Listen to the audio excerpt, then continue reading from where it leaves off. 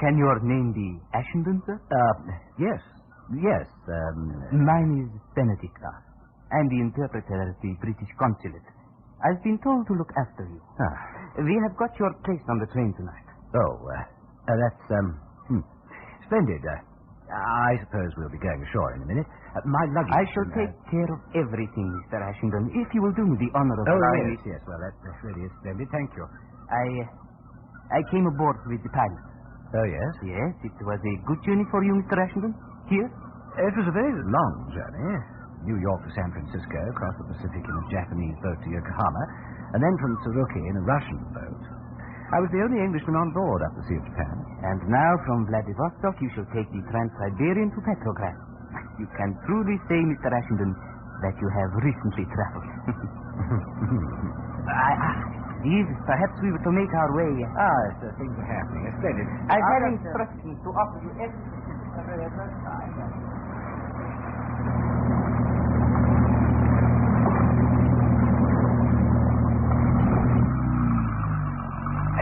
Yes, you've only got to tell me what it is you want, Mr. Ashenden. I've fixed you up all right on the train, but heaven knows if you will ever get to Petrograd. Oh, by the way, I have got for you a traveling companion. A man called Harrington, an American.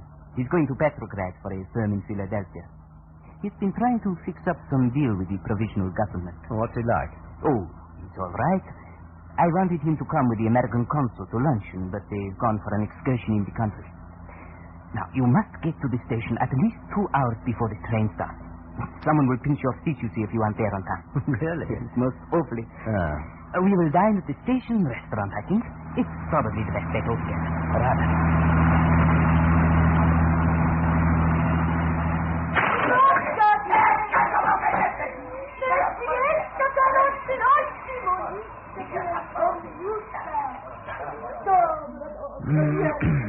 Stations in Russia, they are always so noisy. And very dramatic, too. But yes. Tolstoy is being reenacted over there. Oh, there's a fine performance from the three sisters across there. Perhaps she's leaving her lover. Perhaps. I'd say the service is intolerably slow, isn't it? Unfortunately, it always is at the Russian railway station. Looking at some of the luggage these people have with them, you'd think they were moving their whole homes forever, so to speak. Some of them are. In Russia, people are always moving all of their homes. At the railway station, because of the great delays, it seems as if whole families must sometimes camp for days. Horrible sort of light here. Yes. In Russia, everyone's faces seem, warm and cold. White. Horrible.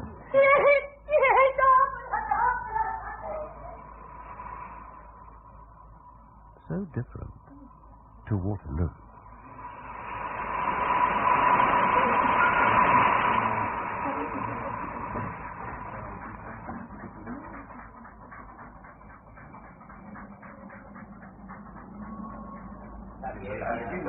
Yes.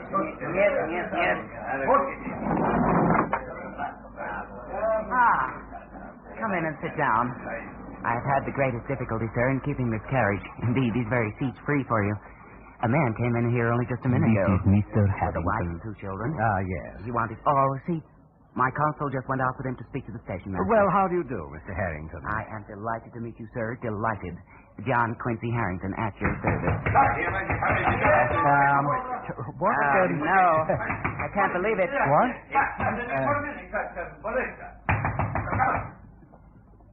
It seems this is the man who, he wishes to gain some seats in this compartment. Now, look here. Look here. Just a minute, my good sirs. These seats have been booked by the consuls of the United States in Great Britain. I can't speak to the King of England, of course, but I can assure you that the President of the United States would never permit an American citizen... Across Siberia with Mr. Harrington. Somehow I don't think it's going to be particularly pleasurable. If the Russians want us to look upon them as civilized people, why don't they talk a civilized language? Tell him I am Mr. John Quincy Harrington, and I'm traveling on behalf of Mrs. Crew and Adams of Philadelphia, with a special letter of introduction to Mr. Kerensky. If I am not left in peaceful possession of this carriage, Mr. Crew will take them... I would like you to look upon it as the most important mission you've ever had, Ashenden. You'll have no one to give you orders, unlimited funds. You must keep the bills of exchange in the belt provided next to your skin. Your task in Russia is difficult, and I have every confidence in your ability. 10 days on a Russian train isn't everyone's cup of tea. That is life, Ashenden. Life. Experience. It is what matters in the making of a man. So, to your mission in Russia. By the way, it's rumored that in one or two places between Vladivostok and Petrograd, soldiers, completely out of hand, have blown up bits of the railway line, some of the bridges. And I wouldn't let that worry you unduly. Rumors, you know, in this day and age are largely unfounded. Wear warm clothes, though, won't you? Just in case you're turned out into the steppes to fend for yourself. In Petrograd, you'll meet Dr. Egon Oft, one of the leaders of the exiled Czechs in Russia. He'll put you in touch with a certain Professor Z. He's most eager to free his country from Austrian rule. He realizes this can only come about by the downfall of the Central Powers. You are England's ambassador, Ashenden. Your most important and perhaps your last mission. The war must end, and you'll be able to return to Switzerland and write those novels of yours. You must meet Professor Z. You must learn his views and explain to him that you have the financial means to support any scheme that will prevent the Russians making a separate peace with Germany. The Russian government is tottering. The army is mutinous. People are starving. The situation is quite intolerable. Enjoy yourself, Ashenden.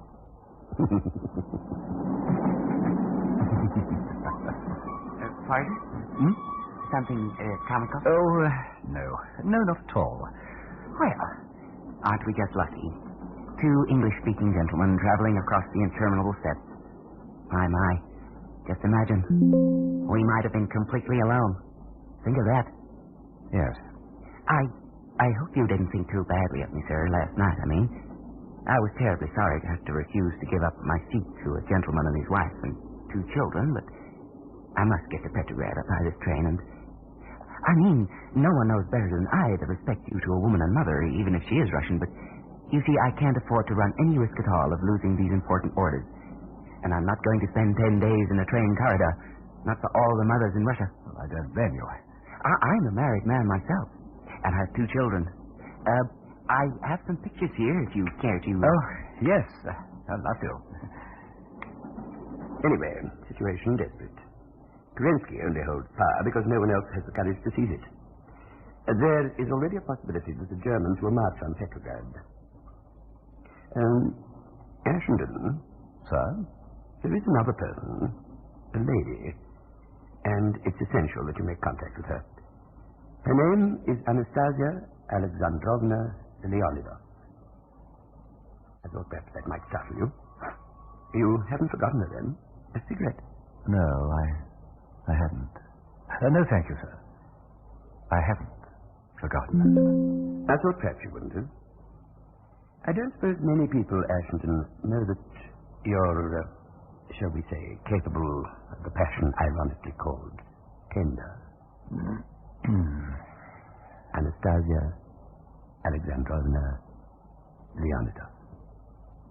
Enjoy Russia, Ashenden. This is the first time my dear wife and I have been separated, ever. Really? Yes, we're very devoted, you know. How wonderful. Oh, yes. My wife is the perfect mother. She has delicate health, you know. But she's a cultivated woman.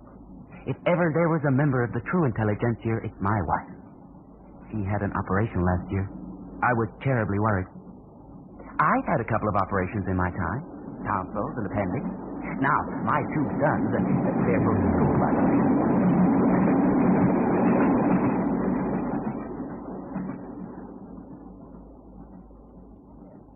I keep this little book, you know. A little book in which I note down all the stories I hear. I put a little G against each one I can tell in general society, and I put a little M, if they're, you know, a little rough and fit only for masculine ears, like the one that... What are you planning on doing? Card playing? I was thinking of playing a small game of patience.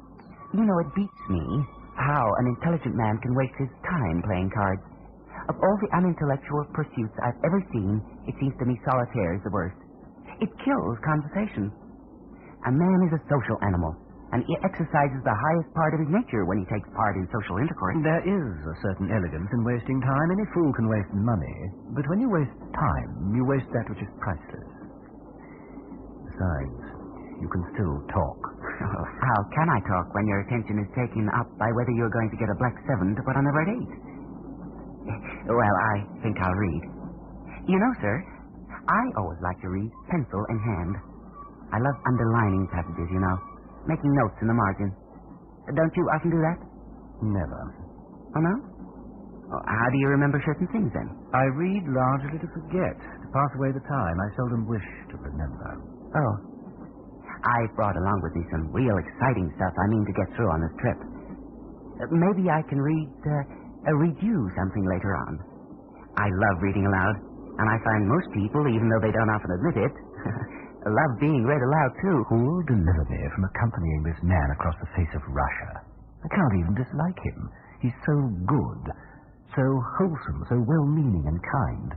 His conceit's so childlike, you can only smile at it. He's thoughtful, deferential, well-meaning. His manners are perfect and formal. He's a nice man. I cannot dislike him. There's nothing to dislike. Yet I'd kill him. Dear sweet life, I would kill him without a single qualm. And if I met his wife, I'd do the same to her, too. Now, my wife, now. Oh, please, no. Take my wife. Certainly not. Not for all the riches in the Orient. She's an intellectual, a real intellectual. Her reading consists entirely of good books. And by good, I mean...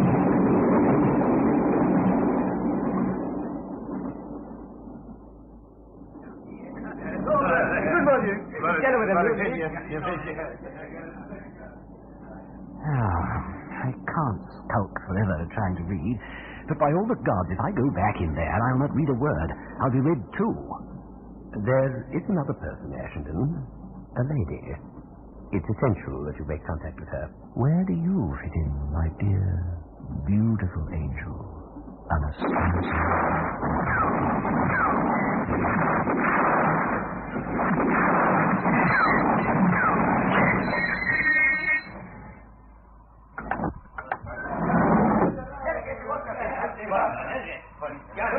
Ashenden, I think it's advisable you don't go out there. I really do, sir. Atchison, what's happening out there? Now, why on earth should Cossacks in full regalia board this train and... I don't really know what you're saying, sir, or what your intentions are. I know probably only 3 words in Russian. 2 of them are repeatable. The third is...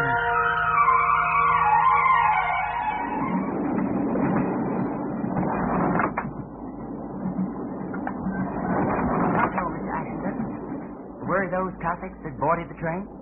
It's terribly primitive, isn't it? For goodness sake, sir, your collar's torn. There. Did something take place out there in the corridor? When we reached Petrograd, sir, We reached Petrograd, sir.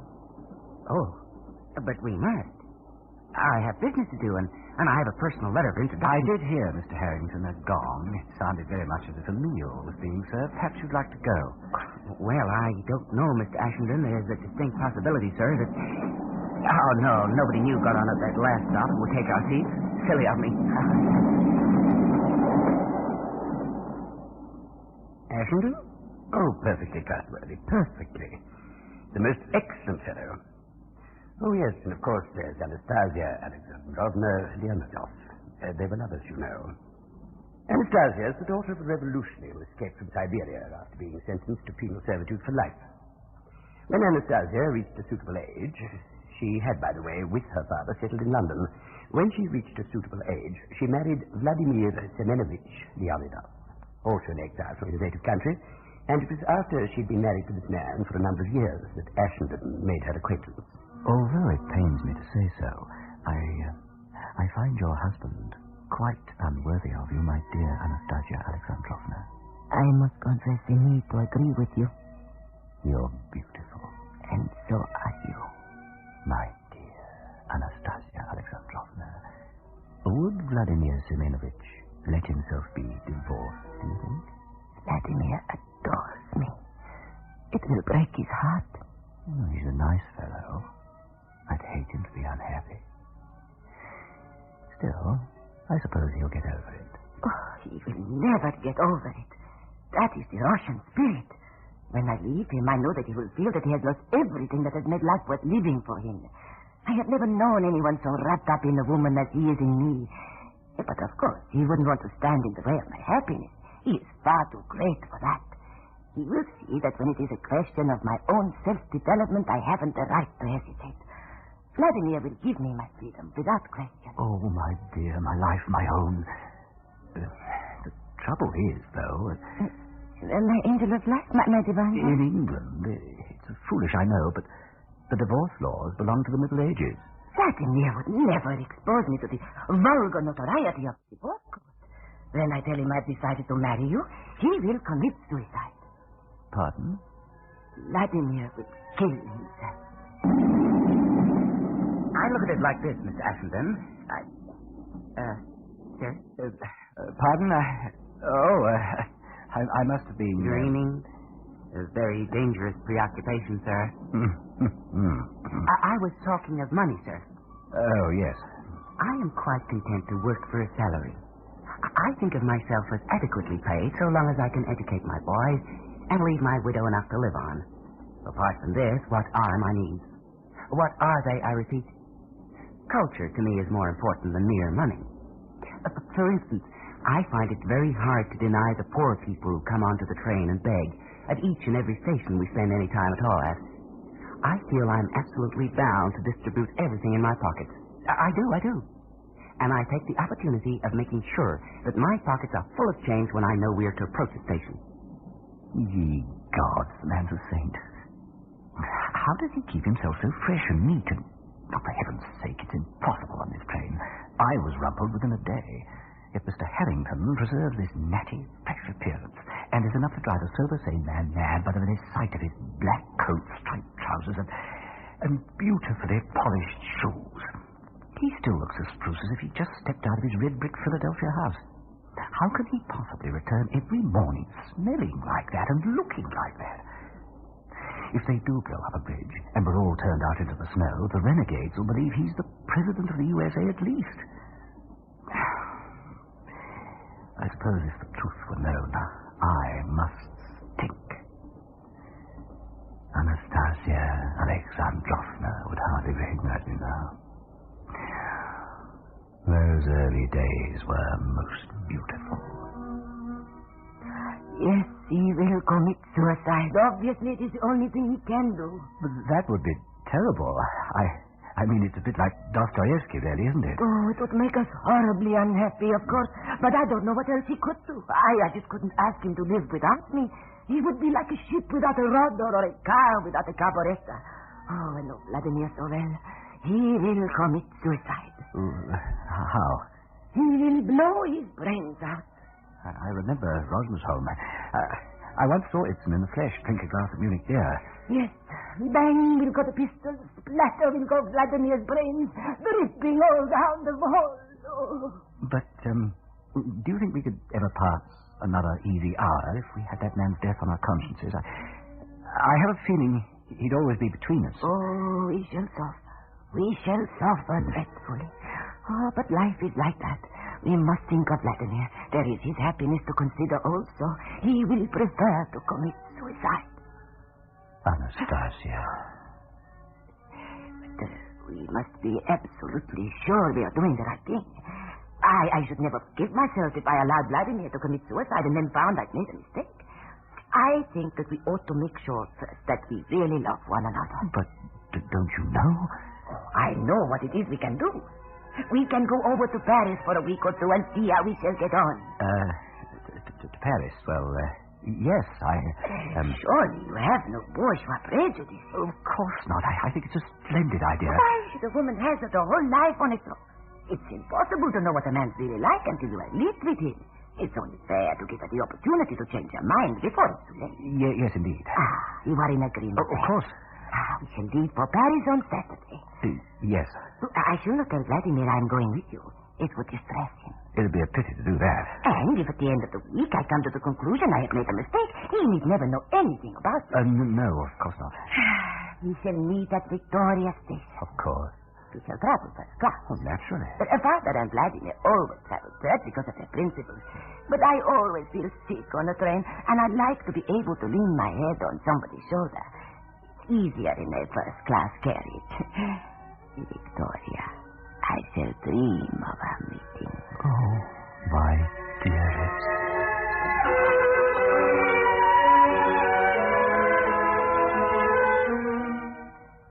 Then the big hotel. Then the places where the rich gather. I had in mind, my love, a beautiful little place on the left bank. Oh, I cannot bear these great, big, grand rooms. They are hopeless, vulgar, bourgeois. I'll go anywhere you like, as long as there's a bathroom. Oh, how adorably English you are. Can't you do without a bathroom for a week? Oh, my dear, you have so much to learn. It is said that a great-great-grandmother of mine was once introduced to a member of the British royal family. At that time, she had not washed her body for a month. The Britisher was besotted with her and insisted on being left alone with her. They procured a bedroom where there was a large log fire, and my great-great-grandmother was asked to divest herself of her clothes. The heir to the English throne is said to have remarked, "The scent from my great-grandmother's body was akin to roses." Really? My darling, do you enjoy breakfast as a meal? Breakfast. I adore breakfast.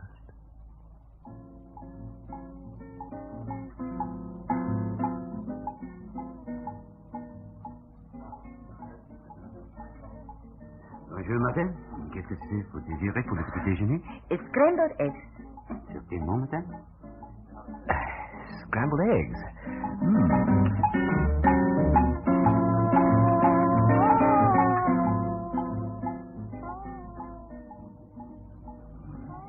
Madame? Good morning. Good morning, madame. Scrambled eggs, s'il vous plaît. Oui, madame. Monsieur? Scrambled eggs, please.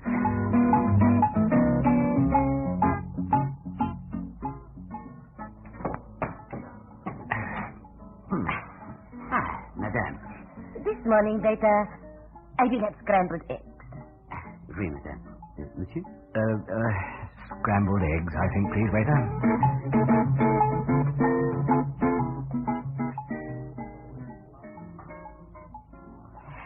I enjoyed last night. Really? Oh, yes. Last night was beautiful. To strip the English of their grey cities and dull weather, and wonder upon wonder. You are such a beautiful man, my darling, and such a good... The scrambled eggs, madame. The scrambled eggs, monsieur.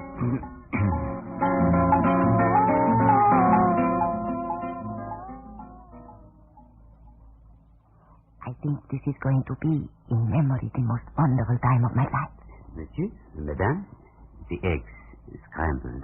Merci, mon ami. Merci. Merci. Dearest, My love? we had scrambled eggs yesterday. Yes, we are having them again today. And we had them the day before yesterday, and the day before that. Yes? I'm not perfectly sure, but I believe we had scrambled eggs for breakfast the day before that as well. Well, my darling, do you not think that is a very good reason to have them again today? No, I don't. Is it possible your sense of humor is a little deficient this morning? I eat scrambled eggs every day. It's the only way I like them. Actually, I think I'll send these back. Send them back? Yes, I'm going to have mine fried. Oh. Sweetness, don't you think that it is rather inconsiderate? Do you think it is fair to give the cook unnecessary work? You English, you're all the same. You look upon your servants as machines. Does it not occur to you that they have hearts like yours, the same feelings, emotions? How can you be surprised that the proletariat are seething with discontent when the bourgeoisie are so monstrously selfish? Do you really think there'll be a revolution in London if I have my eggs in Paris fried rather than scrambled? Don't understand. It's the principle of the thing. You think it's a joke, of course. I know. You're being funny. I can laugh at the joke. I can laugh at the joke as well as anyone else. Jacob was well known in Russia as a humorist. But don't you see what is involved? It is lack of feeling. You would not look like that if you had been to the events of 1905 in Petersburg. When I think of the crowds in front of the Winter Palace kneeling in the snow, and the Cossacks charged them, Women and children. Hush, my dear. People are looking. You have a good heart, I know. It is just thoughtlessness on your part, isn't it? You are very sensitive. You will not send them back. Of course not. Actually, they're rather cold now.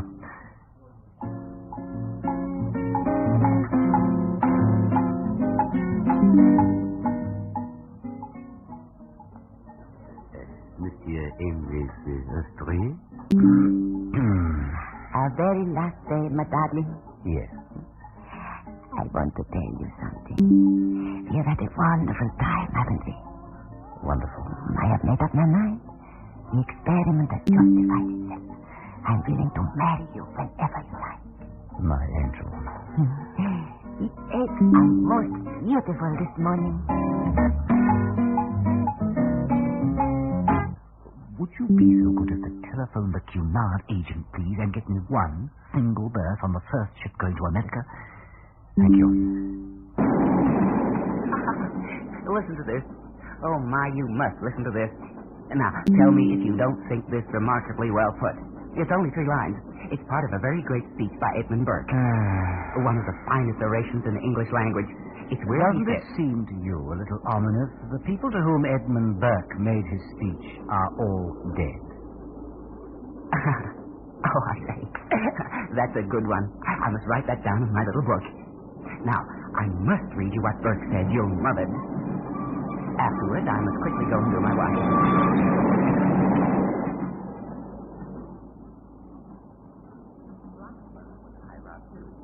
James Russell Lowell was a highbrow. He is driving me crazy. If I can last one more day, maybe I won't kill him. It's control and power over our emotions that make us what we are, after all. Mark us as men, not animals. But I want to kill this American. I should count it a privilege to put my fingers around his windpipe and squeeze until... Oh, my. Why does he never stop talking? Sitting there all ironed and washed. He's revoltingly neat and tidy. I must look like an old heap of washing. Damn it, I must stink. 11 days on the train. I gave up after the 2nd day, but I say, Ashenden, old man. I have to see him return once more with his washing. Ashenden? What? I was just saying... Yes, I couldn't agree more. What? I was saying I never thought 11 days on a train would pass so easily.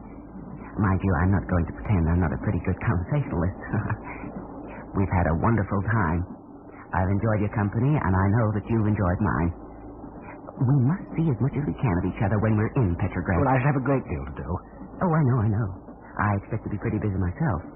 But we can have breakfast together anyway. And we'll meet in the evening and compare notes.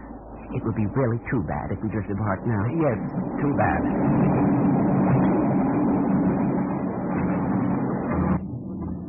Kerensky cannot last. And it is a matter of supreme importance to my people as well, that before someone seizes the reins of power from him, that he does not make a separate peace with Germany. Our fear is exactly the same, Dr. Ott. Things in Russia go from bad to worse. Kerensky is devoured by vanity. He dismisses any minister who shows any capacity for government at all. He believes his own position would be endangered, you see, Mr. Ashenden.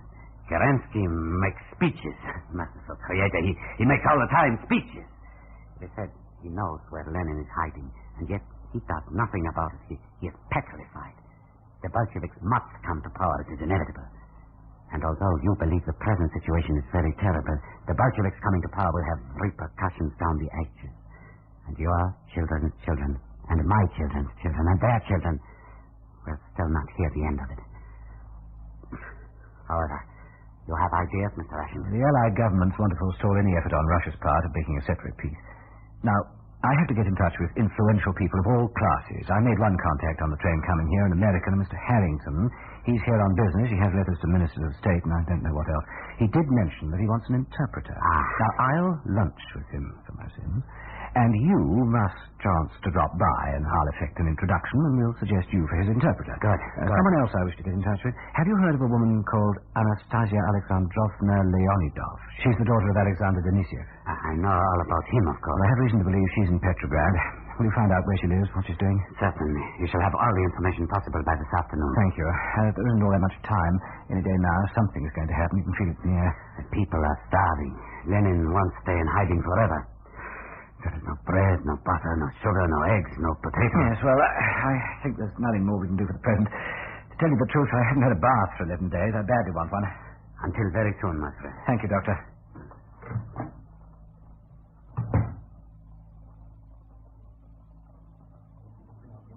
No bread, no butter, no sugar. Ye gods, this is war. It looks very much like it. Well, I can't eat without bread.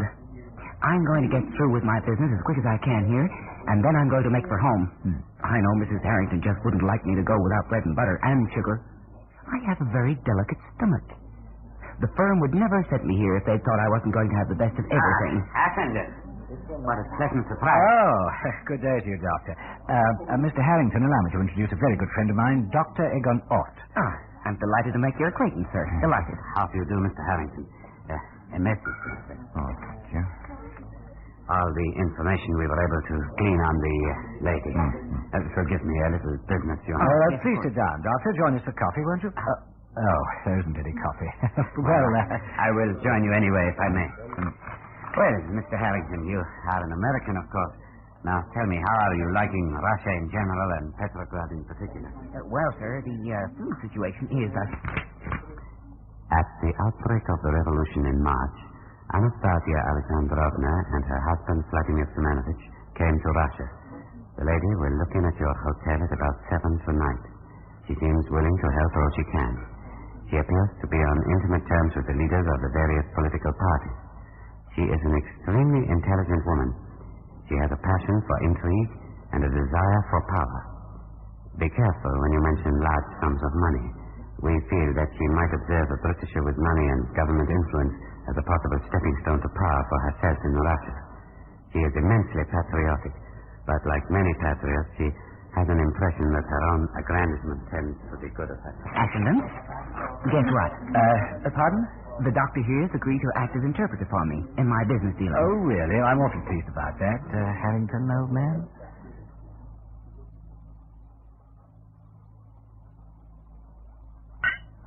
Nazdrovnia. Now, drink. Cheers.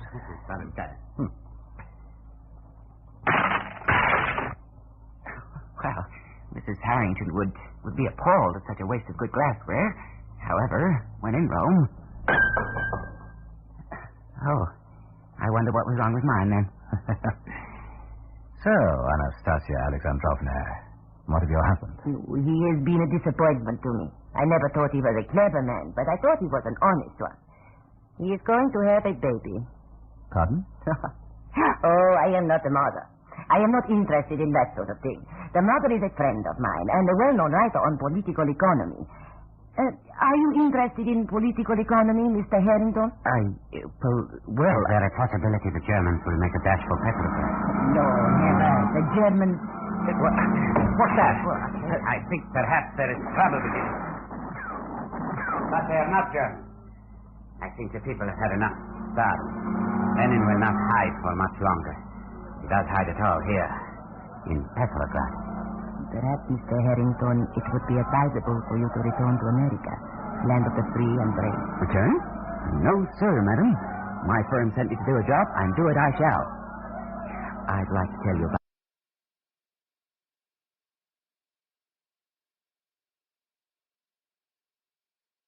You must congratulate me. I got my signatures yesterday. My business is done. I can now go. Why? What's the matter? Well, haven't you heard either? Heard what? The Bolsheviks have overthrown the government. Kerensky's ministers are in prison. The Bolsheviks are out to kill. Your contracts are worth nothing. The ministers signed yesterday because they knew it did not matter what they did. Oh, my. Oh, my. The minister had a keen sense of humor, you've got to admit. He signed a $50 million contract yesterday, knowing there was every chance of his being stood against a wall and shot today. Harrington, You'd better take the first train that'll get you to Sweden. What about you? I shall go as soon as I get leave. I shall cable at once. There's nothing I can do now. The Bolsheviks have got ahead of us, and the people I was working with will have their work cut out to save their lives. Anastasia's name is on the Bolsheviks' list, Mr. Harrington. Jeepers. Then you better come with me, Delilah, to America.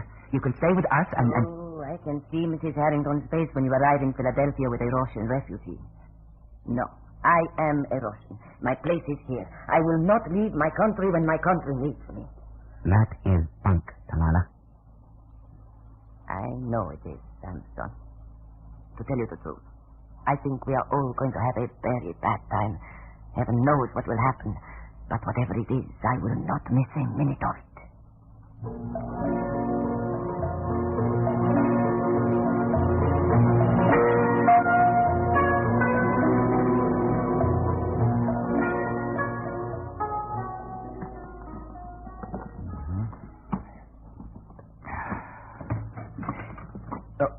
Hello. You thought perhaps it was a Bolshevik after your blood? No, I was just thinking of other things. You surprised me. You are packing? I shall leave today or at the latest tomorrow. Life is very strange. Do you remember the weeks we had in Paris? Scrambled eggs. Is that why you went to America? It was the thought, my dear, of eating scrambled eggs every breakfast time for the rest of my life. No immigrant eager for freedom and a new life ever looked upon the Statue of Liberty with more heartfelt thankfulness than I did that bright sunny morning when we sailed into New York. Oh, I'm not being insulting. You know, and I know, that I did not love you, nor you me. I was in love with Tolstoy and Dostoevsky. Really? The service in this hotel is a scandal. I've been ringing the bell for 15 minutes. Nobody comes. But Mr. Harrington, there are no more servants left in this hotel. Quite a lot of movement from the military down there. Things are helping up. But I want my laundry. They promised to let me have it back last I'm night. afraid you won't get it now, Mr. Harrington. I'm not going to leave without my laundry. 4 shirts, 2 union suits, a pair of pajamas, and 2 collars. I wash my handkerchiefs and socks in my room. I want my laundry, and I'm not leaving without it. Don't be a fool. Get out of this country while the going's good. Anastasia. Pardon me, sir. I shall do nothing of the kind. I'll go and fetch myself. I've suffered enough at the hands of this country, and I'm not going to leave 4 perfectly good shirts to be worn by a lot of dirty Bolsheviks. No, sir. I do not leave Russia till I have my laundry. I'll go downstairs and see if anybody knows where the laundry is. Francis, I have the other side of the river. Are you not going to continue packing? Streets aren't too healthy today, it seems. No. Mr. Harrington! Huh? I know where they do the laundry. If his clothes are not downstairs, we can go there. You're going to laundry out there? But Hello. There doesn't seem to be anybody anywhere. I shall take you to the laundry, Mr. Harrington. I know where it is. Oh, you will? Well, thank you, Delilah. I must have my laundry, you see. I should never rest in peace if I left it behind me. And Mrs. Harrington would never let me hear the last of it. Oh, come on, Dan.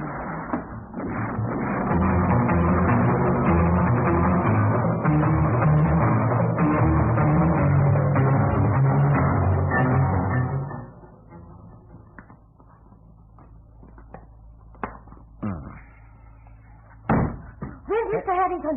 Isn't he here? Harrington, why? He's not in his room. Oh, give me some water, quickly. I am so out of breath. I have been running. Thank you. Thank you. Oh, I hope he is all right. Oh, I shall never forgive myself if he is hurt. We went to the laundry. He got his washing. There was only one old woman there. It was not washed, of course. He was furious because it had not been cleaned. He was very angry, and he said he preferred colored people to Russians. Well, I led him here again by the back street, and then we saw a little crowd of people, and a man was addressing them, a very excited man. I forgot myself, my curiosity. I had to know what was going on. He didn't want to stop. Mr. Harrington didn't, but I persuaded him. I said he ought to go back to the hotel and back. I said I wanted to see the fun.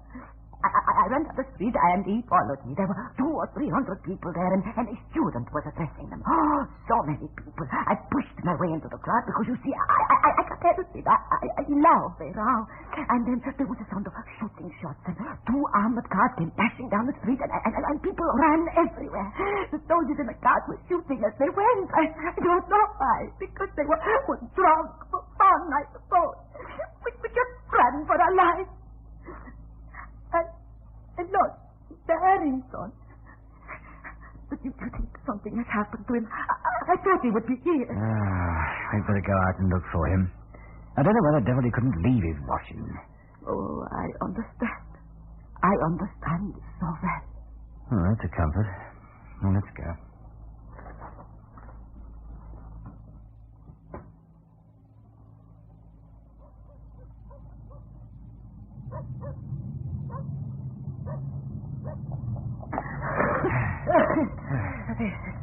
There's that woman there. She's dead. Look. I don't know. There's two more over there. Men. Must have just fallen when they on the car. What? Come. It wasn't your fault. Ah! Mr. Harrington! Mr. Harrington!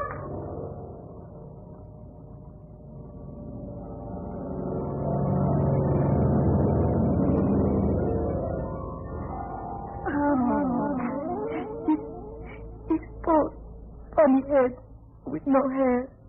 Oh, it isn't fair. Why? He must have been cut down as he ran after you. Oh, it is my fault. I have killed him. It's useless to blame yourself. Useless.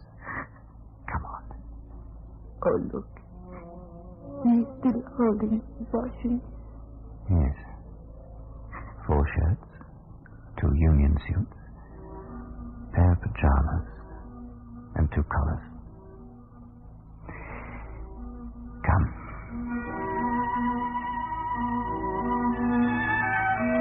Good evening. This is Peter Tobin introducing Lux Radio Theatre. Tonight and every Monday night at this time, Lux Radio Theatre presents for your entertainment the finest in radio drama. In today's Lux Radio Theatre, we feature the story The Cruel Sea by Nicholas Montserrat, adapted for broadcast by Stephen Grenfell and starring Jack Hawkins. My name is George Eastwood Erickson, and I spent my war at sea. This is part of that story. It's a long and true story of one ocean, one ship, and about 90 men. It's a true story because that is the only kind worth telling.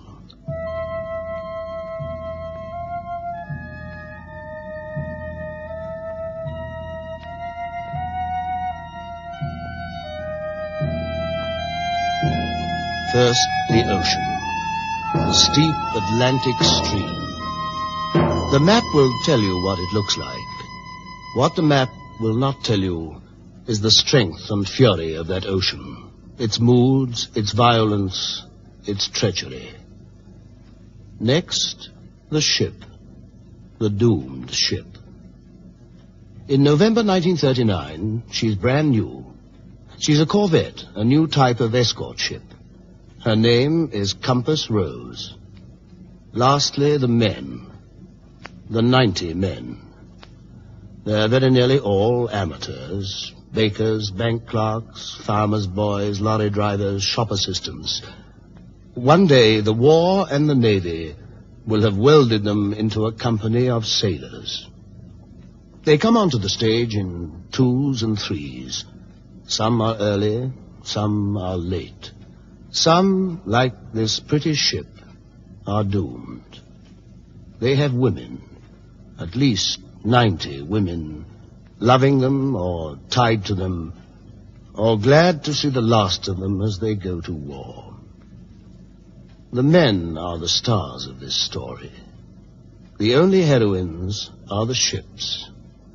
The only villain, the cruel sea itself.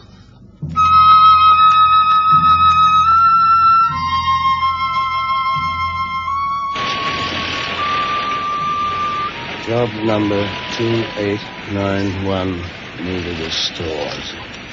Oh, heavens, I'm out of practice. Come in and shut the door very firmly. Reporting for Compass Rose, sir, to Lieutenant Commander Erickson. I'm Erickson. You're Lockhart? Yes, sir. And you're Ferriby? Yes, sir. First trip? Yes, sir. We've just come up from King Alfred. And how long were you training there? 5 weeks, sir. Oh, and now you know it all. No, sir. Well, that's something anyway. What was your job in peacetime? Journalist, sir. And what about you, Ferriby? I worked in a bank, sir. Ever been to sea? Only across to France, sir. Oh, well, you might find that useful. You two subs know what you're in for. No, sir. Well, gentlemen, the particular war you've elected to join isn't a very pretty one, and the place has been hot. Yes, sir. And it'll get a damn sight hotter before we're all very much older.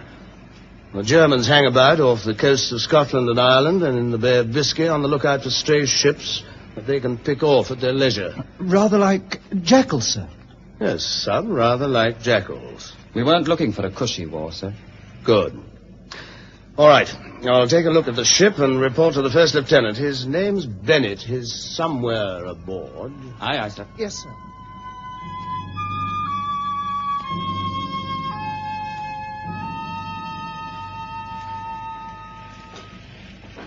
This is going to be damned crowded. You and I share a cabin, I suppose. I wonder what the first lieutenant's like. Below! We shall soon know. Below! Is that us? Come up here and double up!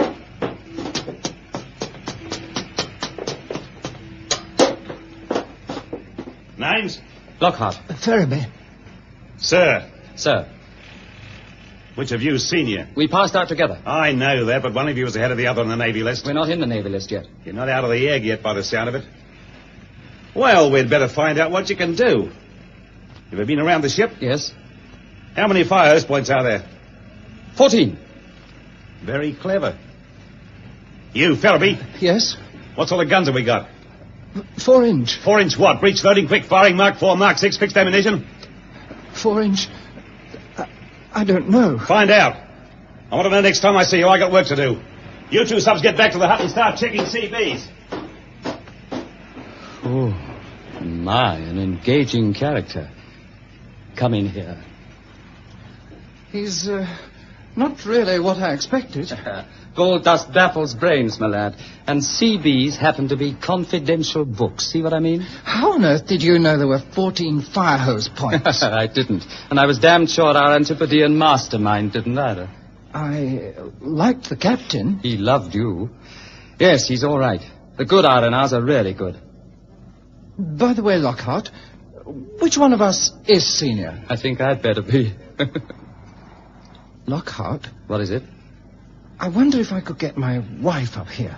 I don't ask about it. Who? Bennett, I suppose, or the captain. Bennett would say no. Probably.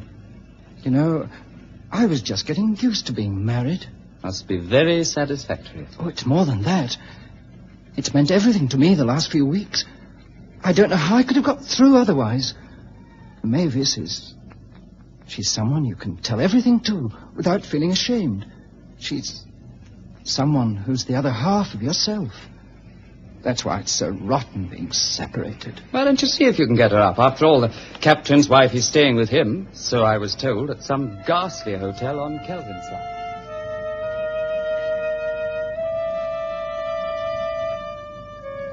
She'll not be a happy ship. Or my name isn't Chief Engine Room Artificer Watts. Oh, she'd be lovely, you know. And she's not got the makings of a happy ship. I'm not saying the skipper's not okay, and you as coxswain will make a great difference, Bob. But that Jimmy the one's a proper Aussie bar steward. He was round my engine room tonight, blathering about a watch-keeping bill. And me with the ruddy main shaft still opened up. Makes you wonder what sort of country Australia is, doesn't it? The sooner I get my ticket and settle down on pension, the better. Well, there'll be no tickets in this war, mate. If you won, you're in, for the duration. That's what I'm afraid of. Yeah, you could hoist the old outfit aboard me old ship repulse and not feel the difference. I hope your repulse will be handy if we run into trouble. Well, what have we got in the way of armament? One perishing little 4-inch pop gun and a couple of rows of depth charges. They make rings round us. What gets me is the accommodation. There's stokers messing alongside seamen, and you know they don't like that. There's no canteen, no refrigeration, no forced draft. And the galley's right aft so that everything will be stone cold by the time we eat it. Whoever designed that ship must have been blind drunk. Wish the basket had to sail in it. We won't be able to do that. I have a feeling we're going to move soon.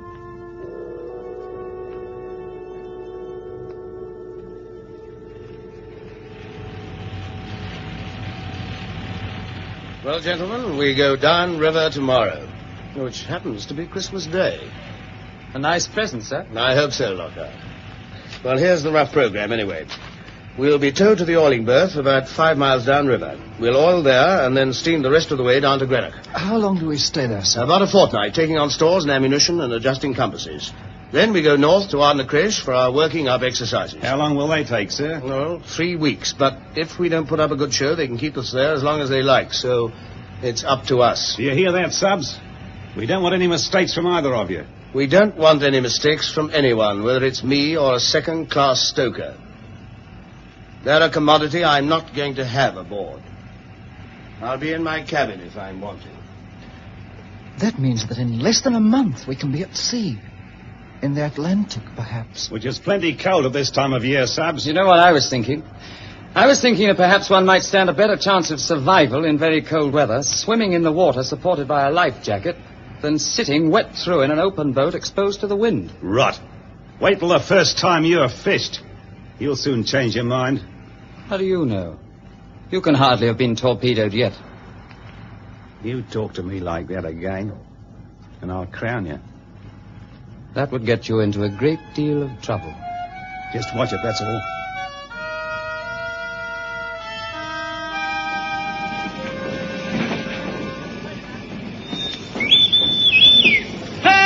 Station!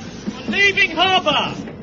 Number one? Yes, sir. Are we ready to move? Yes, sir, any time you like. Well, you should come and tell me. I can't guess at it, you know. Oh, sorry, sir. Are all the hands on board? I reckon so, sir. Well, are they or aren't they? Didn't you have it reported to you? There was only the postman, sir. I know he's aboard. Well, what about the mess caterers? What about the leading steward? What about the berthing party? I'll check up, sir. Well, find out and come and tell me here on the bridge. And next time, remember that you report to me that the ship is ready to sail with all the crew on board at the proper time.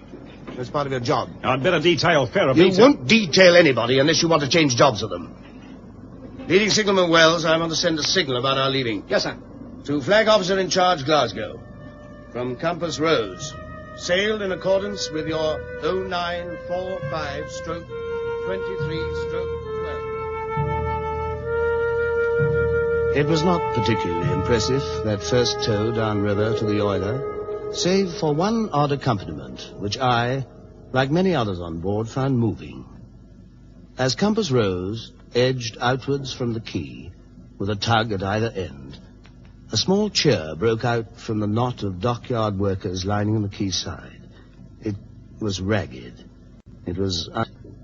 but that made it preliminary gunnery and depth charge tests. Then Compass Rose weighed anchor and sailed for the open sea.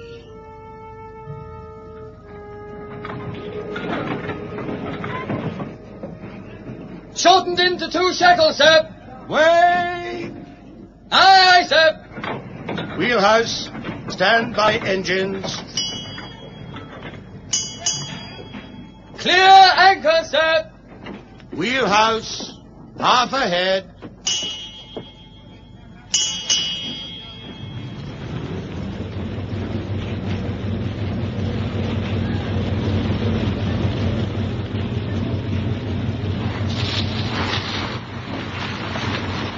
Port 20.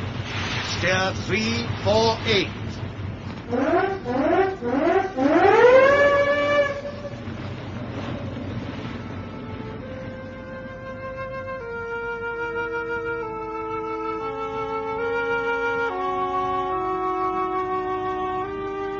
Holy cow, what a week. I must say it has rather been a state of continuous tension. The old buzzard. When his signal came this morning, half the crew were ashore on some mad scheme of his. And I found myself hauling on a rope like any ordinary matalow. I'll be cleaning out the lavatories next. Signal from the Admiral, sir. Oh, hell, what is it this time? Here, sir. Compass Rose from Flag Officer in Charge. You are being bombed by... Holy cow! Captain, sir. What is it, number one? Signal from the Admiral, sir.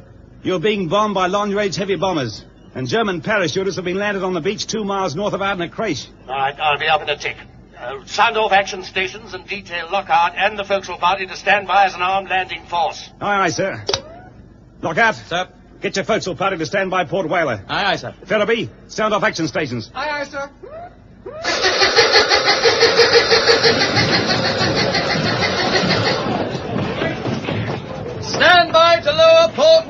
Holy cow, he expects a lot, doesn't he? Action stations 30 minutes before we go on a gunnery exercise.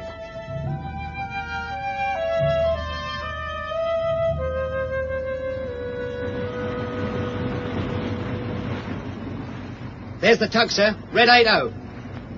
Calling us up, sir. Take it down, Harris. Compass rose from Basher. My course and speed 270. 7 knots. Length of tow 750 yards. Ready for you. Right. Wells, make. On our first run, we will close in from 4,000 yards and fire 3 rounds. Please signal hits. Aye, sir. Basher. Singular name for a target towing tug, sir. No, well, it gives you fair warning. Reply from Basher, sir. If any. No, the humorous. Bridge wheelhouse. Starboard 20. Steer north. Lockhart. Sir. Sound off action stations. We'll start this from the beginning. Aye, aye, sir.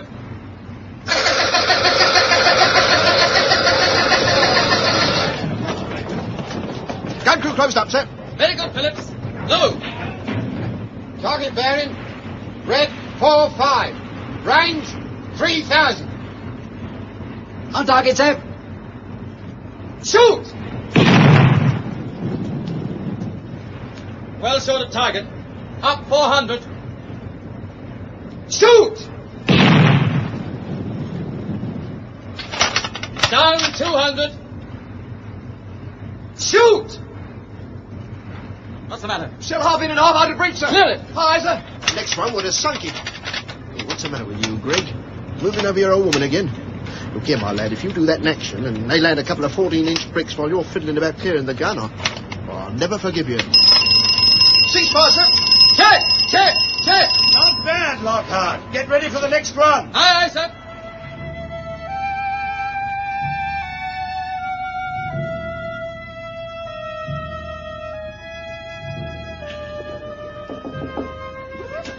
Captain, sir. What is it, Wells? Secret signal, sir. Signal boat just brought it aboard, sir. All right, thank you.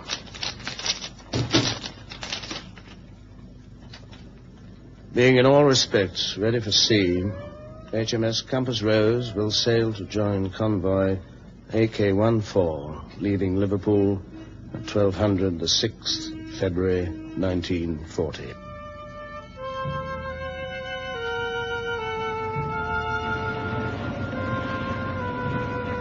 What do you think of your first convoy, sub? I never realized it would be so big, sir. 46 ships. Yes, and our job is to shepherd them through the most treacherous waters in the world with a 15-year-old destroyer Viperus, 2 corvettes, a trawler, and a rescue tug that bounces about like a pea on a drum. Still, as they're never tired of telling us, there is a war on, and we shall have to do the best we can. Lockhart. Sir. Have you loud hailed all ships regarding that alteration of course? All except one, sir. I'm just calling up number 32 now. Hello, number 32.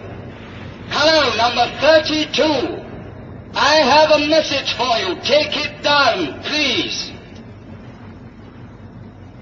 Hello, number 32. I have a message for you. Take it down, please. You'd think they wanted to get lost. Try again, sir. Can we use the siren, sir? They don't seem to hear the human voice. We'll use the gun in a minute.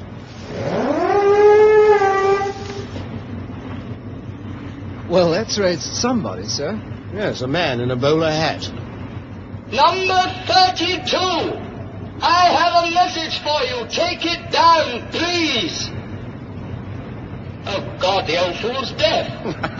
I'm afraid you've hurt his feelings, sub. You forgot to switch the loud hailer on. Mistake, sir. Sorry. Message for you, number 32. Important alteration of course. Please take it down.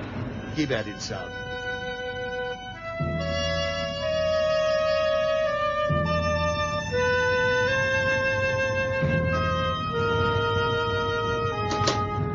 Well, well, well. The officer of the day, if you can call him that. The captain's taken over for a bit. Evening round's correct, sir. I'll bet. Have you been up to the bridge? Yes. Did you check the position of the nearest ship? The nearest... I I'm afraid I forgot that. Oh, you forgot, did you? What do you think we're doing on this convoy, Ferriby? Mucking about all over the Atlantic Ocean just for the fun of it? We're supposed to protect the convoy. Anyway, we're supposed to know where the goddamn thing is. And you forgot to check whether there was any convoy there. You know what your trouble is, don't you, Ferriby? If you stop drooling over that picture of your wife and thinking about her 24 hours a day, you might make a sailor. I'm sorry. I'll go and make the check now. Oh, get out of my sight. You make me sick. Why don't you leave him alone? What did you say, Lockhart? I said, why don't you leave him alone? He's only a kid. He's doing his best. It's not good enough. Would be if you gave him a chance. That's enough. You keep out of it. I don't have to argue with you. You don't have to argue with anybody. Can't you see it's no good going on at Ferriby like that? Only makes him worse instead of better. He's that sort of chap. Then you better change pretty quickly. He's doing his best. He's not. He's been no use ever since I stopped him having his wife up in Glasgow. That's been the trouble all along. What a horrible man you are. One more crack like that and I'll report you to the captain. Try it. Captain's not a fool. He knows how you treat Ferriby. Now I will report you. Get your cap and come along. Well, it's a damned awkward time, number one. What's the trouble? Sub-Lieutenant Lockhart has been imputed to me regarding Ferriby, sir. Well, Lockhart? I think Ferriby gets a rough deal from the first lieutenant, sir. It's not your concern whether someone else gets a rough deal or not. You've got your own job to do. I realize that, sir, but if you think a friend of yours is being unfairly treated, the natural thing to do is to try to help him. Now, look here, Lockhart. This is not going any further. It's bad for you, and it's bad for the ship. Do you understand?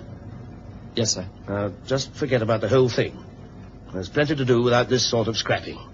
Yes, sir.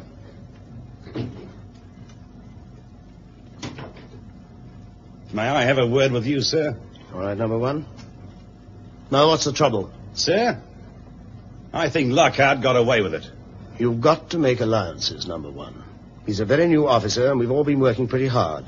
I don't think it'll happen again. I've had a lot of trouble with Lockhart. I hoped you'd pull him up, sir.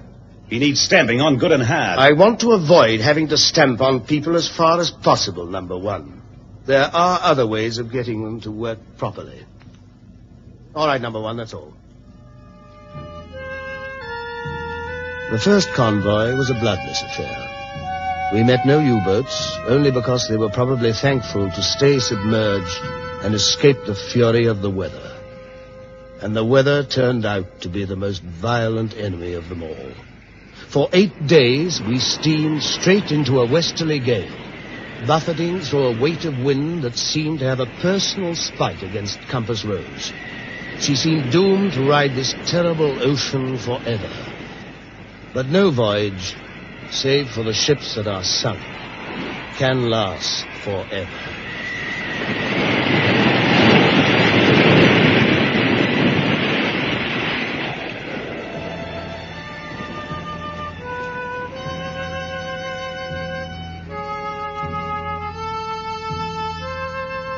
As soon as we got in after our first trip, I applied for another officer.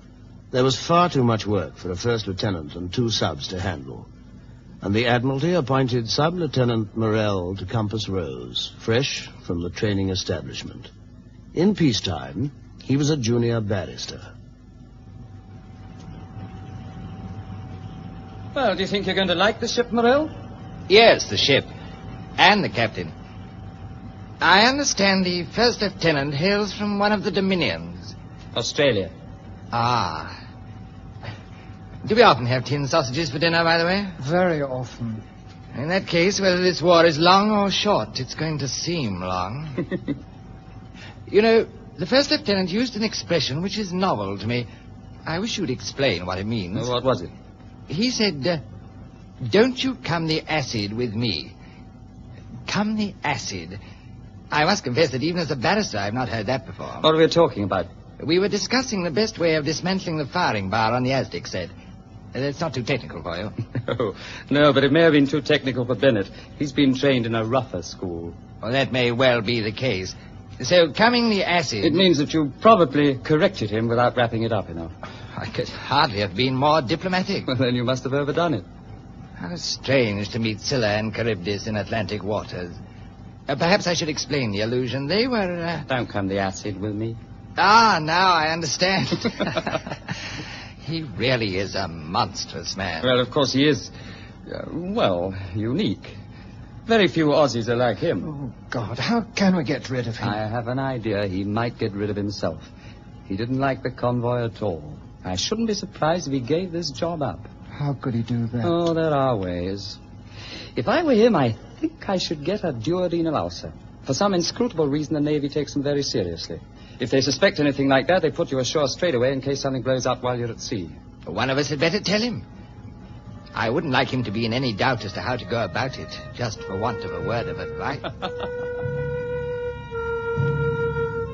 The first few convoys followed the pattern of our initiation. The cruel sea was our only enemy, but this was not to last.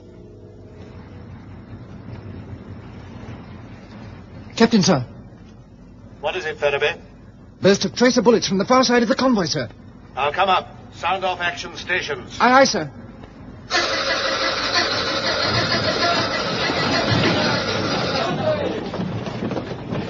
Release clear away, sir. Close up, sir. Very good, Wainwright. That's close up, sir. Right, Phillips. What is it, sir? Low-flying aircraft attacking across the convoy, sir. As I see it, too far away for us to have a crack at her yet. Yes, sir. She's coming our way. Another few hundred yards. There goes a bomb. See it? Yes, sir. In the moonlight.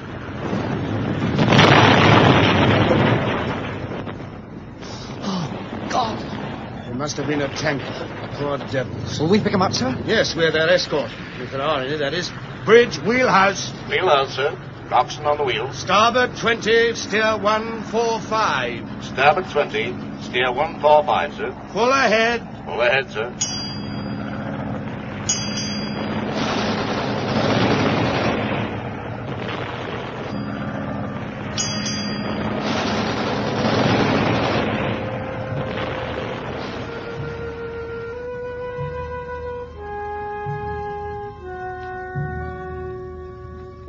So presently we found them. With 20 years at sea behind me, even I was not prepared for the pity and horror of their appearance. First came the ones who could climb aboard themselves. Half a dozen shivering, black-faced men, shot and silent. This was war at sea with all its pitiless vengeance. One came aboard with his scalp streaming with blood. Another had been scalded from head to foot with steam. They looked round them in wonder, dazed by the swift violence of the disaster and by their rescue. And to these pitiful human beings, the solid deck, the fellow men, the warmth of Compass Rose, was sanctuary from the cruel sea. Easy, Charlie. To you. Mind your backs there. Right.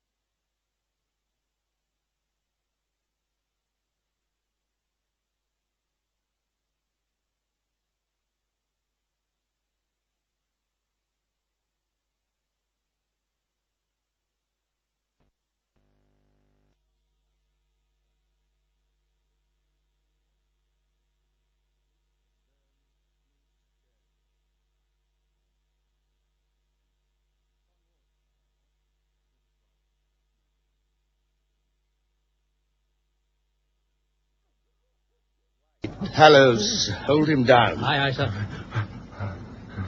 Why doesn't he die, Sub? I wish he would. Do us all a favor. Die. Please, die.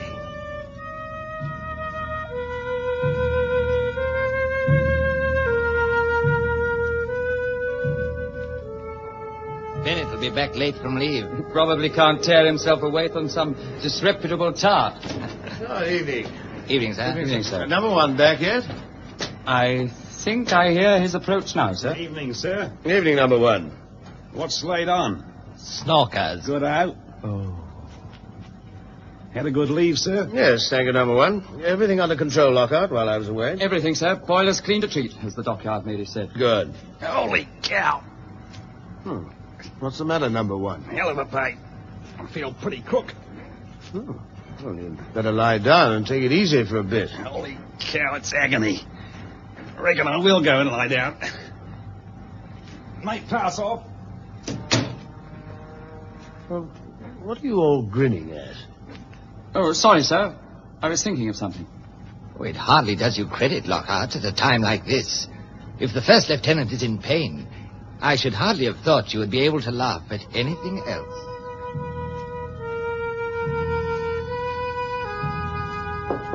Come in. Oh, come in, Lockhart. Sab, here are two signals. Yes, sir. The first is our sailing orders for 4 o'clock. Yes, sir. The second concerns Bennett. The first lieutenant won't be back for some time. Suspected duodenal ulcer. Oh. He's left to sail without him, and there's no chance of getting relief by 4 o'clock either. I see, sir. You'll have to take over as number one and organize the watches on that basis. Yes, sir. I'll help you with it. You should be able to carry on until a relief arrives. I can carry on anyway, sir. Can you? I know I can, sir. All right, then. I'll see. Do your best this time anyway. You can count on that, sir. I think I can. Now, off you go and get those watches sorted out. So Compass Rose sailed on through 1940. Sometimes to Iceland, sometimes to Gibraltar, sometimes to a pinpoint in mid-Atlantic that was our rendezvous with the incoming ships. Another, and what was obviously to be a longer year, was born. And it began in port with a piece of domestic drama.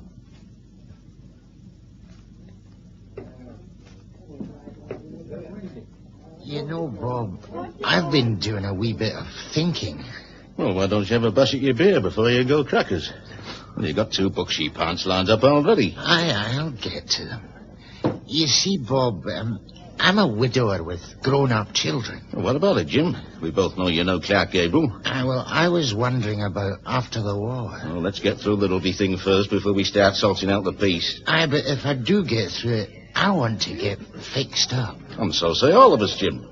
Well, what are you worrying about? There's bags of shore billets going for old-timers like you. I was thinking more about a home. Oh, you old basket. Got your eye on some little wren glamour pants, eh? No, she's no wren. And no glamour pants. Oh. Well, cheerio, Jim. Cheers. No, she's a widow. Well, a good tune played on an old bottle. Do I know her? Well, yes, you do, Bob. Here, haven't you ever, you know... Glad? Blow me capper. Gladys, my sister. Well, why didn't you say so in the first place? Well, you see, Bob... Oh, well, that's marvellous, Jim. That's all. Marvellous. Here, come on, shake on it. Oh, it's the best thing that could happen to her, that. Here, I'm for you and all. Thanks, Bob. Well, have you asked her? Well, sort of. We've got a understanding. Hmm? The only thing is... Well, come on, what's the trouble? Well, she's a wee bit worried about you. I mean, she's been housekeeping for you for a long time, hasn't she? Oh, don't be daft. Don't be daft. Might get married myself one of these days. I might. You never know. Oh, you go ahead, Jim. I'll give the bride away any time you like. I can't see it happening soon, not with the war going the way it is. It's the longest job I ever saw. It was on one of our journeys home from Gibraltar that Compass Rose justified the men who had designed and built her and the men who sailed in her. Toward the end of the morning watch, the light began to grow to the eastward. blanching the dark water.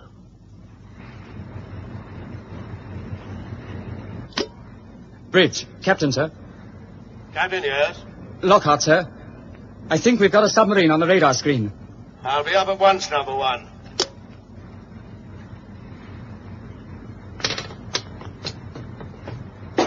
Sure it's not a straggler? I don't think so, sir.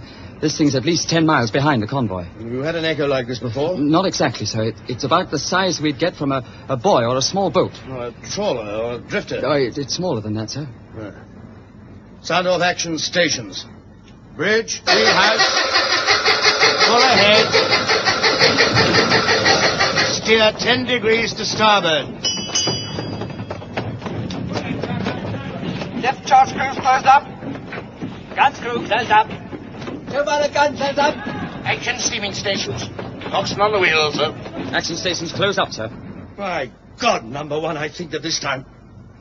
There it is. See it? That black speck on the horizon. Yes, I got it, sir. On the surface, too. Something I thought perhaps we'd never see. The conning tower of a U-boat. Captain must be blind. Morrell! A U-boat on the surface, dead ahead. It's far out of range at the moment, but be ready. We want to get a couple of shots in before she dives, if we can get near enough. Aye, sir. I can see it, sir, dead ahead. Shall we send a sighting report, sir? Yes, Wells. WT signal, warn the office. Take this down. Admiralty repeated Viperus. Submarine on surface 10 miles astern of convoy TG-104. Course 345. Speed 5 knots. Am engaging. Number one? I kind of overheard, sir. Too far away from me at the moment. We'll need that Azdic box of tricks before long. You can stand by for the quickest crash dive in history as soon as they see us. Let's make the most of it while their trousers are down, sir. Ferriby, stand by for immediate action. Crack it on, Chief. We haven't much time to play with. Aye, aye, sir. I think I can reach him now, sir. That German in the conning tower must turn round. He'll say God in Himmel or Donnerwetter and crash and she'll be gone. Right, Morrell. Fire! Damn! 30 yards over. Fire! Blast! Sure! She's crash diving, sir. Nearly down. Fire! She's down, Lockhart! In Aztec contact, sir. She's moving quickly, sir. Every inch of steam you've got, Chief. Aye, aye, sir. If I have to split her apart. Moving right, sir. Now! Fire depth charges! Aye, aye, sir. Pattern 1. Fire! Depth charges gone, sir. Depth charges gone, sir.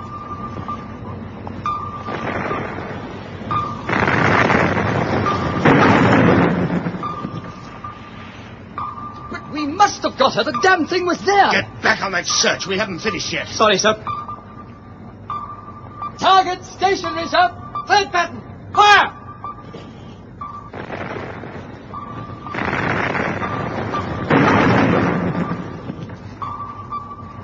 Any minute now.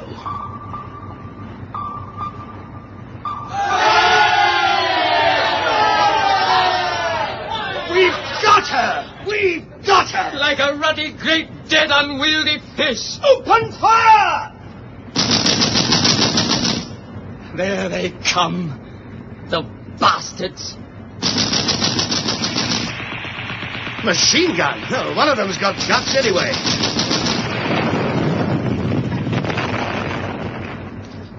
Well, that's that. Cease fire. Wheel amidships. Stop engines. And stand by with those scrambling nets. See how they swim.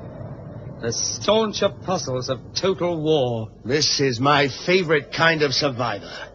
They invented the whole idea themselves. I want to see how they perform. That was our moment of triumph. How soon it was to be tarnished. Even far down the Mersey, at the Crosby light vessel, we knew that something was wrong. And as we sailed upstream, we began to smell the acrid tang of smoke. Get out the mooring wires. Aye, aye, sir. Can you train your glasses on the city, sir? It looks funny. Huh? There's an hell of a lot of smoke about. I can see the liver buildings. There's a ruddy great piece missing out of the skyline, though. Oh, it's copped up packet. What's it like, sir? Not too good, I'm afraid. Looks as though they've been raided several times. Look at those houses. Hope to heaven they didn't get our oiler. She'd go up like a Roman candle. I was just getting to like some of those rather rugged types. Stop talking and get on with those wires. Aye, sir. Ship secure, sir. Number 1. Sir. There'll be a lot of requests for special leave, probably. You better cancel ordinary leave and give it to the ratings who have homes or relatives here. Aye, sir. What about yourself, sir? See that those wires are squared off. Sir. I'm going ashore to phone. I'll probably be some time because there'll be a queue as long as a wet week for that dockside telephone.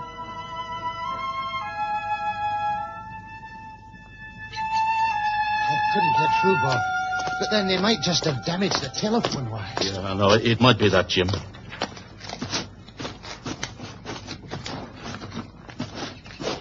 Well, this is the Duck Road, all right. There's not a great deal off it left. No, there isn't.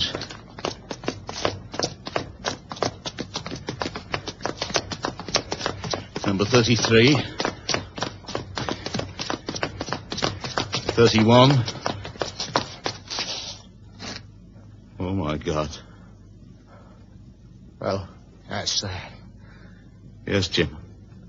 Let's ask those rescue boats. How did it happen? How about the people inside? I was at the warden's. Yeah, I know, but what about the people inside? I mean, you know, don't you? They were dead. I'm very sorry. There were 2 of them. Probably Mrs. Crossley. She used to sit with Glad in the evening. There's the oath I can give. What did they do with it? When was the funeral? Oh, 2 days ago. There were some others, you know. 21 altogether. 21? Where was it? The funeral, I mean. Croft Road Cemetery. It was very tasteful. They were all together in one big grave. The mayor and the corporation attended, and the floral tributes. They can't have known anything. It was all over in a second.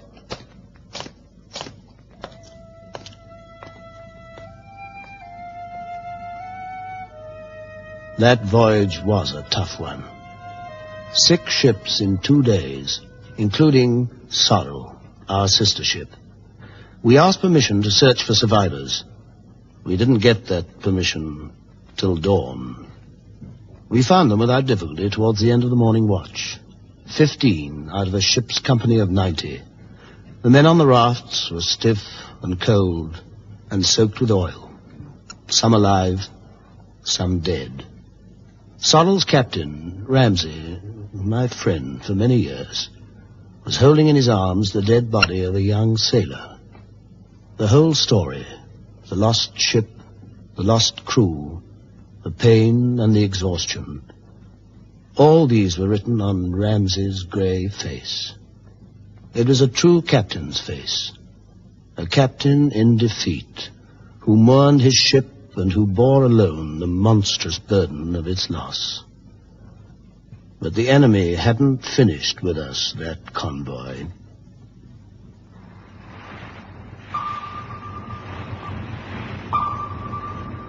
That's the 3rd ship tonight. She's settling down. None of her boats away yet, sir? You've got the best eyes in the ship, Wells. Aztec echo bearing 225. Moving left. Increase revolutions. Aye, aye, sir. What's it look like, number 1? Submarine, sir. Can't be anything else. Ferriby? Sir? I'll take over here. Get down to your depth charges. Aye, aye, sir. I'll take her in at attacking speed and drop a pattern of depth charges on the way. Very good, sir. Starboard 10. Starboard 10, sir. Steer 135. Steer 135, sir. Captain, sir. Yes, Wells? Survivors in the water ahead, sir. I can see them. Sorry, sir. What's it look like now, number 1? The same, sir. Solid echo, exactly the right size. Must be a U-boat. Is it moving? Very slowly. There are some men in the water just about there. 600 yards from those men swimming in the water. What's it look like now? Just the same. Seems to be stationary. It's the strongest contact we've ever had. There are some chaps in the water. There's a U-boat just underneath them. All right, then. Attack at all costs. That's what it says in the book. We'll go for it. Depth charge positions aft. Attacking. Stand by.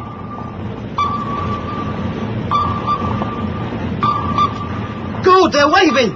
The bloke's in the water. You can't do it, sir. You can't. Do you think I'm enjoying myself, Wells? But those blokes. Drop first pattern. Aye, aye, sir. That target's on, sir. That target's gone, sir.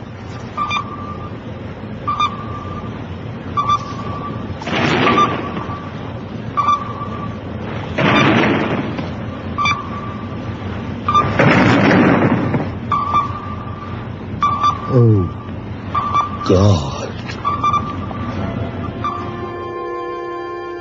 You all right, sir? No, number one. I don't mind telling you. I don't mind telling you I'm not. You've got to forget all about it. No good worrying about it now.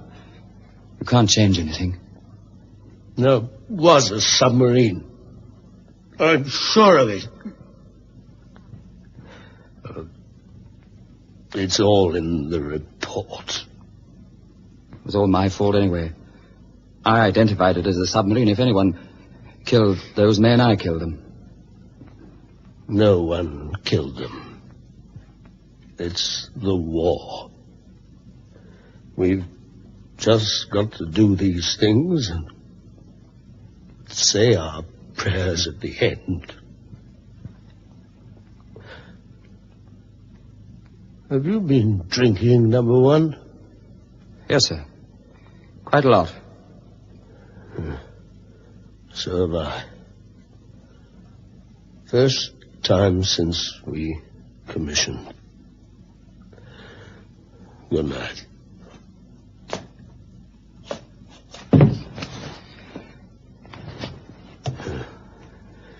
You poor old devil. You've had just about enough, haven't you? Can't get you properly to bed, my dear and revered captain, but at least I can snug you down for the night. You'll have quite a head when you wake up. God bless you. Oh, get your legs out straight. Yeah, that's the best I can do for you. Wish it could be more. Wish I could really cure you. Drunk or sober, Erickson, you're all right. Number one, I heard that. That's all right, sir. I meant it. Number one, when we get back after this trip, I'll buy you the best dinner in Liverpool. Our next convoy was our worst ever. It fitted into the whole interminable, messy pattern of that seemingly endless war at sea, and its cost was very great. I've never known a Gibraltar run like it, number one. No, sir. Simply a steady wastage. Signal from Viper, sir. Read it, Wells. Following ships were sunk last night. Fort James, Oriskey, Bulstrode Manor, Glen McCurtain. Amend convoy list accordingly. Thank you, Wells. But the next convoy to Iceland was even worse than the Gibraltar run. Compass Rose was running southward past the frozen coastline after delivering 4 ships independently to Reykjavik. It was cold, and it grew even colder as night fell.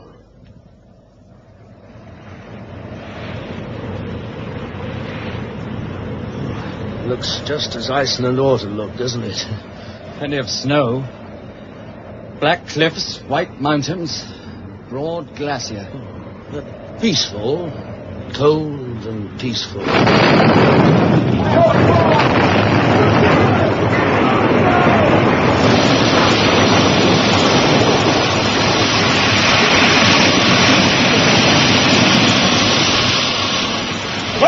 Sir, call Viperus on RT. Plain language. They torpedoed in position 050 degrees, 30 miles astern of you. Aye, sir. Number 1, clear away boats and rafts, but wait for the word. Aye, sir. She's going down already. Poor little compass rose, just like sorrow. The RT smashed, sir. Stop engines, Chief. Aye, sir. Chief? Sir. Leave it, Chief, and come up. Aye, sir. Nothing can save her now, number 1. Nothing. Shall I ditch the book, sir? Yes, well, throw 'em over. Coxswain, sir. Pipe abandon ship. Aye, sir. Abandon ship! Abandon ship! What's the chances, sir? Oh, not too bad. Well, it's time to go. Good luck to you all. She's going.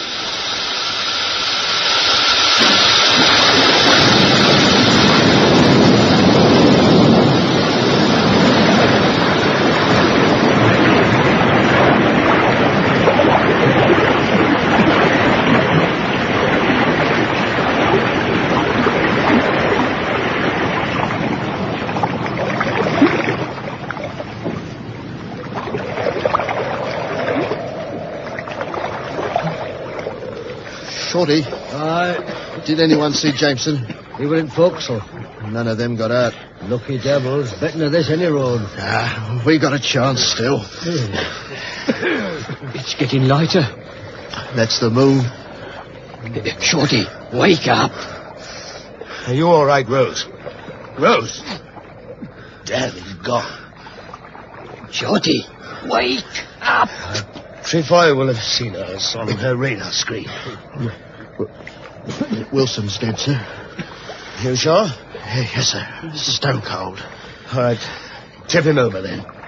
Who's going up on the raft next? Any more for the Skylark? Must be pretty near Iceland.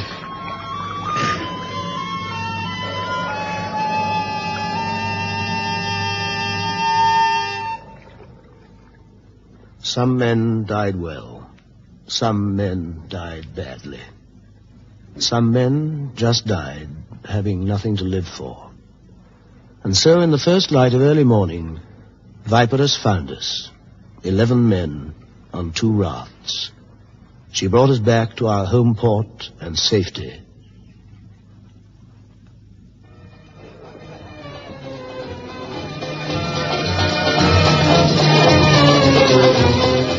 Oh, waiter.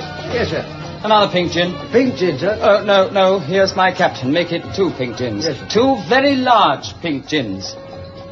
Sir, congratulations. My very new brass hat. Thanks, number 1. 2 large pink gins, sir. Oh, thank you. Well, Lordship's only told me last week the passage of time, of course. Oh, nothing else, sir. Well, here's to it all the same. I really am sorry. Thank you. I know, sir. It's a damn silly question. Any better? No, not very much. I didn't think it would be. Did you go and see Morell's wife? Yes, I did. How was she? In bed. Taking it badly? I think she was taking it very well. There was someone with her. Damn the war. Yes. To hell with it. Tell me about your new ship. Oh, no, she really is something. It's a new class, frigate, same size and shape as a destroyer. Is she? 8 or 9 officers and about 160 men. She's got everything, but everything. Now, this time, we're going to give them more than they can cope with. You know, we've got turbines, twin screws, 3 big guns, new ASDIC, new radar. I'll be commissioning her in about 2 months' time. I hope we'll be commissioning her, sir. Thank you, number 1. I wanted you to say that. Well, let's raise our glasses. Good idea. To Watts, and Tunbridge, and Tallow, and Wells, and all the others. And all the others. Oh, and to Compass Rose. Yes, to little Compass Rose.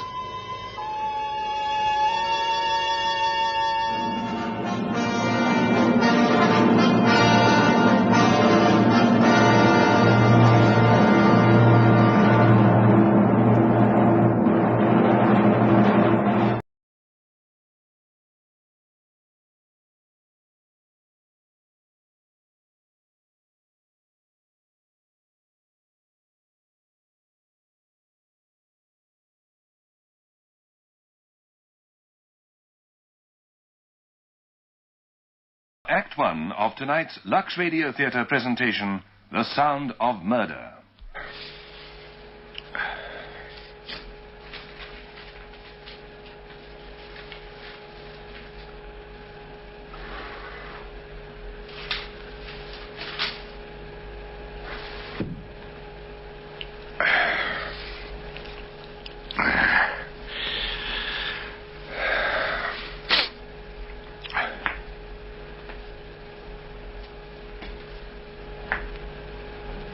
This tonight's? Huh? A paper. Oh, yeah. Take it, Abe. Take it. Well, thanks.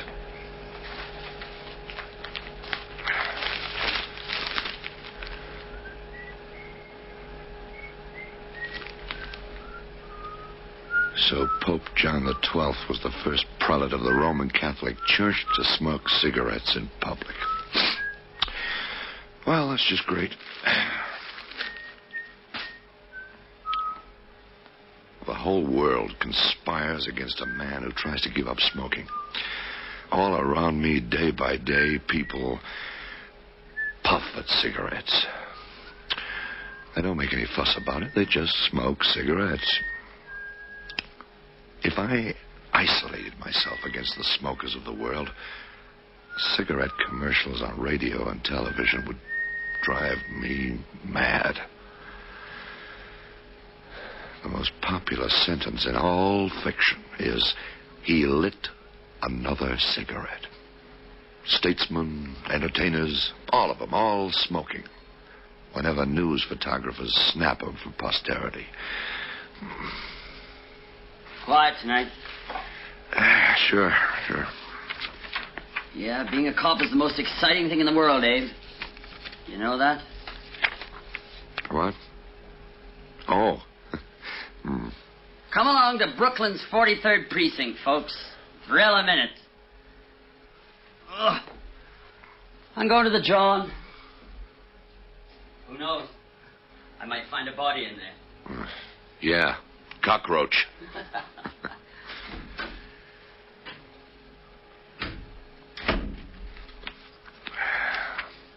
Oh, yes. Sure, that is nice. That is very nice. The governor. Cigarette in FDR cigarette holder at a jaunty angle in his mouth. Oh, you're beautiful, Governor. The whole world. A grown man who tries to give up smoking is as a comic character. A Robert Benchley or a W.C. Fields. Bubbling along. Plagued by trivia. Life an endless gauntlet of minor crises. They could do a one-reeler on me. A great little comedy. Laurel without Hardy. Hardy died of a heart attack. Abram Levine, 53 years of age, 24 years a cop, 8 years into the heart attack range. When I go to bed at night, I keep myself awake listening to the silence that replaces every 8th or 9th beat of my heart.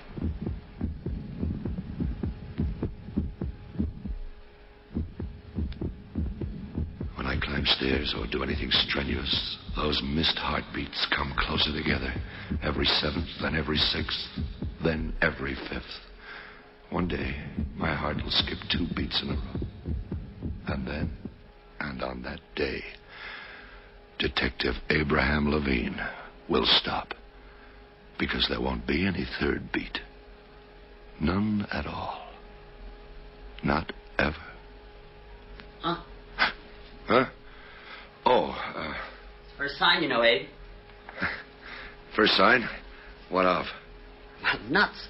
Talking to yourself. Well, I didn't hear you. Come in. Come back. Heart? Yeah. I know a dozen guys with a heart that's kind of suspect. Yeah. What does the doc think? Well, I went to him 4 months ago. He checked me over. Felt like an old auto brought to a mechanic. Or a boat. You know, a boat its owner wanted to know whether it was worth fixing or not. Or just junk that ought to be replaced. Like it might have been necessary to get a new model. The house next door to mine, a baby cries every night. The new model crying for the old, the obsolete, to get off the road. Well, you got a little skip in your heart. Lots of people have that, Abe. Yeah, that's what the doctor said. Blood pressure's a bit high, too, but... I paid the doctor his fee, but I'm kind of unconvinced. He said if I really wanted to do something for my heart, I could cut out the smoking. I haven't had a cigarette since. And? I understand for the first time in my life how those junkies we lock up feel.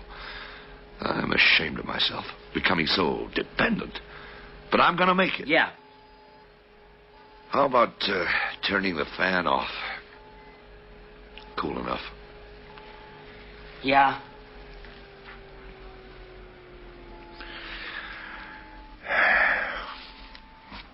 Why can't the phone ring? Something. Now I'm trying to smoke a pencil. Come in. What? Someone at the door. Oh. Push!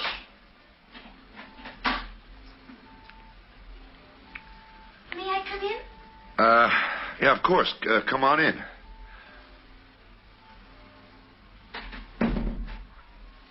Sit over here.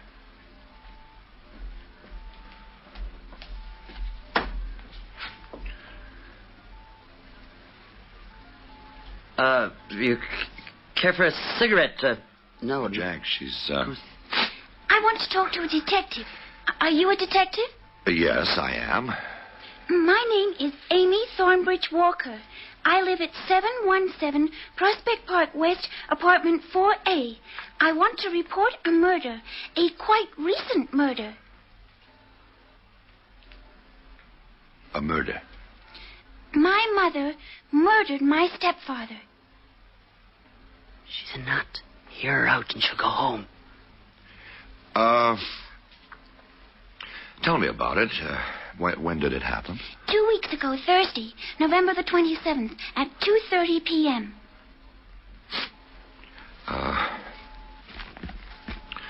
What's your mother's name? Gloria Thornbridge Walker. And my stepfather was Albert Walker. He was an attorney. Was your father's name Thornbridge? Is that it? Yes, Jason Thornbridge. He died when I was very small. I think my mother killed him too, but I'm not absolutely sure. I see. But you are absolutely sure that your mother killed Albert Walker? My stepfather, yes.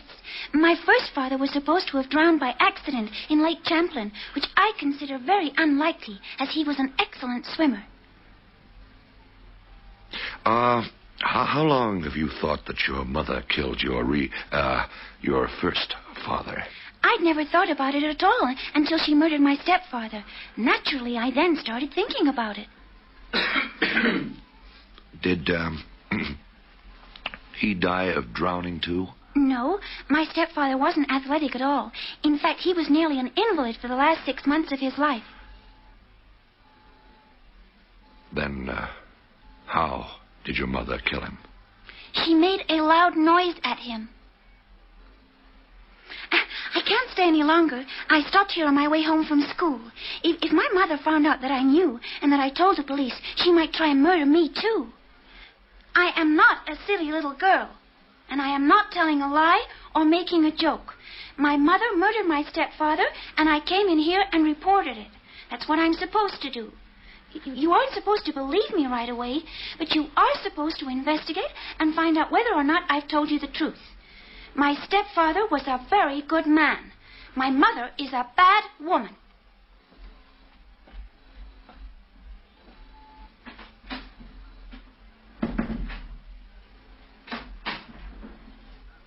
Hey, what was that? Who was she? She came in to report a murder. Her mommy killed her daddy by making a great big noise at him. Come again? I'll check it out. Yeah, you do that. Kids come in here, they find dead bodies in alleys, and they see flying saucers on rooftops. They report counterfeiters in basement apartments, kidnappers in black trucks. And one time in 1,000, what a child reports is real and not a product of a young imagination. She did come up here as a joke. A bet, say. Oh, she's a fine little actress. Though, how can I tell? I haven't got any children. It's not easy to communicate with the very young. Her mommy killed her daddy by making a great big noise at him. Yeah. How many shopping days to Christmas, Jack? So? November 28th, obituary notice on Albert Walker. Cause of death, a heart attack. The mortician was Julius Merriman. The doctor was Henry Sheffield. Just been talking to Sheffield. Yes, so I got it. You heard then? Well, how could I hear Sheffield's part of it? My ears aren't that big. So? Well, he said it was heart failure, pure and simple. Can't understand why the police should be interested in the case. Neither can I. Sheffield said that Walker had suffered a coronary attack about 7 months ago. The second attack was more severe, and he hadn't really recovered from the first. He seemed a bit put out about me calling him. Seemed to think I was implying a number of things. I don't know. He wasn't Mrs. Walker's first husband's doctor. Yeah.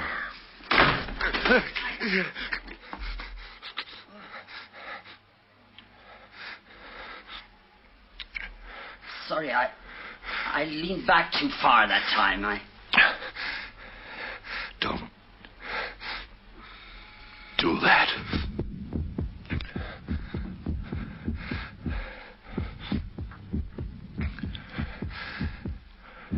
Every sixth beat.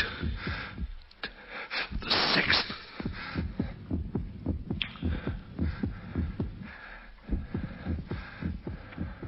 Need a cigarette. Need one more than I've ever needed one before. Jack, do you have a cigarette? I thought you were giving him up. Not around here. Please, Jack.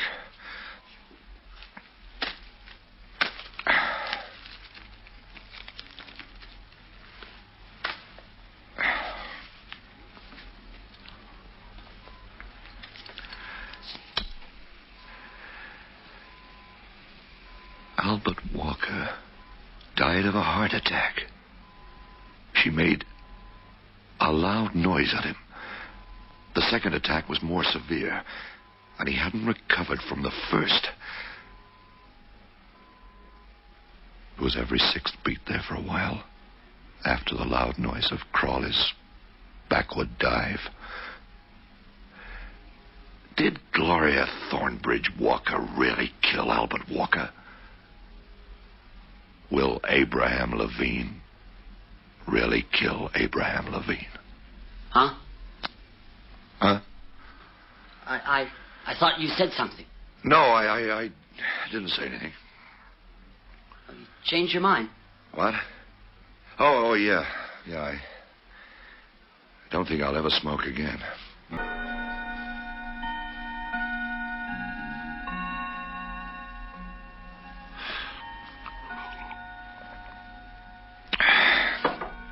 Peg, I got a problem. A problem?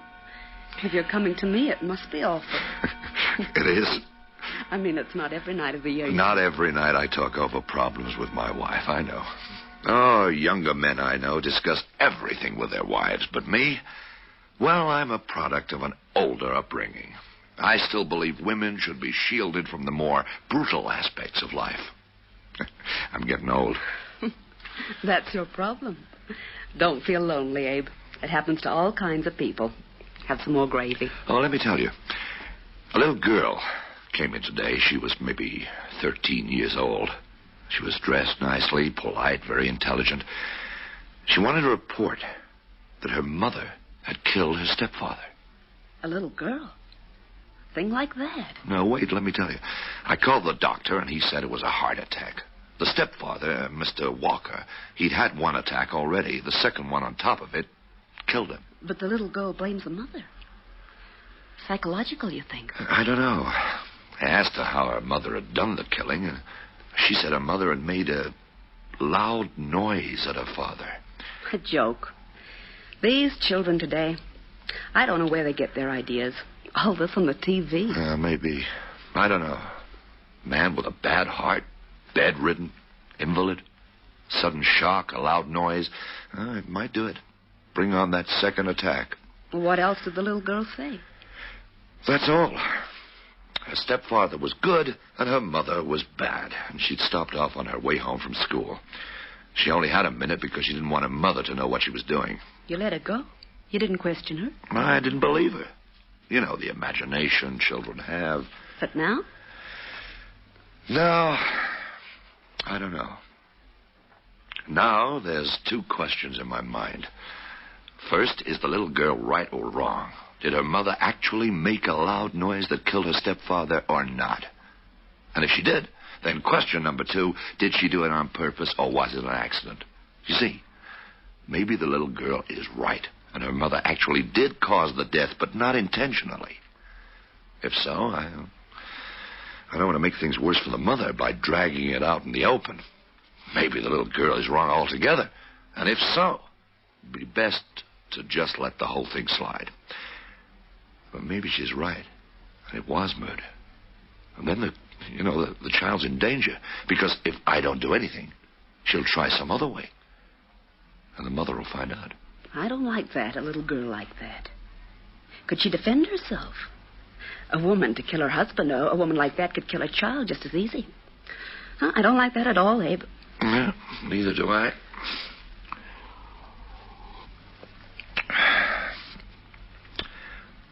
Question is, what do I do? A child like that. A woman like that. And then again, maybe not. For right now, you eat. It's here.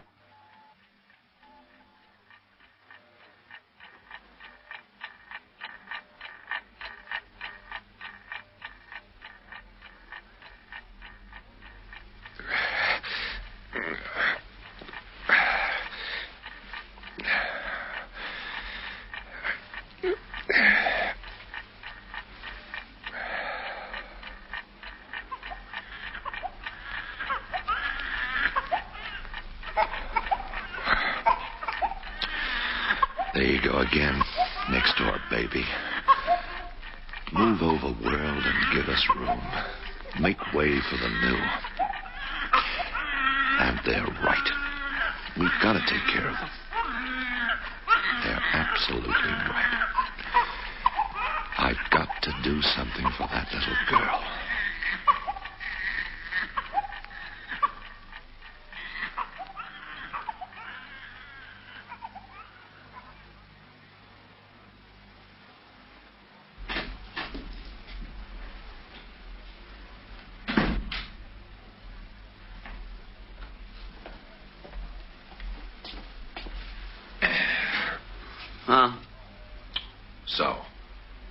So?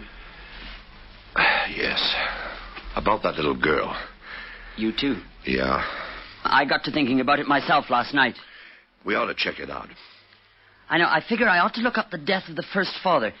Jason Thornbridge, wasn't it? Good. I was thinking of going to a school, talking to a teacher.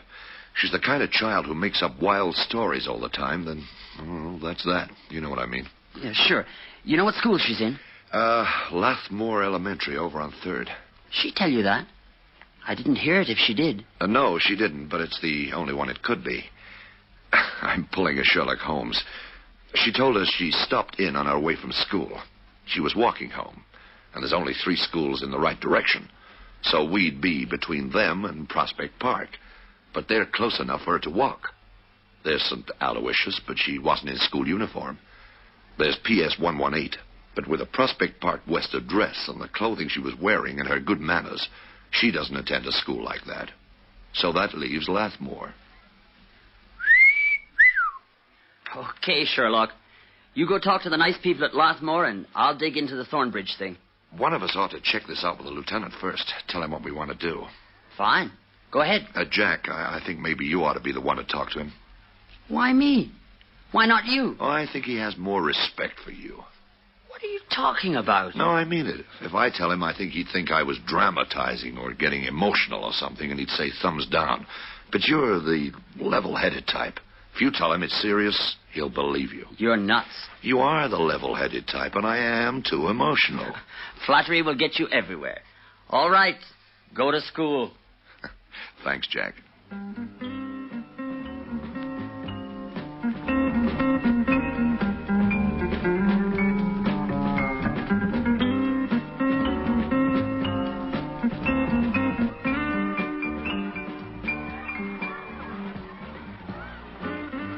Okay, run around. Okay, run around. Run around, run around. Okay, run around. Come on, you don't need that thing. No, watch this, Clyde. We're going to take one small. No, I don't care, Clyde. We're going to take Yes, you see, it's difficult for us to check it out. It might help if we knew a little more about her, what her attitudes are, things like that. Yes, about this report she made yesterday, you see. Yes, but what sort of report? Something about this school? Oh, no, not at all. Oh, her name? Amy Walker. Amy Thornbridge Walker. Oh, yes. Amy came to you yesterday. That's right. Well? You see, I want to know what kind of child she is and, anything else you can tell me about her. Well, I can tell you she's a brilliant and a well-brought-up child. I can tell you that she's the one I picked to be student in charge while I came here to talk to you. That she's always at least a month ahead of the rest of the class in reading the assignments. And that she's the most practical child I've ever met. Her father died 2 weeks ago, didn't he? Oh, that's right. How did they get along, do you know, Amy and her father? Oh, she worshipped him. He was her stepfather, as a matter of fact. Amy doesn't remember her real father. Mr. Walker was the only father she knew. Having been without one for so long, well, it was important to her. She took his death hard. Oh, she was out of school for a week, inconsolable. She spent the time at her grandmother's, I understand. I believe the mother had to doctor in twice to her, to Amy. Yes, her mother. How do Amy and her mother get along? Normally, so far as I know. There's never been any sign of discord between them so far as I've seen. But my contact with Amy is limited to school hours, of course. You think there is discord? Oh, no, not at all. I didn't mean to imply that. Just that I couldn't give you an expert answer to the question. You're right. Is Amy a very imaginative child, would you say? Well, she's very self-sufficient in play, if that's what you mean. I was thinking about storytelling. Oh, a liar? No, Amy isn't the tall talk type. A very practical little girl, really. Very dependable judgment. Yes, as I say. I beg your pardon, Miss Haskell. Oh, no, not at all, Miss... I'm sorry. No, as I said, she's the one... Amy's the one I left in charge of the class. She wouldn't be likely to come to us with a wild story she'd made up by herself. Not at all. If Amy told you about something, it's almost certainly to be the truth. Oh, thank you. Thank you very much. Could you tell me what this wild story was? I might be able to help. I'd rather not. Not until we're sure, one way or the other. Well, if I can be of any... You have all the luck, Abe. You missed the whirlwind.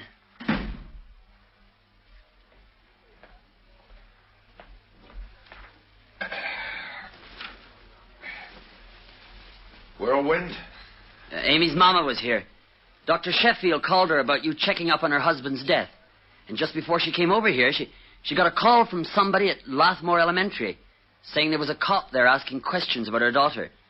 She didn't like us casting aspersions on her family. Aspersions? Yeah, that's what she said. You're a little Sir Echo this morning, aren't you? I need a cigarette. What did the lieutenant say? She didn't talk to him. She talked to me. No, when you told him about the little girl's report. Oh. Yeah. Oh, he said it'd take a couple of days on it and then let him know how it looked. Fine.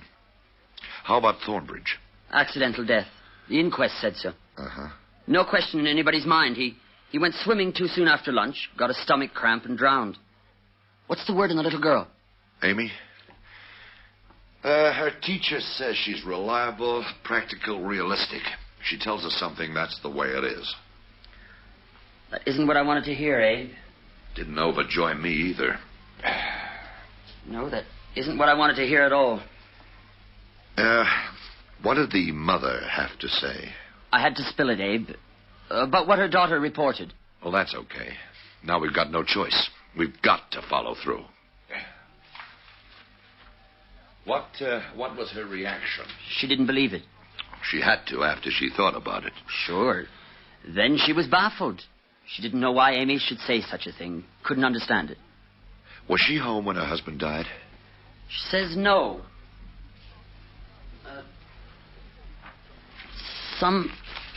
Somebody had to be with him all the time, but he didn't want a professional nurse. So when Amy came home from school that afternoon, the mother went to the supermarket. Her husband was alive when she left and dead when she got back. Or so she says. She says Amy was the one who found him dead? No, Amy was watching television. When the mother came home, she found him and called the doctor. What about noises? She didn't hear any and can't understand what Amy means.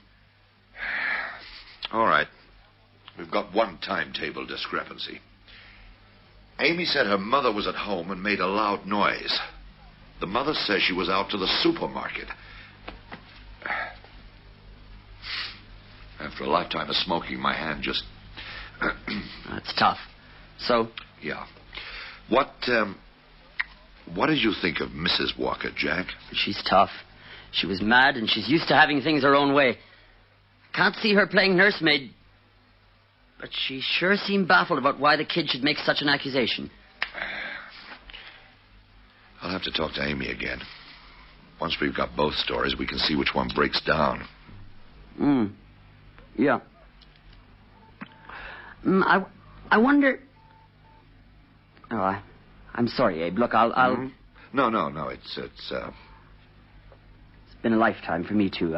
I can't. Sure. Can't change a habit for me, Jack. Just sort of found myself watching you light that cigarette. Yes, I must see Amy again.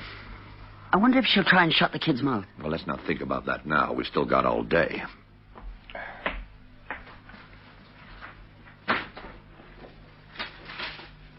You're going to phone the Walker's place?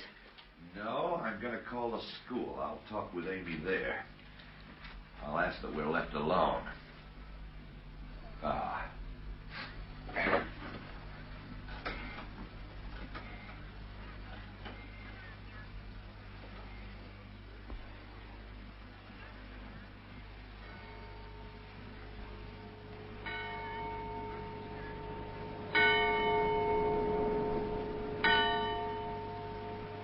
I'm sorry, Amy. I really am sorry. But you see, girl, we had no choice. Your mother had to know. I think it'll be all right. She wouldn't dare try and hurt me now with you investigating. It'll be too obvious. My mother is very subtle, Mr. Levine.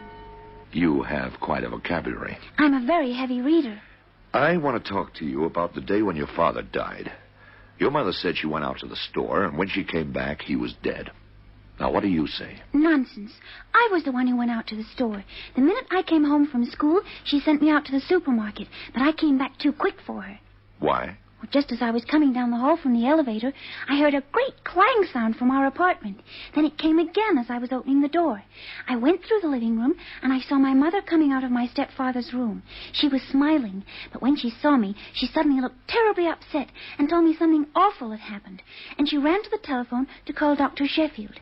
She acted terribly agitated and carried on just as though she meant it, just as though she really meant it. And she fooled Dr. Sheffield completely.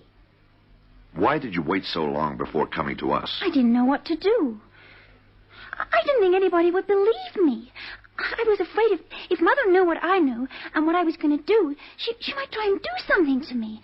But Monday in civics, Miss Haskell was talking about the duties of different parts of government, firemen and policemen and everybody, and she said the duty of the police was to investigate crimes and see the guilty were punished.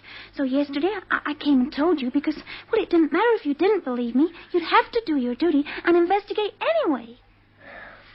All right. Well, we're doing that. But we need more than just your word. You understand that, don't you? We need proof of some kind. Yes.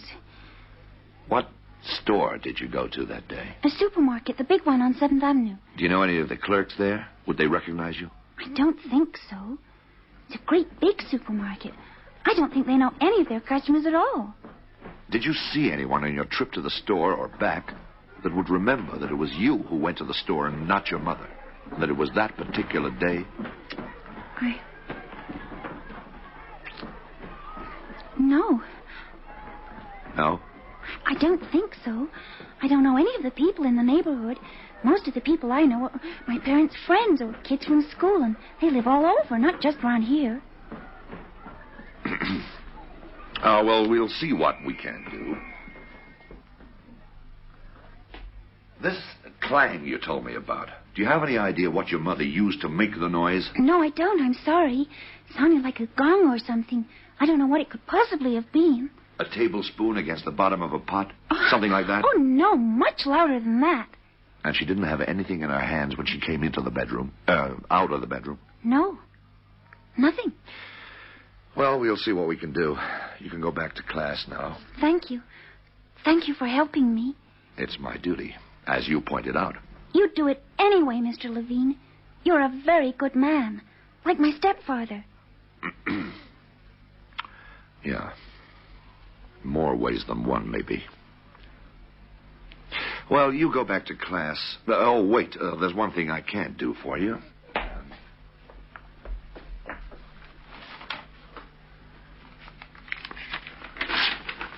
Now, look. Hope Mrs. Haskell doesn't mind me stealing a piece of paper from her pad. Now, look, this is the number of the precinct, and this is my home number there. Now, if you think there's any danger of any kind, any trouble at all, you can call me. At the precinct until 4 o'clock, and then at home after that. Oh, thank you. You are a very good man. A very, very good man.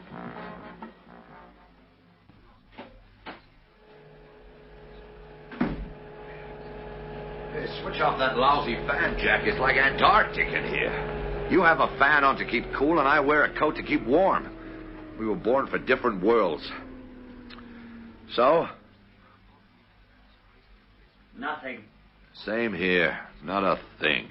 Sheffield says, in his opinion, that Amy's making the whole thing up. That her stepfather's death was a great shock, and all this is some kind of delayed reaction to it. Certainly he won't admit any possibility that Mrs. Walker murdered her husband. Neither can he see any possible motive for such an act. Well, the only contradiction between both stories, Amy's and her mother's, is the bit about who went to the store the day Mr. Walker died. Find proof that either Amy or her mother's lying, and we'll have the full answer. Yes, but who saw them? One or both of them? Nobody. Who could possibly remember? I've asked until I'm sick of asking. Well, no one remembers. No one saw. No one knows anyone. It's a city of strangers we live in, Jack. Oh, it's been 2 weeks. Their building has a doorman, but he can't remember that far back. He sees the same tenants go in and out every day. And he wouldn't be able to tell you for sure who went in or out yesterday, much less 2 weeks ago, he says. She's home from school now. I wonder what they're saying to each other. If we could listen in, we'd know a whole lot more than we do now. No. Whether she's guilty or innocent, they're both saying the same exact thing. The death's 2 weeks old. Oh, you're right, Jack. If Mrs. Walker did commit murder, she's used to the idea now that she's gotten away with it. She'll deny everything Amy says and try to... convince the girl she's talking out of the back of her neck. The same things and the same words as if she were innocent. What if she kills the kid? She won't. If Amy were to disappear or to have an accident or be killed by an intruder, we'd know the truth at once. No, she can't take the chance. With her husband, all she had to do was to fool a doctor who was inclined to believe her in the first place. Besides, the death was a strong possibility anyway. This time, she'd be killing a healthy 12-year-old. She'd be trying to fool a couple of cops who wouldn't believe her at all. She'd probably safer now than before she came to us. Who knows what the mother might have been planning up until now. All right, that's fine so far. But what do we do now? Tomorrow I want to take a look at the Walker apartment. But why not right now? No, let's give her a night to get rattled. Any evidence she hasn't removed in 2 weeks she's unlikely to think of now. All right, I don't expect to find anything. I want to look at the place because I can't think of anything else to do. Sure. All we have is the unsupported word of a 12-year-old child. Yeah, the body can't tell us anything because there wasn't a murder weapon. Walker died of natural causes. Proving they were induced won't be the easiest thing in the world. If only someone had seen the kid at the grocery store. That's the only chink in the wall, Abe. The only place we can get a grip. We can try again tomorrow, but I doubt we'll get anywhere. Tomorrow, maybe lightning will...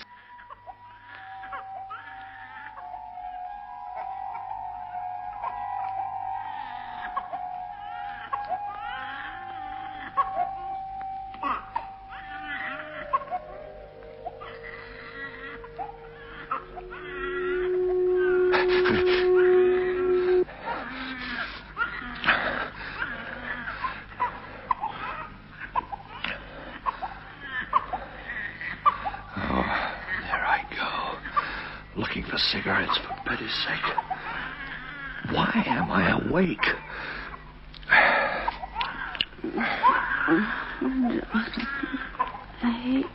All right, Peg. Okay, sleep. It's all right. It's all right. It's just your cub husband who can't sleep. I was asleep. No.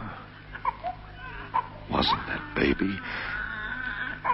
It was... Of course. By all that's... Of course. Did I dream it? Someone whispered in my ear, she'll kill her tonight, and then she'll get away with it. I know how she's gonna do it, and there'll be no way to get her for it, no proof, nothing at all.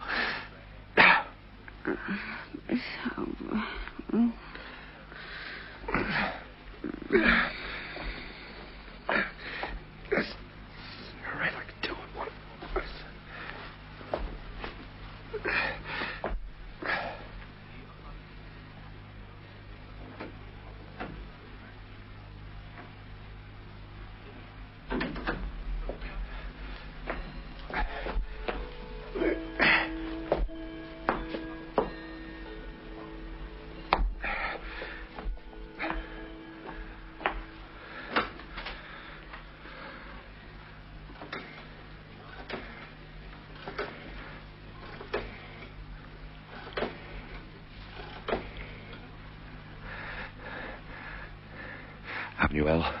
Oh, cab, please. Yes, 312 Crossfield. Ridgeway, yeah. Huh? Yeah, urgent. 5 minutes? Fine.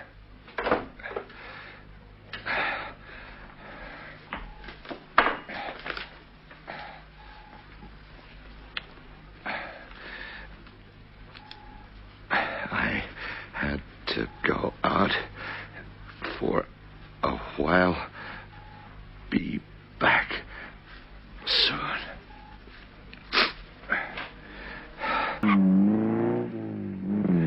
Prospect Park, west.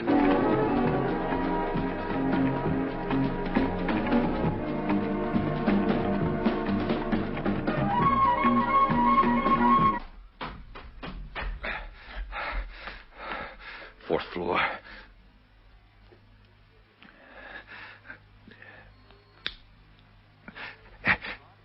Darn it. Gone again. Hallway light, too. Blown a fuse. Dark. Too dark. Telephone call as I left the house. She worked it out. She knew I was on my way here. I'll have to call the precinct. They'll need flashlights. It's too dark.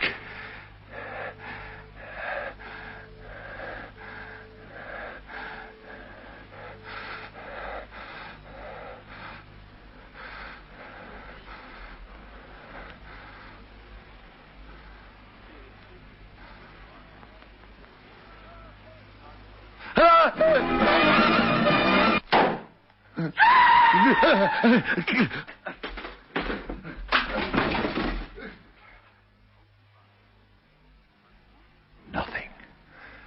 She heard me fall and she thinks I'm dead. That face, it was only phosphorescent paint on a balloon. A balloon pricked with a pin. The shriek, that probably came from a tape recorder. Full volume. My heart is weak, but not that weak. She tried to kill me.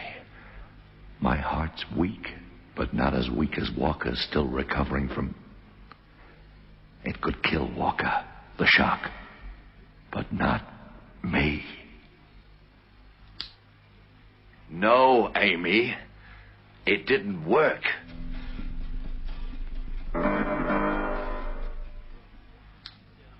Don't waste your time. If it didn't work at first when I wasn't ready for it, then it won't work at all. Your mother is dead. You killed her, too. Your father and mother, both. And when you called my home to tell me she'd killed herself, and my wife told you I'd already left, you knew then that I knew. And you had to kill me, too.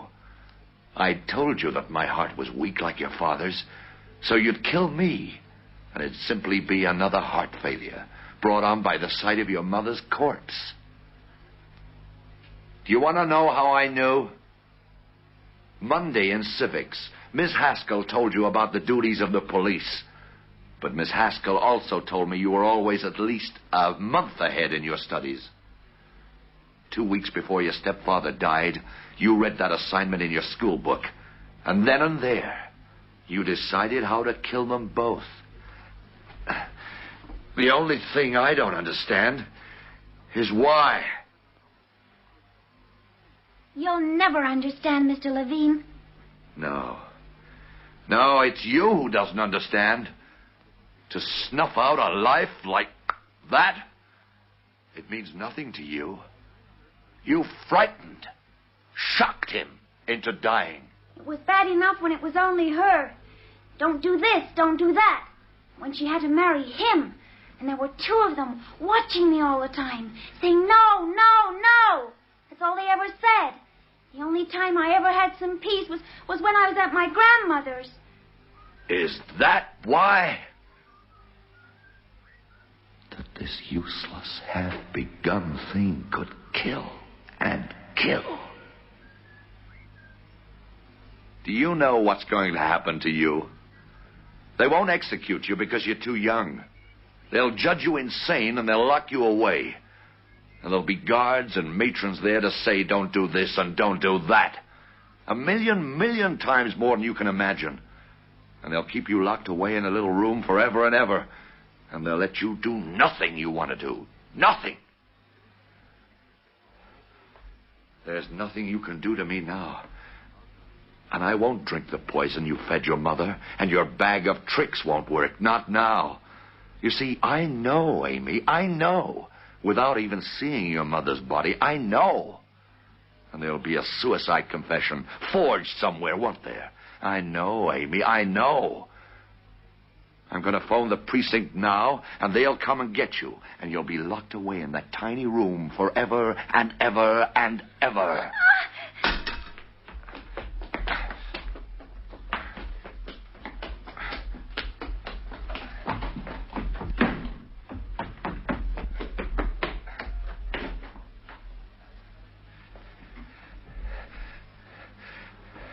You see, I was right, wasn't I, Amy? I know everything. There's your poor mother's body there on the bed. She looks sad, but not to you, I suppose. And there's the suicide note.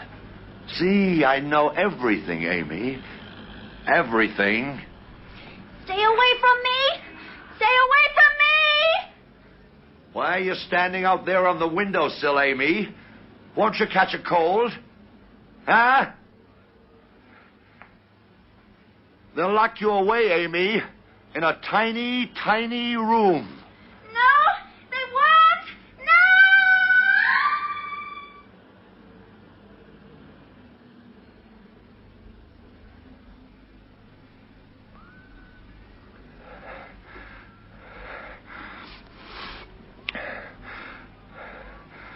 Yes. I know what I've done. I made it end that way. She never understood death, so it was possible for her to throw herself into it. The parents began the child, and the child ends the parents.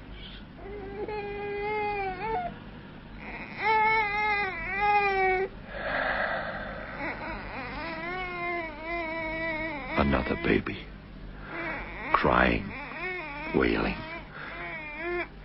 saying, make way, make way. We will.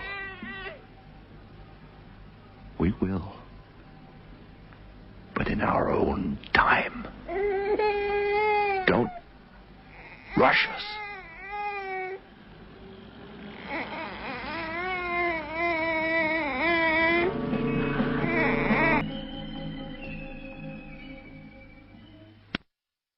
In tonight's presentation of Donald Westlake's The Sound of Murder, you heard Tony Jay as Abraham Levine, Sean Hewitt as Jack Crawley, and Linda Stewart as Amy Thornbridge Walker.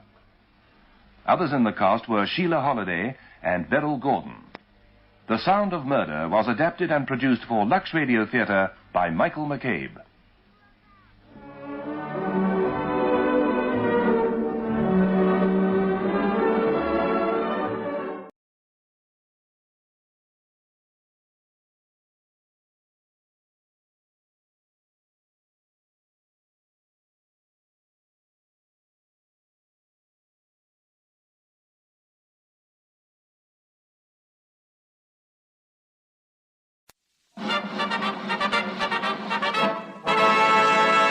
From Hollywood, California, the Lux Radio Theater presents Miriam Hopkins, Claude Rains, Richard Green, and Anne Shirley in Confession.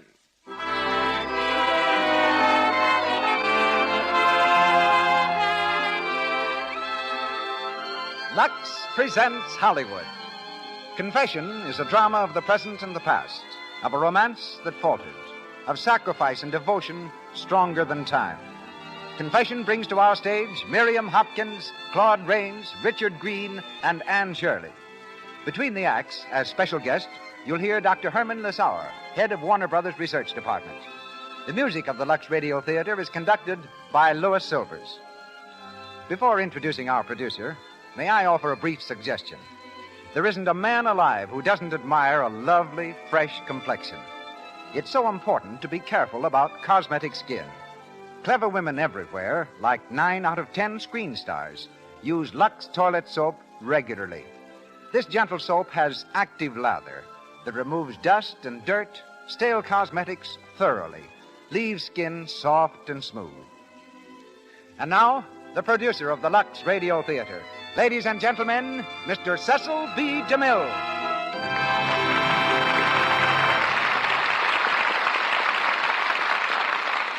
Greetings from Hollywood, ladies and gentlemen. The Music Box Review was in rehearsal on Broadway when a blue-eyed blonde with a Georgia accent, a diploma from Syracuse University, and a do-or-die determination walked up to the man in charge and told him that Mr. Hassett Short had sent her to see him about a job. The man in charge happened to be Mr. Hassett Short himself, who, being just as good a sport as he is a producer, swallowed his amazement and placed her in the ballet. Ever since then, Miriam Hopkins has been famous for her ability to convince her listeners. We give her that opportunity tonight in the role of Vera Kowalska. Claude Rains, who hails from Warner Brothers Studio, where he recently played with such distinction in Four Daughters, interrupted his stage career in England to enlist with the historic Ladies from Hell in the World War. He rose to a captaincy. Later, he crossed the ocean and made a notable success with the Theater Guild. Suddenly finding himself without a play, Mr. Rains took it for granted that his stage career was over. He bought a farm in New Jersey and settled down to a life of labor and leisure on the soil. But Hollywood put an end to this short-lived career, and so as an ex-farmer, he's been harvesting hits instead of potatoes ever since. Seen next in They Made Me a Criminal, Mr. Rains appears tonight as Mikhail Mikhailoff.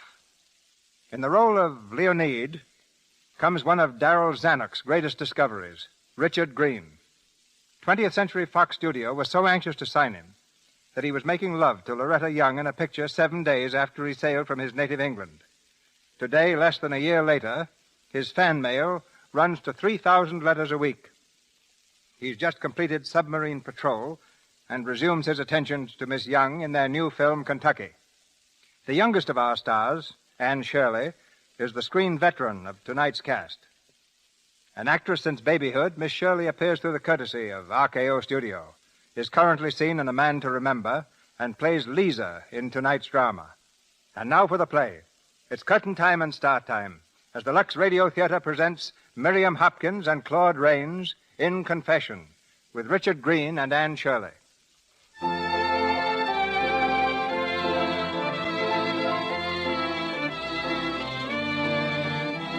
Cafe in a European capital, a tawdry sort of place with a spotlight playing down from the balcony, revealing customers, for the most part, no more respectable than the cafe itself. Now the spotlight comes to rest on a couple who seem completely out of place in such an atmosphere. The man is tall and distinguished, the girl young, naive, and a little afraid. afraid of this strange, exciting place and of the soft words of her companion. The spotlight moves again. Now focused in its beam is a solitary figure, a woman gowned in black. Slowly with her song, she moves toward the couple at the table.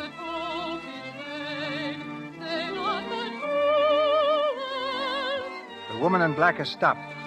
Her song abruptly ended. She stands transfixed, horrified, looking at the two in that booth before her. Then with a quick movement, she turns away and hurries from the floor. The man in the booth whispers something to the young girl. They rise to go. They reach the stairway when suddenly... Mikhailo! The man turns.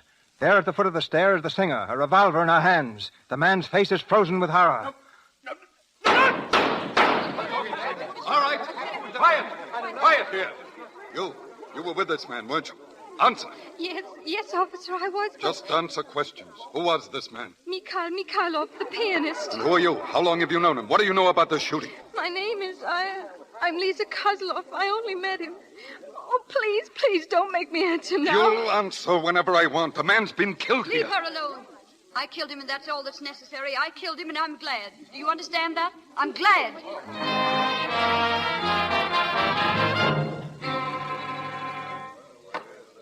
The court will be in order. Order. The prosecutor will swear the witness. Let her be sworn. You swear that the testimony you are to give shall be the whole truth and nothing but the truth? I do. Your name? Lisa Kozlov. And now, Miss Kozlov... just a moment, Mr. Prosecutor. How old are you, Miss Kozlov? 17. 17. Then you're certainly old enough to realize the importance of your testimony. Now remember, young woman, not alone are you under oath, but the life of the defendant, Vera Kowalska, may depend upon your telling the truth. I know. Proceed, Mr. Prosecutor. And now, Miss Lisa Kozlov, why did the defendant kill Mikhail Mikhailov? I don't know. Wasn't it through jealousy of you? No, it couldn't have been. No? Well, then why were you in such a hurry to leave the cafe that night, the moment that the defendant saw you? But I wasn't. It was Mikhail who wanted to leave. Mikhail? Oh, then the murdered man was Mikhail to you, Miss Kozlov. How long had you known him? Why, only 3 days. 3 days, and he's an intimate friend. Interesting. Oh, but you... Your Honor, why should this girl be questioned like this? I'm the one on trial. She isn't. Silence. It is not for the defendant to question the tactics of the prosecutor. Continue, Mr. Prosecutor. Thank you, Your Honor. Now, Miss Kozlov, tell us in your own words how you met the murdered man, the relationship between you, everything, and the truth. Well, I saw Mr. Mikhailov first at the conservatory where I'm studying piano. He came there as a visiting artist, and after his recital, I guess all of us were, well, excited. At least Lane and Hildegard and the girls who were my best friends were. So we came out of the recital hall. We were all speaking of the concert. Oh, but he's wonderful. Yes, he is, and his own compositions, too. Oh, silly, I don't mean his playing. I mean his looks, his manners. Didn't you watch his eyes? I did. And I saw where they were most of the time. On you, Lisa. Yes, Lisa. He seemed to see no one but you. Well, maybe that's not so strange. Lisa Kozlov, you don't mean that you know him. Of course he does. Well, I wasn't going to mention it, but I did study with him for a while when Mother and I were in Paris. Lisa, you're making that up. He was just flirting with you, and now you're pretending that you know him. Oh, is that so? Well, All right, then. Where was it that you studied with him? Why, it was... It was at the Conservatoire Éloy in Paris 3 years ago. Oh, Mr. Mikhailov. Oh, Mr. Mikhailov, I didn't know you were... Am I not right, Lisa? Paris? 3 years ago? Why, yes. I remember you were a very fine pupil, but you had trouble with your octaves. Do they still bother you? No, not so much. Aren't you going to introduce me to your friend? Oh, of course. Hildegard Fisher. How do you do? Elaine Martin. How do you do? Thelma Petrova. Mr. Mikhail Mikhailov. Oh, how do you do, Mr. Charmed. An honor to meet the friends of little Lisa. And now, if you will excuse us. Oh, of course. Happy to have met you. Goodbye, Lisa. Oh, Mr. Mikhailov, I forgive me. Shh. Not here. You can explain why we are having tea together. Tea? Oh, but I couldn't. Oh, yes, you can, my dear. Remember, I tolerate no arguments from my pupils. Now, suppose we leave at once. That was our meeting. Of course, he'd never really been my teacher. I just said that to the girls to impress them. Well, we We went to tea, and when he took me home, he asked me to meet him the next morning to ride in the park. And you met him, of course. No. I can't say that I didn't want to. Mr. Mikhailov was, well, different from anyone I'd ever known. But my mother was away from home at the time, and somehow I knew that she wouldn't approve. So next day at 3 o'clock, I was at the conservatory for my lesson. In fact, I was a little late, so I hurried into the lesson room. But Professor Heinzen wasn't there. Instead, it... You're late. I don't approve of my pupils being late. Mr. Mikhailov, what are you doing here? Doing? By giving you a lesson. I thought that as long as you told your schoolmates I was once your piano teacher, it wouldn't do any harm for Professor Heinzen to know, too. And he consented to my giving you your lesson. Oh, you didn't? You mean the professor's not coming at all? No, Lisa. Shall we begin? Please. Please, Mr. Mikhailov, we shouldn't. I mean... Now, let's see what we've got here. Oh, yes, Mozart's Sonata in A major. Quite. The first movement begins with this theme.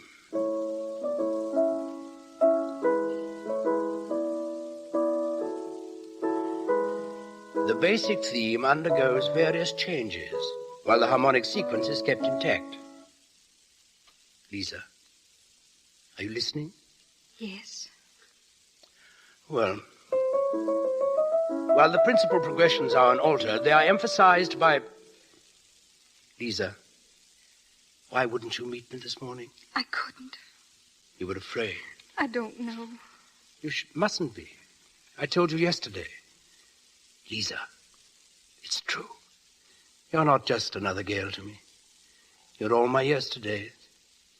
You're Lisa. No, please, you mustn't kiss me. Oh, you shouldn't. Don't you see how horrible this is? What? Lying to people, kissing in corners. I'm not like that. I hate it. My mother gets back tomorrow, and I can't lie about things to her. We'll say goodbye now, and we mustn't see each other again. You don't mean that. I do. I do.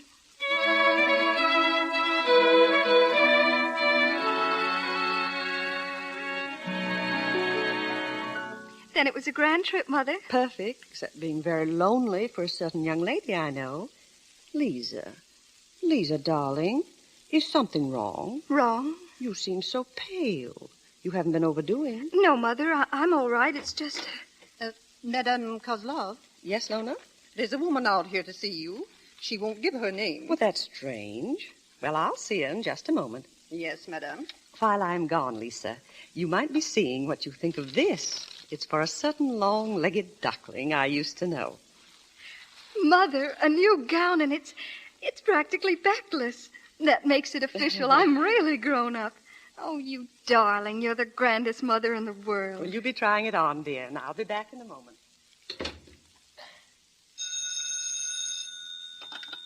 Hello. Oh, Mikhail. Mikhail, you shouldn't phone me. I told you that. No, it's impossible. I can't. No, believe me.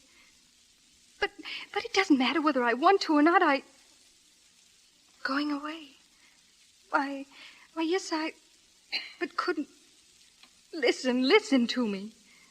No, well, yes, I understand, but you mustn't expect me. Oh, yes, I think so, Elaine. I'll talk to Mother and call you back if it isn't all right. Goodbye. Who was that, darling? Oh, Elaine Martine. She wanted to know if I couldn't visit her this evening. I was sure you wouldn't mind. Why, of course not, my darling. You run along, get dressed. Why I told that lie to my mother, I don't know. I guess it was because he told me he was going away the next day. Well, I met him at the Metropole Hotel. We had dinner there. And then he wanted to show me a sort of cafe I'd never seen. I was afraid when we arrived at the place, and I told him so, but he only laughed. He ordered some wine and began making love to me. He was saying all sorts of impossible things, but I couldn't stop him. And then suddenly the spotlight was directly on us, and the woman was singing on the dance floor right in front of us. Just a moment. You're referring now to Vera Kowalska, the defendant in this trial? Yes. When he saw her, he suddenly straightened up. I never saw such a look in anyone's eyes. And then she saw us, and she stopped singing. From From then on, I'm not quite sure what happened. He said we must go, and we started out, but as we reached the top of the steps, she called out, Mikhailov. He turned back and tried to stop, but then I heard the shots, and he fell, and that's all I know. That's all I know, I swear it. Thank you, Miss Kozlov. Thank you. That's all of the examination for the prosecution, Your Honor. The attorney for the defense? The defense has no questions. Your next witness, Mr. Prosecutor. That was our final witness, Your Honor. The case of the prosecution is closed. Counsel for defense, call your first witness. There will be no witnesses, Your Honor. The defense has no testimony to offer. Our case is closed. Silence! Silence! The defendant, Vera Kowalska, will rise. Defendant, the court must warn you of the inevitable consequences of your silence in this matter. There is nothing for me to say. I killed him. But you can tell us why you killed this man. Perhaps there are extenuating circumstances. Perhaps... There aren't. He deserved to die, and I killed him. That's all that need be said. Let them sentence me. Very well. Mr. Prosecutor, your closing argument. Your Honor, gentlemen of the jury, what need I say? The accused has convicted herself more completely, more certainly than could the words of the most eloquent of prosecutors. The crime, gentlemen, murder. The motive, jealousy of the girl Lisa Kozlov. And the punishment, death. You have no alternative.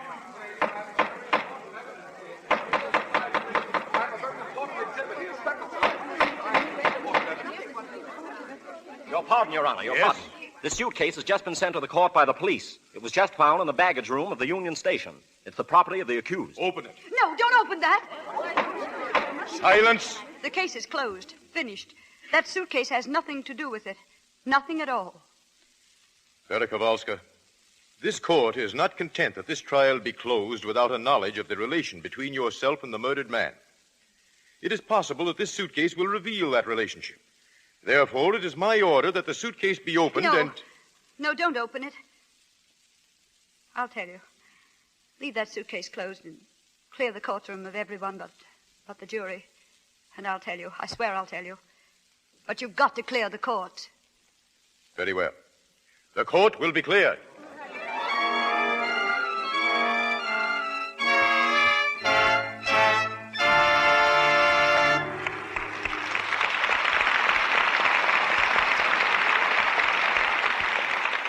Now, during our intermission time, before we continue with Act Two of Confession, starring Miriam Hopkins, Claude Rains, Richard Green, and Anne Shirley, we're going to listen in for a few minutes on the life of Joan Smith, a young Hollywood extra who's just gotten her first real part. Tonight, she's been celebrating with her best beau. It's been a perfect evening, Bill. I love the dancing. And did little Billy love it? Oh, gosh, Joan, you're the sweetest girl. I could dance with you forever. Oh, thanks, Bill.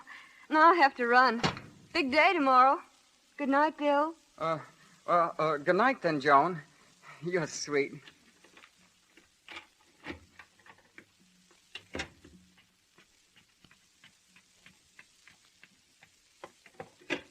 Here she is now, all starry-eyed. What things Bill must have said. Oh, don't drag me, girls. It's too late. No, but honestly, he must have been saying nice things.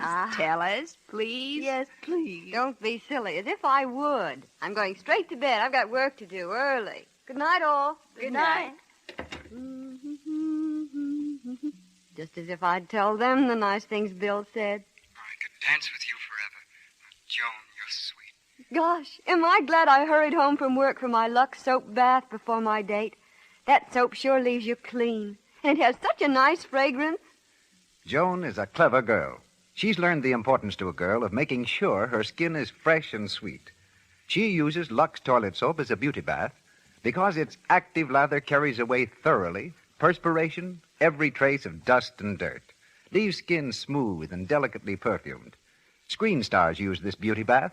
You'll love it, too. Our producer, Mr. DeMille. Miriam Hopkins as Vera, Claude Rains as Mikhail, Richard Green as Leonid, and Anne Shirley as Lisa continue in confession.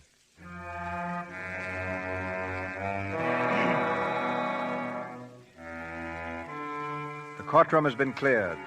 Facing only the judge and jury, Vera Kowalska is prepared to testify, to tell why she killed Mikhail Mikhailov. For a long moment, she stands surveying the anxious faces about her. Then at last, she speaks. Your Honor, before I begin, I must be sure that nothing I say here will become public knowledge. The accused may be sure of that. Proceed. Well, it was in 1912 in Warsaw. I was a leading singer of the Imperial Opera there, and this particular night was to me perhaps the most important of my career because it was to be my last. The opera that night was entitled Mazurka, the composer and the conductor, Mikhail Mikhailov.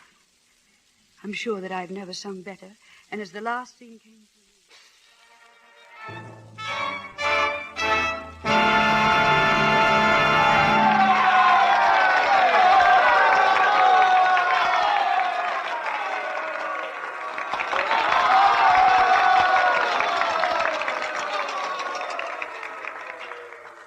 Oh, they were glorious. Such a naughty and such... Why, I hope for applause from them out there, but from you, my fellow singers... Stella, you do the honors for all of us, All right. Vera, for all of us, this is goodbye and good luck. We refuse to believe that any man is worthy of you or has a right to take you and your voice away from us, but it's evidently too late to make you see the light now. And so, in your marriage tomorrow to Captain Kirov, we want you to know, Vera, that you take with you the love and the good wishes of us all. Thank you, Stella, and all of you. I know that nothing except my love for Leonid could ever make up to me for losing you and all this. Oh, thank you. Well, I must go and dress. Goodbye. That felt like the climax of the second act. Mikhail. I waited to make my farewell in private. I have no taste for public demonstrations. Mikhail Mikhailov, your gallantry is only exceeded by your vanity. Goodbye, and get out of my dressing room. You sang superbly tonight, Vera. Oh, the real credit belongs to your opera. My opera is but scribbled notes on manuscript. It was your singing that made it great music. Oh.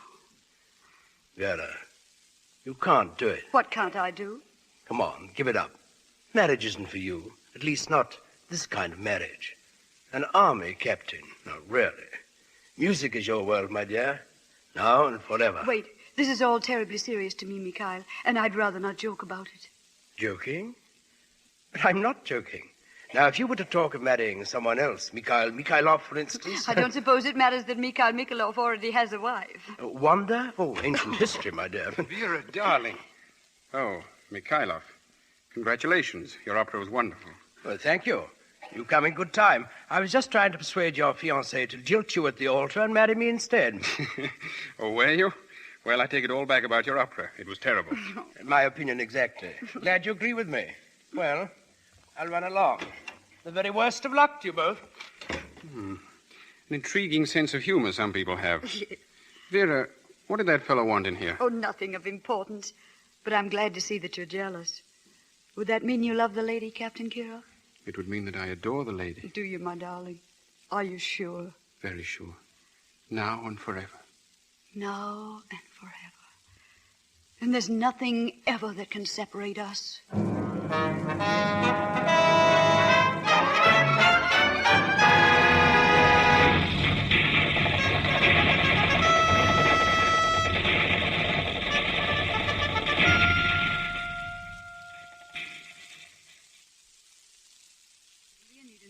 Married less than 2 years when war was declared, and as an officer he was sent to the front at once. But those 2 years we did have were so filled with happiness that I almost believe they make up for all that's happened since. I'm sorry. Perhaps the defendant desires a recess. No, I want you to know all of it.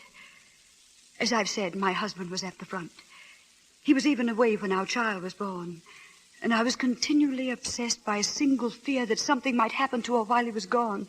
I suppose I was almost frantic in my care of her. And although I had the best of nurses for her, I went nowhere. My old friends were nearly forgotten. And then one day, Stella Malov came to see me. adorable baby, Vera. I'm rather proud of her. And that husband of yours? He's well and as handsome as ever, I suppose. Well, I hardly know. It's been so long since I've seen him. He's really in the thick of things, Stella. But he always writes me not to worry. It seems he has a system. When the shells start to fall, he runs for the nearest general. And you? What about you? Don't answer, I'll tell you. You've buried yourself. It's in your face, in your clothes, everything about you. That spark, that je ne sais quoi that was Vera Kowalska. It's gone, and I don't like it. Nonsense, Vera. I'm the happiest person in the world. What if you are? Can't you be happy and have some fun, too? You're mad just as always. But you're not, and that's serious. So little Stella is going to do something about it. What? There's a benefit ball on Saturday night. All Warsaw is going to be there. Particularly all the people you used to call your friends. And because you miss them and they miss you, you're going.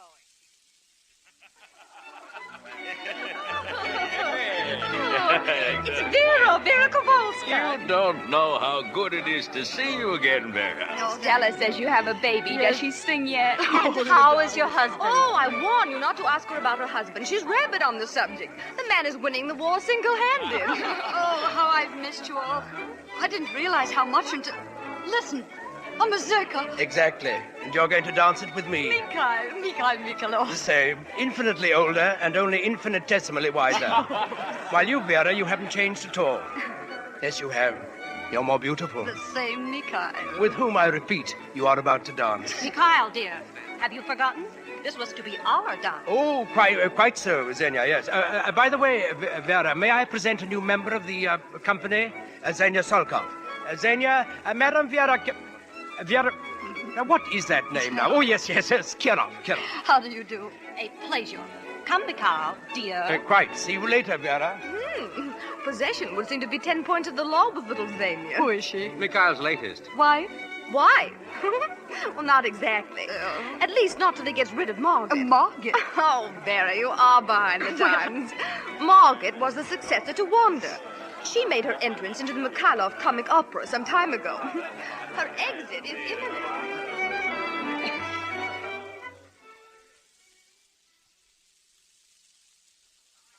Attention! Attention, all of you. There may be those among you who are under the delusion that this ball is ended simply because the other guests have all gone home. Not at all. We, my friends, may remain sans orchestra, it is true, but still we may remain until dawn, if it pleases us.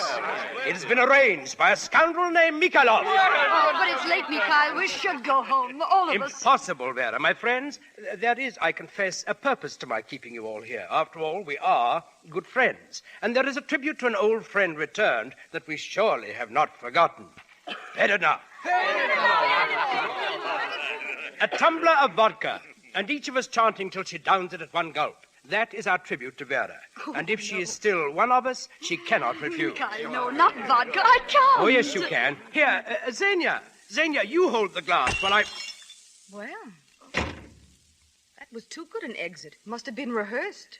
You will pardon Xenia's manners, Vera. I suppose it's just that she's young. Another glass. Now, a tray. And the filled glass upon it, and... Mikhail, please. I appreciate your... Better not. Don't do it, Vera. Not that much vodka. Stella, I've got to. I can't insult them. She's going to do it. Good girl. Down at Vera. Who said Vera no longer was one of us? Oh, Vera does. And now I thank you all again. But I must go home. I'm already seeing you all double. And by the time that vodka takes effect... Perhaps you're right, Vera. I'll see you home. That won't be necessary, Mikhail. Why, of course it is. Would you have me let the guest of honor go unescorted? I can go home with her myself. Stella, you amaze me. I actually believe you mistrust me. Come on, Vera. All right. Night, everybody. A grand party. Oh, Mikhail, get me air.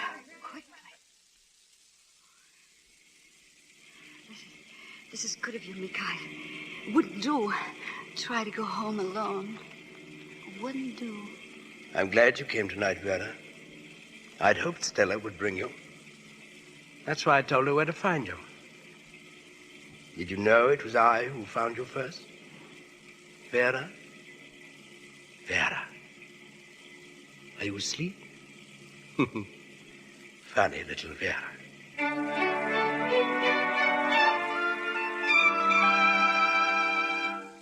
say she didn't come home all night and she didn't call? No, ma'am. Madame Kirov didn't call all night. I've been so worried, ma'am. What with the baby and all, There she is now. Wait here, please. Vera. Stella. Oh, Stella. Don't cry. Oh, my poor child. The baby. She's all right. Yes, the nurse is with her. Oh, Vera, when I came here and found you hadn't come home, I was nearly crazy. Oh, Vera. It didn't happen. Not to me. It couldn't. It's not possible. It's not... Oh, Stella, why? Why to me? Why? Darling, it was no more your fault than mine. Captain Kirov! Good morning, Sarah. Where's Madame Kirov, Sarah? Why, I'm not quite sure, sir. But the baby is just inside. Would you like to see her now? Of course I would. Will you find Madame Kirov and tell her I'm home? Oh, yes, sir. I imagine it will be a bit of a surprise. I didn't let her know I was coming. Stella, it's Leonid. He's home. He's here now. Quickly, Vera. Go up to your room. He mustn't see you in that dress. No, I've got to tell him, Stella. Are you mad? He's my husband. He has a right to know. He'll understand. But not now. Please, Vera. You can tell him later. Go on. I'll keep him down here. Hurry. Very well. It doesn't matter much whether now or later. Perhaps she went out without telling me, sir. Very well. When she comes in, would you mind telling her? Oh, I beg your pardon. Good morning, Captain Kirov. Good morning. I'm Stella Maloff. I was in the opera company with Vera. I've been visiting her here the last few days. Madame Marloff, of course. And you're most welcome. Do you suppose, Madame, that my wife is as skilled an actress as yourself? I don't know what you mean, Captain. I've watched your eyes, Madame. They never betrayed for an instant that you even noticed this empty sleeve of mine. My congratulations. Vera doesn't know? No. Well, was that wise, Captain Kirov? I don't know. There are some things one lacks the bravery to write. And is there greater bravery in confronting her like this, unwarned? Do you think I wanted to? Do you suppose that in these weeks I haven't seen her face before me 1,000 times? The pity in her eyes when she sees this. It must not be, Captain Kirov. For Vera's taken your own. She must know before she meets you. Well, how? I'll tell her, and then I'll send it to you. Oh, it will be easier from someone else, believe me. Will it? I don't know any longer. I've thought of it too long. If you will, Madame Maloff. She'll be smiling when she comes to you. You'll see. Vera. Well? Listen to me. Listen and say nothing until I've finished. You believe in your heart that last night is the most important thing in the lives of you and your husband in this moment. Well, it's not. You said a moment ago that because you love him, you must tell him. Yes. If you do love him, you can't. Wait. He needs you, Vera. He's hurt. No. He's lost an arm, Vera. Oh. Lost it fighting for the thing in which he believes. Oh, you can't tell him, Vera. You must see that. Where is he now? In the library. And Vera. Yes? I promised you'd come to him, smiling.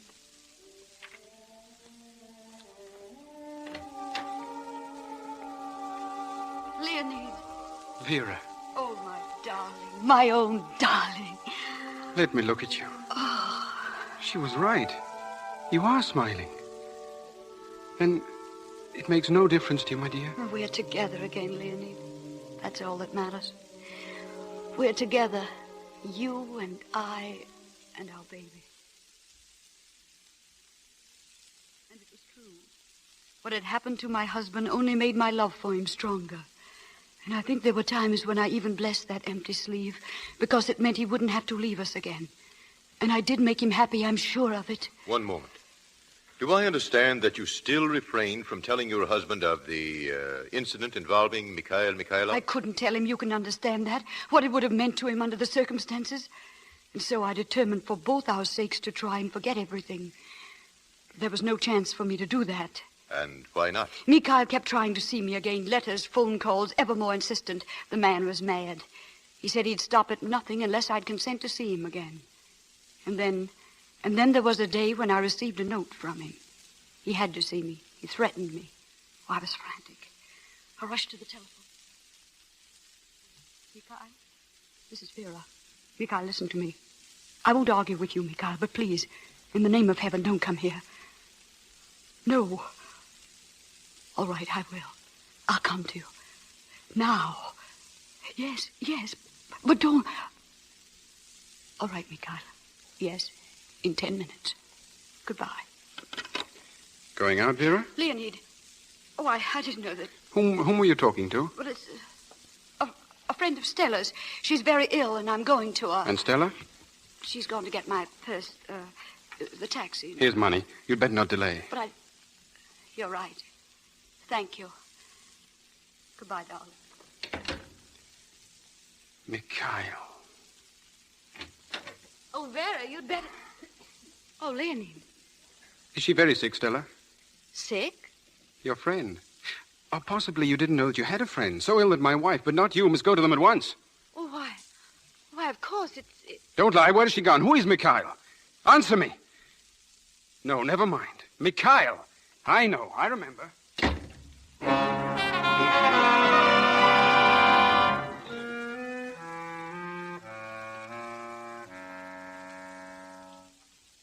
Well, Vera, so you finally decided to come. Sit down, my dear. Have a drink. Let's understand each other from the beginning, Mikhail. I didn't come here for a rendezvous with you. No? No. I came only to make you understand that I never want to see you again. Now, Vera. Keep away from me, Mikhail. You're not going to blackmail me, do you hear? I love my husband and my baby, and there's nothing I wouldn't do to keep them. Do you understand that, Mikhail? There's nothing I wouldn't do. You know, I actually believe you. You surprised me, Vera. I hadn't credited you with the gift of intensity. Well, I'm sorry. It would have been very pleasant. May I show you to the door? You won't write again. A phone. Swear it. Very well. This, my dear Vera, is a most regrettable but final parting. You have my word. Goodbye, Vera, my darling. Goodbye.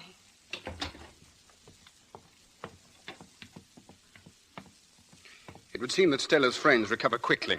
Leonid. Yes, I followed you, Vera. Do you mind? Oh, my darling, listen to me. You've got to understand. You've been seeing this man, haven't you? This old friend. Leonid, please. Do you want to deny it? Can you deny it? Leonid, Thanks. And you needn't hurry about following me home. You'll find you're welcome here, perhaps. You won't be there. No, Leonid!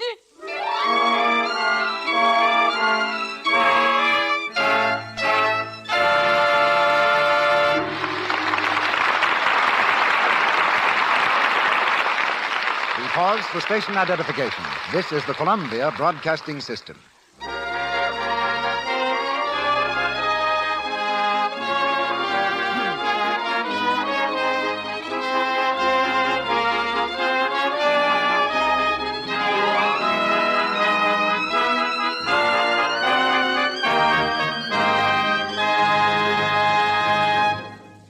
The curtain comes down on the second act of Confession.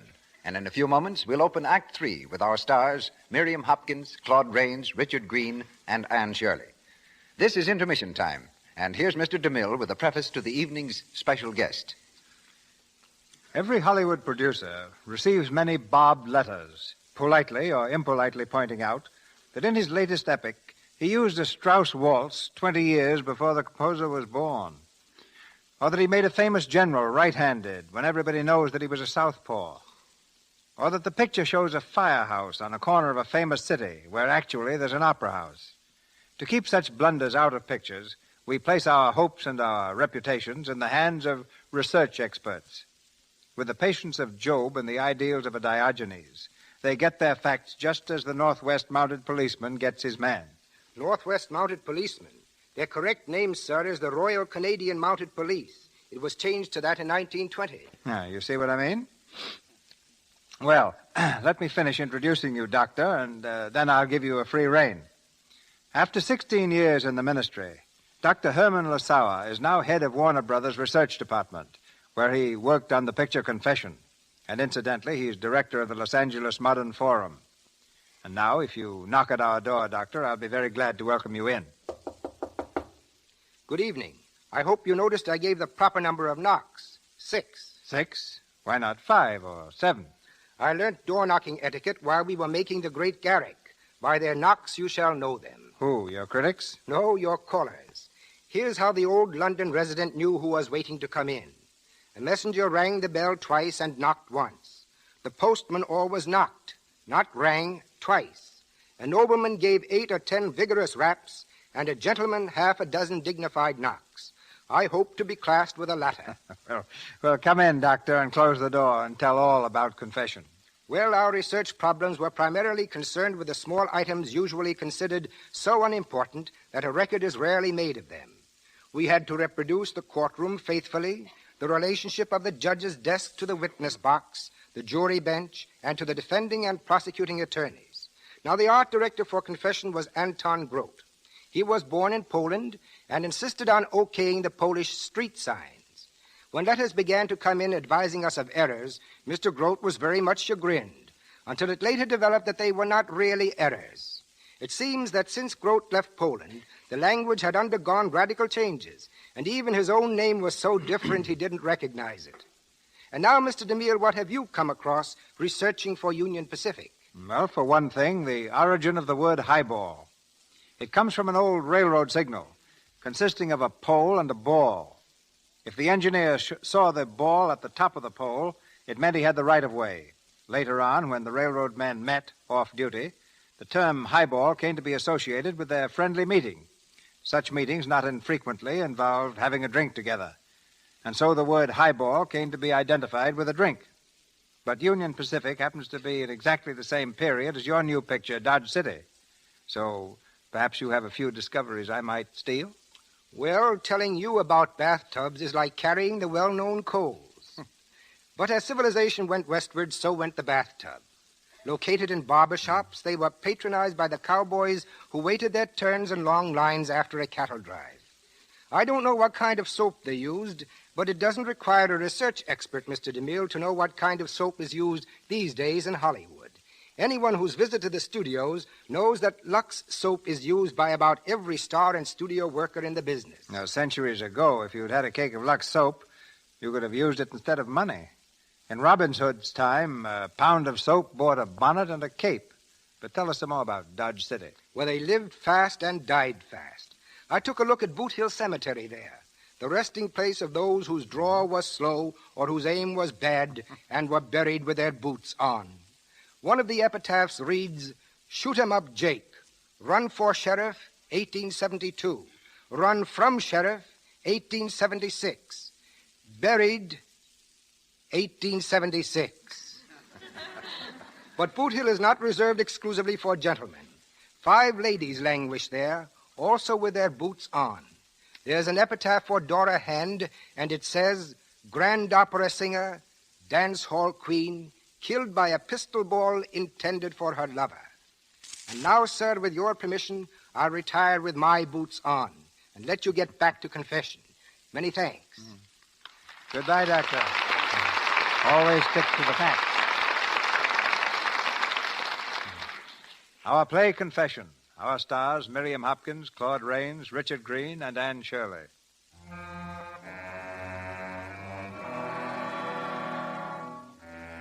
Behind closed doors, in a courtroom cleared of witnesses and spectators, Vera Kowalska continues her testimony. The jury, antagonistic earlier in the trial, seems to have become sympathetic, almost friendly, as they listen to her hushed There was but one words. hope. It was to find Leonid, tell him everything, to somehow make him understand. But he refused even to see me. And then at last I had word from him through his lawyer, a divorce, as quickly as possible. There was one person who might have cleared me, Mikhail. But when the day of the trial came, Mikhail happened to have left the country, and naturally the divorce was granted. Leonid was lost to me, I knew that. But there was still one thing even more important. On the day following the trial, his lawyer came to see me. Good morning, Madame. Get off.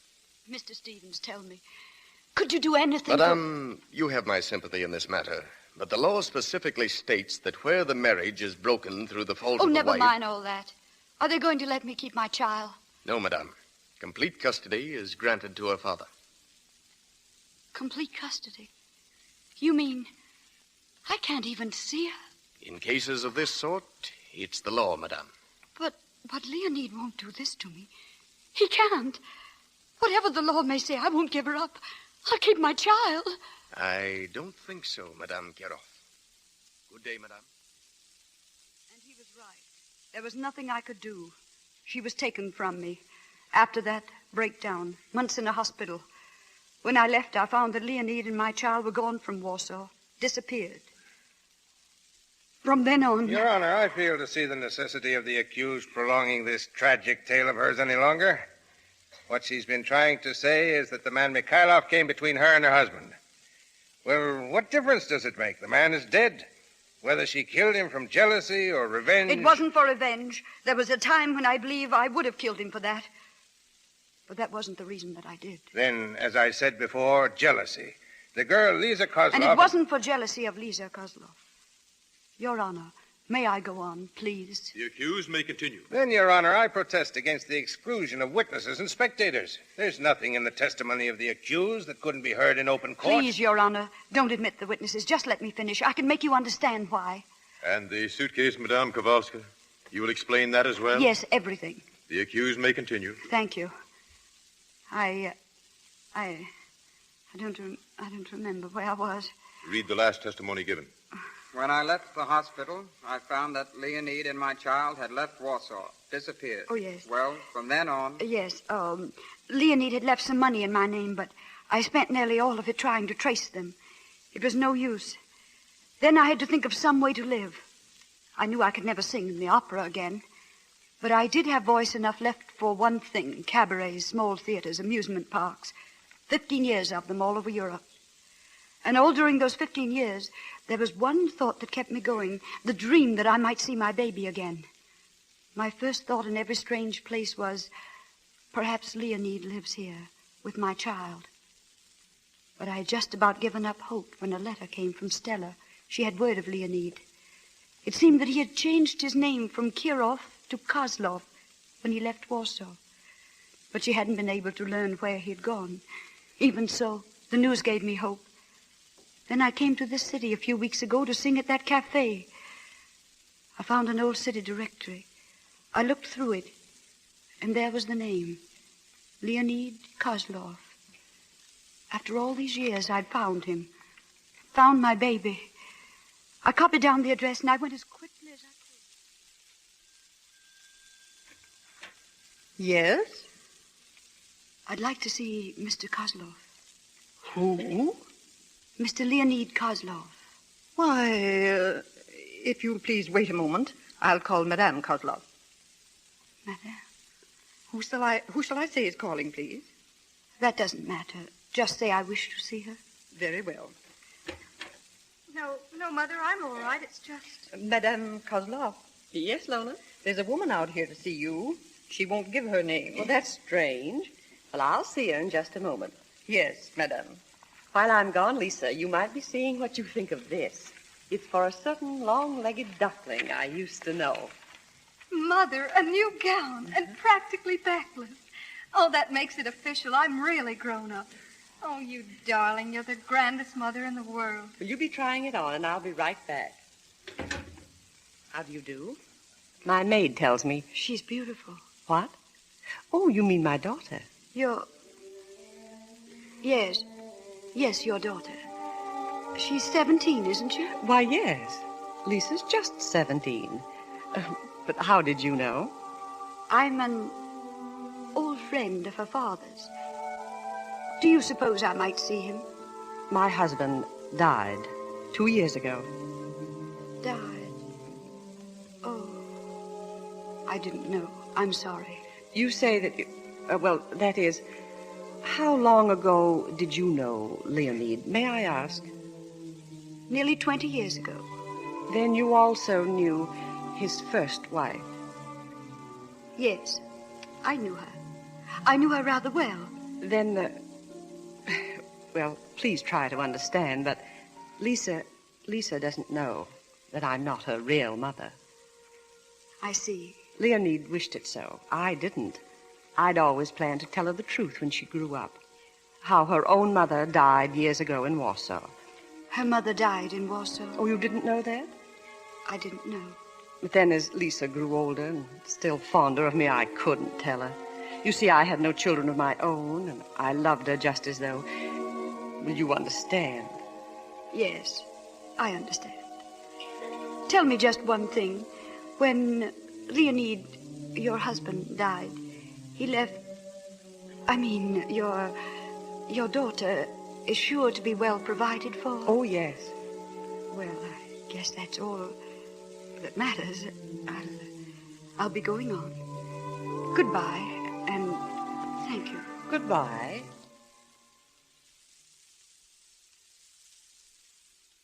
I'd seen my daughter. That was all that mattered. Seen her well and happy and beautiful. Seen her in the kind of home that she deserved, the kind I could never hope to give her. I can't pretend it was easy, but I made up my mind to be content. It was the nearest thing to happiness I'd known for 15 years. I went on to the cafe where I'd been engaged to sing. It was pretty bad as cabarets go, but somehow I didn't seem to care about that now. And then, that same night, I was in the middle of my number. The spotlight followed me about the room. There before me in a booth was Lisa with Mikhail. He was leaning close to her, a wine glass in his hand that she was drinking from. That man with my daughter. Yes, I killed him, and I'd do it again. I swear to heaven I'd do it again. Oh, that's all, Your Honor. That's the whole story. And the suitcase? Oh, it contains papers that will verify all that I've told you. Certificate of marriage to Leonid Kirov, the birth certificate of Lisa, the decree of my divorce, everything. But if those papers had been examined in the open court, Lisa would have known what she must never know. I see. That will do, Madame Kowalska. Mr. Prosecutor? Yes, Your Honor. Your Honor. Gentlemen, by statute, your final arguments to the jury in this case must be given in open court with all witnesses and the public present. But in justice to this woman and to the girl who is her daughter, I instruct you to keep her secret and guard what you shall say accordingly.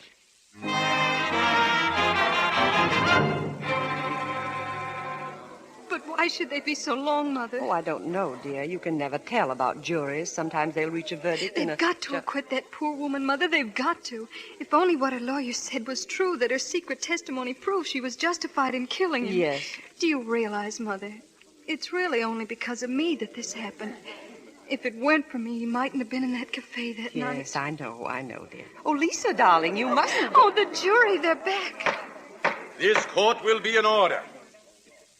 Gentlemen of the jury, you have agreed upon a verdict? We have, Your Honor. Clerk, the verdict.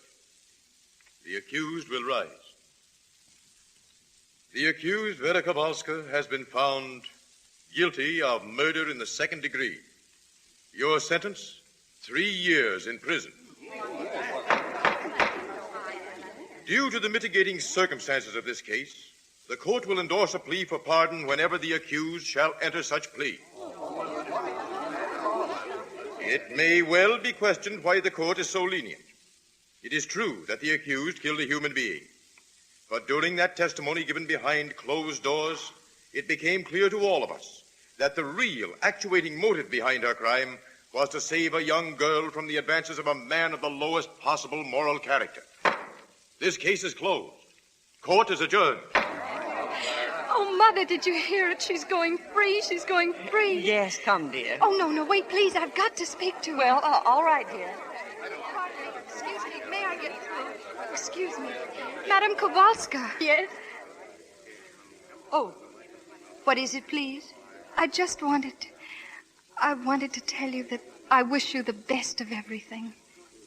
Goodbye. Thank you, Miss Lisa. Goodbye.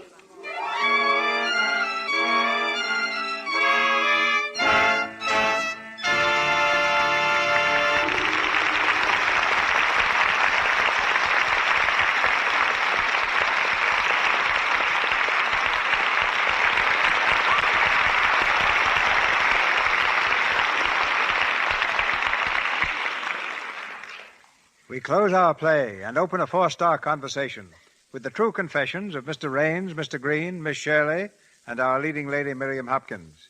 Miss Hopkins has just returned from New York to star in Warner Brothers' film We Are Not Alone. We welcome her not only to Hollywood, but to our microphone. It's been especially nice to return to the stage, Mr. DeMille. In New York, I visited about every theater and saw about every play and caught, I'm afraid, a bad case of Broadway fever. There are so many fine plays in New York this season. But back I had to come, and since this program is the nearest thing to the stage itself, I was more than delighted to be here tonight in confession. But now here's Mr. Raines, and I'm afraid, Mr. DeMille, he's come armed with a complaint. Yes, I have, sir. Earlier tonight you referred to me as an ex-farmer. I'd like you to know that I still till the soil in Pennsylvania. From a Hollywood soundstage? Yes, back there I'm known as the Invisible Boss. Having qualified on the screen, of course, as the Invisible Man.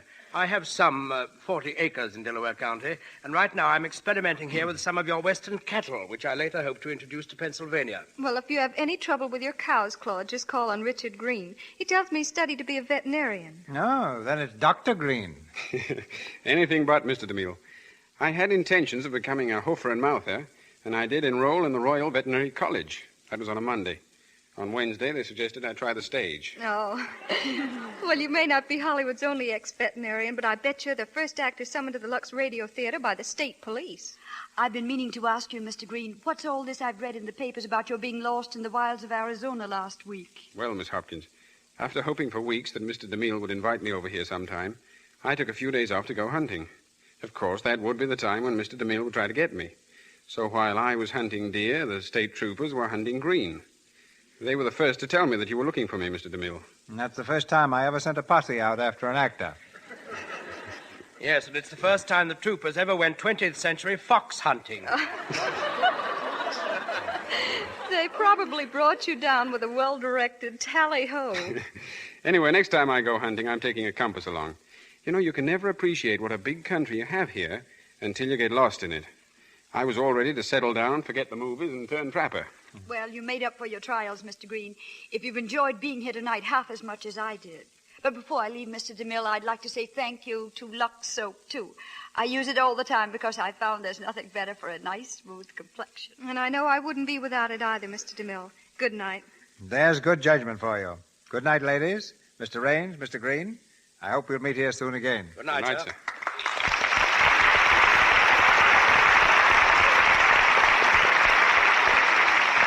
We know you're interested to learn what the play and who the stars will be next Monday night. Well, in just a moment, Mr. DeMille brings you the news. In tonight's cast, you heard Cy Kendall as prosecutor, Margaret Brayton as Stella Meloff, Ted Osborne as counsel, Arthur Van Slyke as judge, Myra Marsh as Mrs. Kozloff, Ethel Sykes as Xenia Salkoff, Edwin Max as an officer, David Kerman as a clerk, Ilya Braca as Elaine Martin, Jerry Gale as Hildegard, Justina Wayne as a maid, Teresa Carmo as a nurse, and James Eagles as a court reporter. Dr. Herman Lissauer, who was our guest tonight, appeared through the courtesy of Warner Brothers, where he has been working on their latest picture, just released, Angels with Dirty Faces, starring James Cagney and Pat O'Brien. Louis Silvers appeared through courtesy of 20th Century Fox Studio, where he was in charge of music for the new film Submarine Patrol. Mr. DeMille. Not all the cruelties of war occur on the battlefield. Often they enter the home, as they do in our play next Monday night. It's the story of an army officer who, after being reported killed at the front, returns to find that his wife is married again. Another girl, learning that he's alive, begins to blackmail the wife. Around this situation, the celebrated drama Interference is woven. A great success in England, on Broadway, and twice on the screen. Interference brings to our stage 4 splendid stars: Herbert Marshall, Leslie Howard, Mary Astor, and Gail Patrick.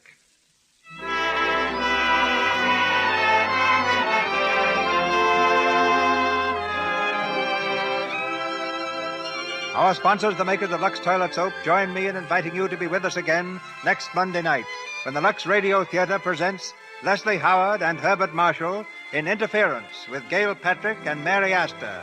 This is Cecil B. DeMille saying good night to you from Hollywood.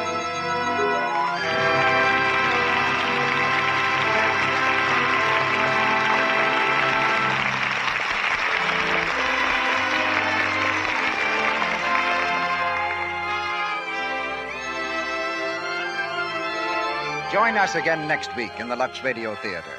Be part of the large audience that gathers each week to enjoy an hour of dramatic entertainment and a chance to meet Hollywood and its famous people. This is your announcer, Melville Ruick, bidding you good night on behalf of our guests, our cast, and the staff of the Lux Radio Theater.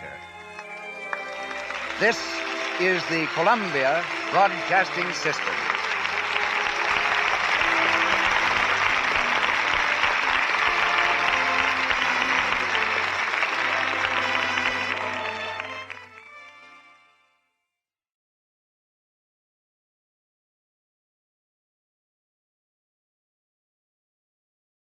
We present Sellout by Ron Evans, produced in our Devon studios by Stephen Barton.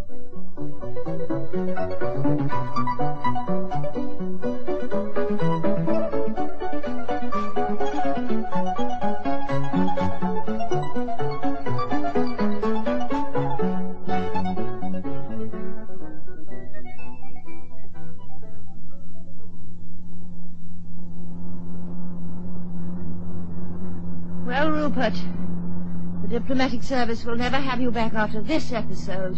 I can't understand them. Why blame me for their own incompetence? Oh, you know the Foreign Office here. They can do no wrong. In this instance, you're the whipping boy. Yes, me and my career. Damn them to hell. It's not as if I can afford to retire. 30 years' work gone in one exchange of telegrams. I'll be sorry, though, Janet, you see. Now that they've put old Randall Jenkins in my place at the United Nations, watch Britain's international reputation take a dip. If it can dip much further, dear. Oh, it can, it can. You could try for a position in the city. After all, you do have a lot of friends there. I'll try, of course, but I must add that the future looks very bleak. Well, if that fails, we'll have to sell up Sackley House and go and live in Cheshire with my mother. Never. Let her crow at me for the rest of my life. No, Janet, never. She always said you'd come to no good. Even when you got your knighthood, she said, I told you so. They only knight them to get rid of them. Not that old bat nose. I couldn't bear to live with your fatness. All right, dear. All right. Don't fret.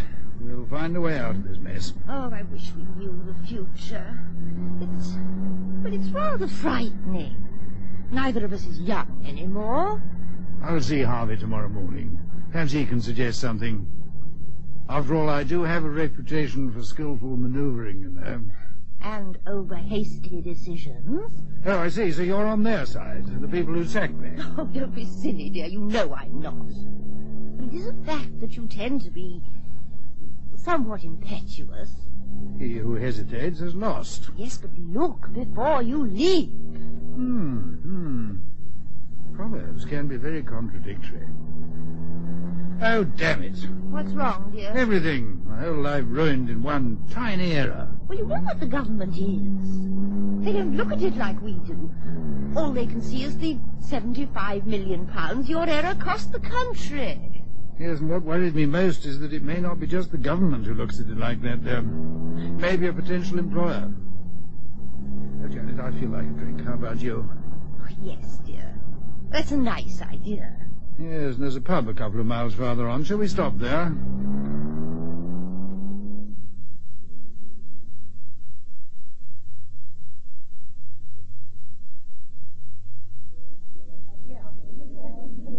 Ah, that's better. Shall we sit over in that corner where it's quiet? Yes. There are rather a lot of people in here. Rupert, look at that man over there. Which one? There are dozens of men. The one dressed in funny clothes. About our age. The one looking our way? Yes. He keeps staring at you. Do you know him? Oh, certainly not. Look at him. Loud green shirt and a bow tie. Brown and white shoes. Quite an extraordinary get-up. Coat over his shoulders like some Italian playboy, and drinking some strange milky-coloured concoction. He's still staring at you. We'll stare back at him. Then perhaps the blighter will improve his manners or go away. Obviously a darned foreigner. Good heavens, Rupert. He's coming over here. Don't look at him. Ignore him if he says anything. Excuse me, sir. Excuse me, are you Sir Rupert Sackley Goer? Yes. Do I know you? May I introduce myself? I'm Grant Miller of Mobile, Alabama, United States of America. Pleased to meet you, Mr. Miller. Is there something I can do for you? Plenty, if we can talk privately. I can't see what we have in common, Mr. Miller, but I should think that... Look, I'll put it straight on the line. I can put a lot of dough your way, more than you can handle. Really? I'm sure you must be talking to the wrong person. You mean there are two Sir Rupert Sackley Goers? No, I mean... Are you the one who was the British ambassador to the United Nations until you were fired a few days back? You're brutally frank, sir. It's true, ain't it? Well, yes. But I'm not accustomed to such blunt speech. Yeah, well, I'm not exactly a diplomat myself. And what are you exactly? Well, let's say I'm a kind of middleman. I see. And you think my husband can be of assistance, Mr. Miller? I guess that's in a nutshell. And what kind of deal did you have in mind? A property deal. Oh, you want to buy Sackley House, is that it? Could be. Well, surely it is or it isn't. Well, we can make a start with the house. How much do you want for it? Well, I haven't really thought about it. I'm trying to... 5,000 do, pounds sterling. You're joking, Mr. Miller. I thought so. No, I ain't joking. Come now, Miller. Who put you up to this? The names of my principals must remain confidential, so I can't tell you that. I'll tell you what. What about 6,000 furnished? How does that hit you? Like a torpedo. Finish your drink, Janet. It's getting late. Look, I'm serious. How much do you want for the place? Do you realize that Sackley House has 33 rooms? It's fully modernized inside and is set in 30 acres of the finest... It sounds great, yeah. 100,000? What was that? He offered us 100,000 pounds, dear. 100,000 sterling? Still not enough? Okay, I'll make my last offer. 150 grand furnished. That's in pounds sterling. You've seen the place, Mr. Miller? I don't need to. I like the sound of it the way you describe it. How soon can you fix it up? Well, this is all very extraordinary. You're not joking with us, are you? I told you before, Sir Rupert, I ain't joking. Jokes don't move me. Is it a deal? Well, yes, but... Yes, Mr. Miller, it is a deal. When can you fix up the papers? I want them all legal and watertight, mind. I'll contact my solicitor in the morning. Now, can you give me some details? You know, your full names, permanent address, and all that? Okay, write this down. Your lawyer can check it out. The full name's Grant Bertram Dudley Miller, and I'm staying at the Fairlea Hotel in London. But you'll have to give me your permanent address. Oh, it's not you who is buying, is it? I'll be paying the dough, so all the documents will be in my name. But surely then you'll be the owner, not your principals. I got to keep their identity confidential at this stage. No problems, though. All I gotta do is transfer it to them when they take possession. I see. Very well.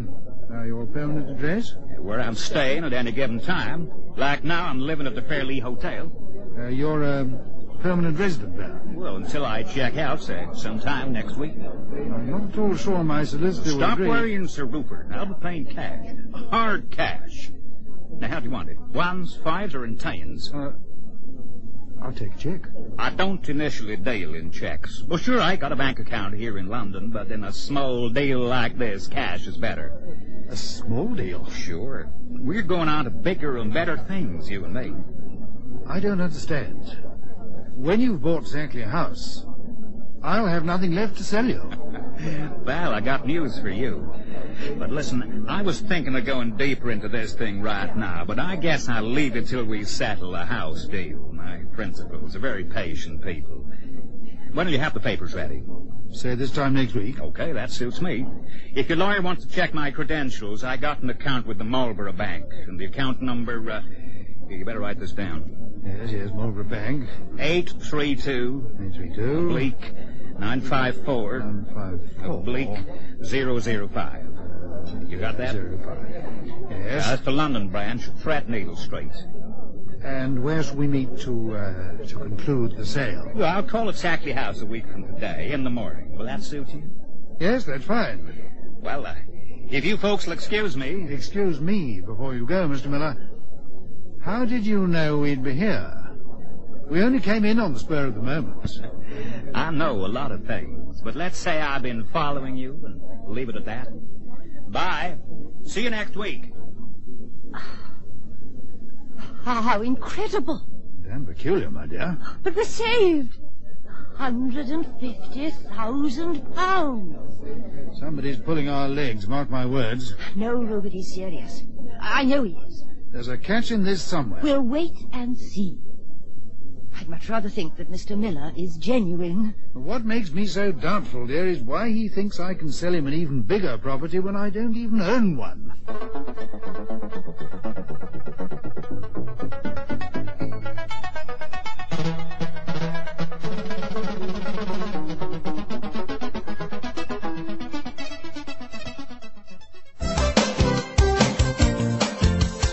Looking for space to hang and dry your washing? Washline distributors have the solution. Their rotating and fold-down wash lines take up the smallest spaces. Ideal for townhouses, simplexes and balconies at affordable prices. Galvanized or powder-coated and available in 5 different colors. For 24-hour delivery, installation, reliable and friendly service, phone Washline Distributors on 011 792 2486. That's 011 792 2486. Wash lines for every space and need.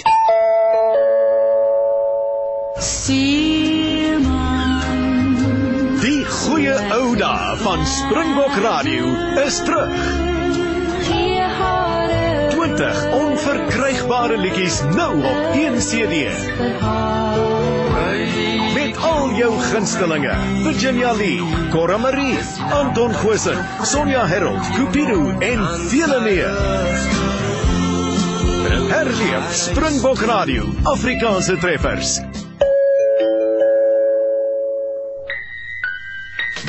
Splish, splash, the water hogs, splashing all day long.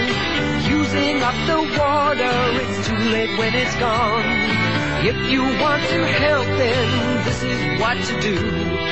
Make sure the water hog is never, never you. Just make sure the water hog is never, ever you.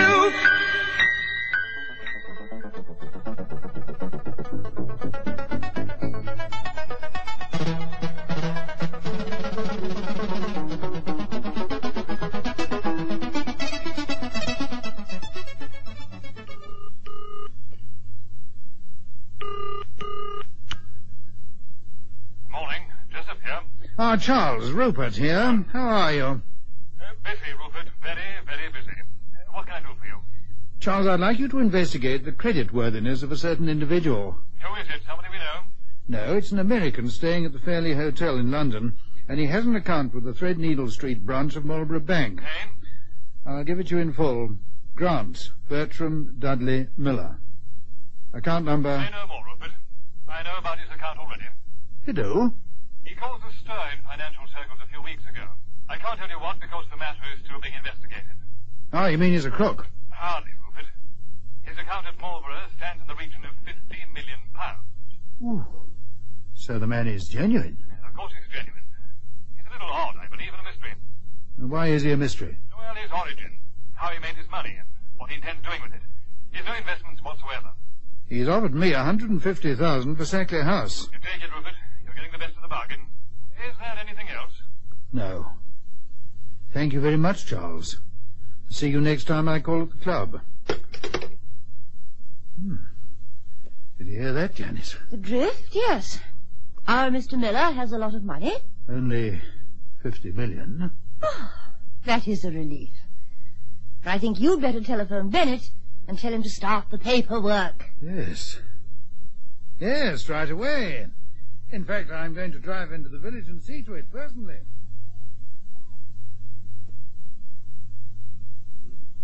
Yes. That seems to be in order, Sir Rupert. I hope so, Bennett. You'll come to the house on Wednesday morning? Yes, Sir Rupert. Early. Do that. I didn't specify a particular time with Mr. Miller. Well, I must say, Sir Rupert, you've made an excellent transaction. Yes, I didn't expect to get more than 80,000 for the place, lock, stock and barrel. The blighter hasn't even seen the old place yet, either. Oh, dear. That doesn't bother me, Bennett. He won't go back in his word, I'm sure of that. He was too keen to buy in the first place. You think there'd been an oil strike on the property? Hey, that's a thought. I wonder if anybody's been poking around the place whilst Lady Janet and I were in New York. That is a very provoking thought, Sir Rupert. Well, my two gardeners will know. Nothing escapes their eagle eyes. Could be an explanation, you know, Bennett. Yes, it could be. On the other hand, Sir Rupert, the village is a very small place. Had there been any strangers poking about, well, there would have been talk. Also true. Just the same, I'll take a look round the estate this afternoon. So, is everything in order now? Yes, though Mr. Miller's permanent address would have been desirable. Most irregular, I must say. However, as he'll be transferring the property to his principal shortly, I don't see any problems arising. These, principals, are they Americans, do you know, Sir Rupert? They could be Patagonian sheep herders, for all I know, Bennett. I see. A bunch of foreigners taking over Sackley House could rather bring down the tone of the district. This is one of the last bastions of true rural England. It would be... I have no control over the behaviour or the nationality of the future residents, Bennett. Oh, no offence meant, Sir Rupert. If they can afford to buy Sackley House without so much as viewing it, could be that this Miller is acting on behalf of, say, a Californian commune. Heaven forbid. Or a group of wealthy West Indians looking for a place to settle their families. Yes. Oh, the scandal of it. Oh, Bennett, old chap, we must move with the times. It's money that calls the tune these days, you know. Oh, if only there were some way you could retain Sackley House, Sir Rupert. You've read the newspapers and you must know my situation. The place must be sold to ensure my own future. Of course. Of course. Well, cheer up, Bennett. It's far too premature to look on the gloomy side. One never knows.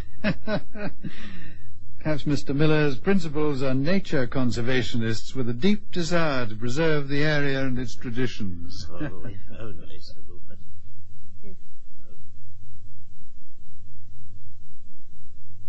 Stop pacing the floor, Rupert. It won't bring Mr. Miller here any faster. I can see a delivery van coming. Could be the laundry. Or Mr. Miller? Don't be ridiculous. What would a man with Miller's bank balance be riding a delivery van for? Ye gods, it is Miller. I'll go and see him in. No, dear. That's the maid's job. Ah, yes, you're right. I suppose it's better not to show myself too keen. He's got another man with him, I see. Probably his legal advisor. Sit down. Now calm yourself, Rupert. Be as natural as possible. I am. Good morning, Sir Rupert. Lady Janet. Nice to see you again. Good morning, Mr. Miller. Now, let me introduce you to my colleague, Sam Beckert. How do you do, Mr. Beckert? This is my wife, Lady Janet Sackley Gore. Pleased to meet you, I'm sure. And this gentleman is my solicitor, Mr. Bennett. Pleased to meet you, Bennett. Pleased to meet you. May I offer you gentlemen some tea? No, thanks. I'd rather get straight down to business. Yes, of course. Somewhere private, just you and me like. Oh, I see. Yes, we can use my study. There's no hitch, is there? No. The deal goes through as we discussed it, but I also want to talk about my other proposals. Well, if you'll follow me, Miller. Sure. Stick around here, will you, Sam? I'll give you a yell when I need you. Sure, boss. You call me Grant, Sir Rupert. It makes me feel easier. Yeah, great. Yeah, the paper's all in order as far as I can see. Yeah, it's fine. Well, here's your 150 grams. Count it. I brought you all in tens to make it easier. Well, how's that, Sir Rupert? Good heavens. I wouldn't know where to begin counting. It's been double-checked if you want to take my word for it. Yes, I think I will. You happy about it? I'm very happy. So, Sackley House is mine now, huh? Of course, Grant. All yours. You'll give us a couple of weeks to vacate. Oh, end of the month will do fine. Thank you. Yes, we can manage by then very nicely. Okay, so that's that fixed. Can we get on to the other business now? Most certainly. Though I don't understand how I can... You will if you hear me out. I want to buy the Isle of Man. How much? The Isle of Man? That's what I said, the Isle of Man. But I can't sell you the Isle of Man. It belongs to, well, the people who live there. Look, stop stalling. It ain't such a big place. 227 square miles with a population of little more than 50,000. Now, really, Mr. Miller, I can't... Grant, if you please. I can offer you 200,000 sterling. Even 200,000 million? An impossible figure. Look, I tell you what. I'll make it $250,000, cash on the nail. But this is preposterous.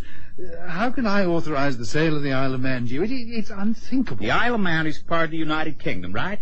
Well, yes, but... And 10 days ago, you were the United Kingdom's representative at the United Nations. Isn't that right, too?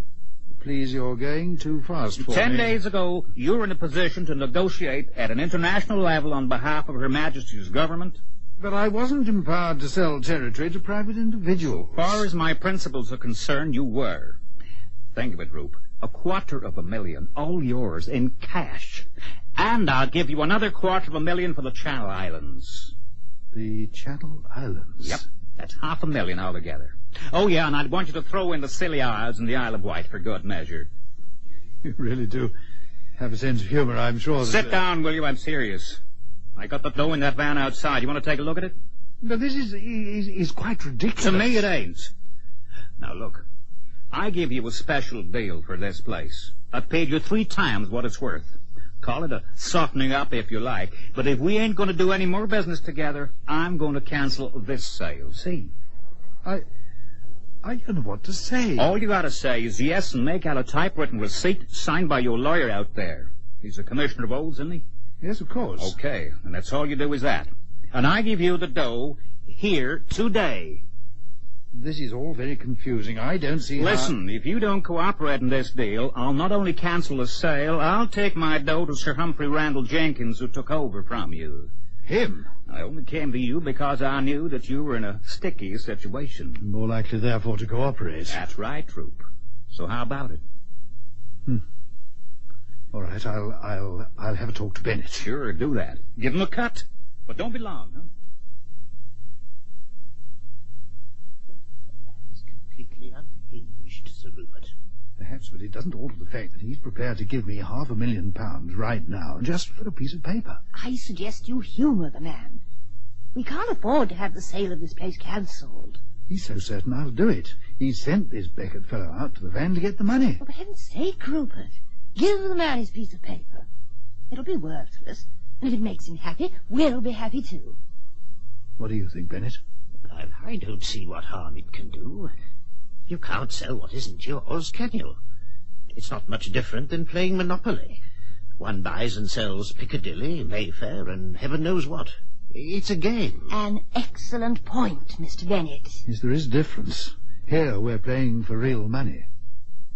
Could it be forged currency? Well, why would a man with $50 million in the bank want to deal in counterfeit? No, it's real money, Bennett. We can be certain of that. Well, I think Lady Janet is right. Humour the man. It's either that or have the sale of Sackley House cancelled. I'll type the receipt. The Isle of Man, the Isle of Wight, and the Channel Isles, you say? And the Scilly Isles. 6 copies, dear. I suggest you butter him up some more by throwing in Ireland. Well, that's great, Roop. Oh, and thanks for throwing in Ireland. It makes it a worthwhile deal. I take it you ain't going to count the dough. No, we'll just leave it piled up there by the wall until I can bank it tomorrow. You'll cause a panic if you stick it in the village bank. I'll go up to the city tomorrow and place it in the First Cosmopolitan Bank. I have a modest account there. Oh, yeah, that's Sir Charles Jessop's bank. Yeah, he's quite a financial wizard, I'm told. An old friend. You know something? I've been looking at that map of the British Isles on your wall there. Yes, and what about it? Scotland, how much? You want to buy Scotland? Sure, why not? Another $500,000, do you? Nowhere near enough, Grant. Oh, it ain't much of a place. Rainy and foggy. Went once for a trip around this Loch Lomond place on a boat and didn't see a thing for fog. I reckon even $500,000's double what it's worth. Don't forget the North Sea oil. Oh, yeah, there's that. Can't say my principals will be much interested in oil, though. Isn't it time you told me who they were? No, can't do that. You'll know soon enough. Okay, look, I'll tell you what. $1 million for Scotland. A round, cool $1 million. You'll never get a better offer than that. Oh, I could easily. You could where? The Russians. Don't make me laugh, Roop. Russians, Chinese, Guatemalans, none of them would take you seriously if you made an offer. I'm the only guy in this kind of property buying market. $1 million's my last offer. Now, you take it or you leave it. Oh, very well. A measly $1 million it is. Right. Let's sort that out. Hey, Sam. Yeah, boss? Go and bring in $1 million, will you? Yeah, boss. Oh, and Lady Janet, will you let us have a receipt in sextuplicate? Scotland for an even $1 million? $1 million? Good heavens. Well, I reckon it's overpriced. Relax, Roop. You're looking mighty worried about something. There you are, getting all this dough for property you never paid a cent for. Well, it's something of a strain. What? Money for nothing? There's no strain to anybody. You know, it'd be a good idea if you and your wife emigrated by the end of the month. You know, before the deal becomes public. Public? Sure. You can't keep a property deal of this magnitude a secret forever. Besides, there'll be a lot of folks annoyed with you. Might want to do you a whole lot of harm for selling the ground under their feet. I know how I'd feel if somebody sold out the States. Mighty annoyed, believe me. Yes, of course. Yes, I understand that. Thank heavens this is only a game. What was that? I just said I'd feel the same. In fact, I'll be glad to get back to the States when all this is over and my principals have taken transfer. This ain't my kind of climate. Your principals will be taking transfer here before you leave. No such luck.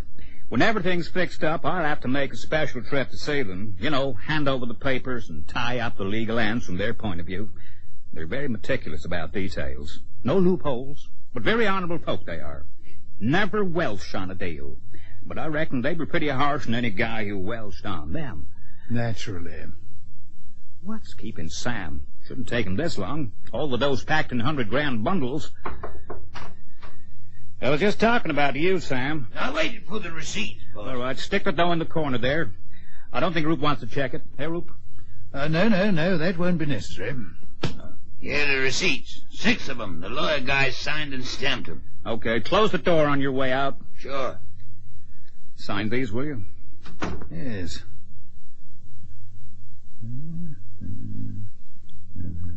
There we are. 4 for you and 2 for me. Scotland is all yours. Good hunting. Thanks a lot. It bothers me, though. What does? Well, it's an untidy job. You know, buying oddments like this. It's not very professional. I don't quite follow your reasoning. Okay, I'll stop beating about the bush. Look at that map again. It don't seem quite right, does it?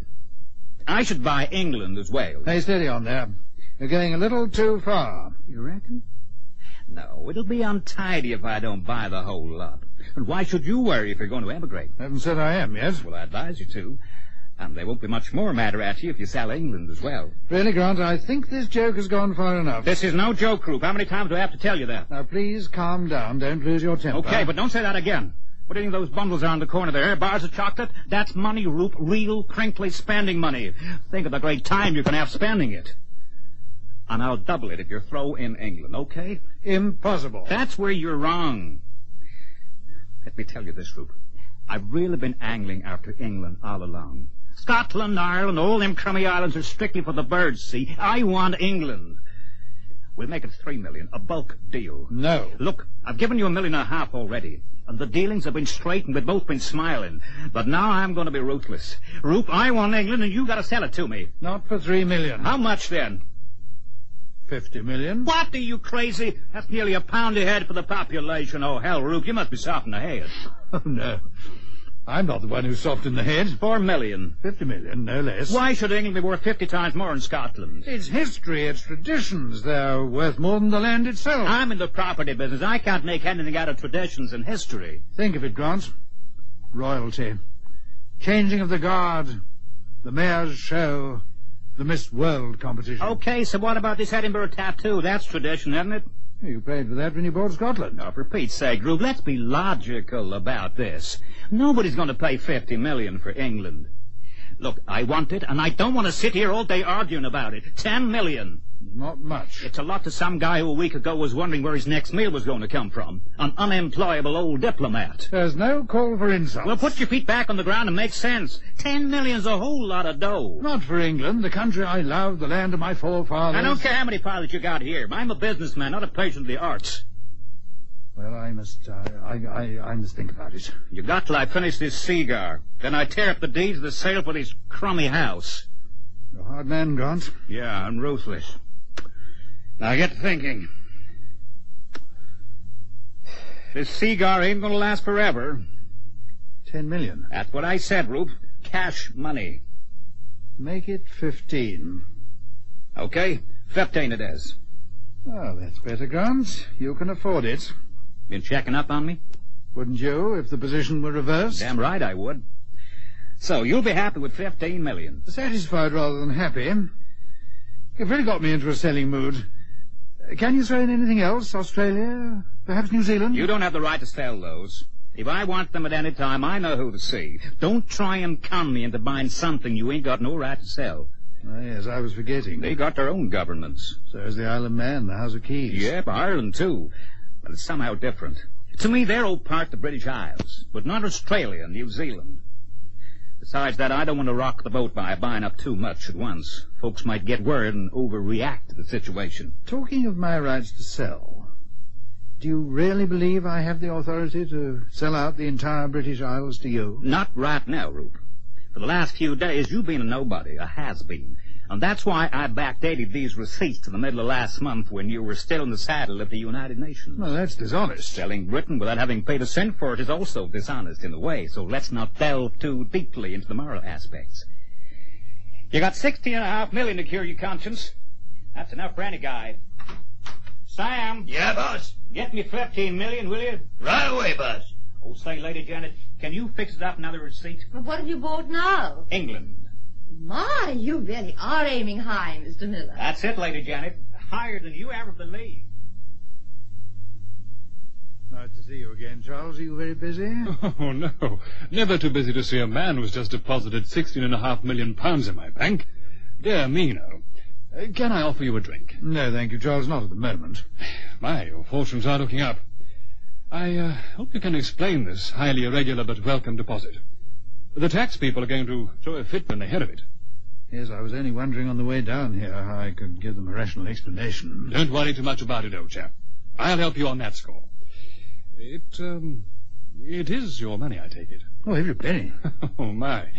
You had the poor clerks down below in a real tizzy. It isn't every day a man walks into the bank with a cash deposit like that. How did you come by it? Do I have to tell you? Well, no, you don't have to, really. However, it would help. Did you sell something? Yes. What on earth was it to realize a price like that?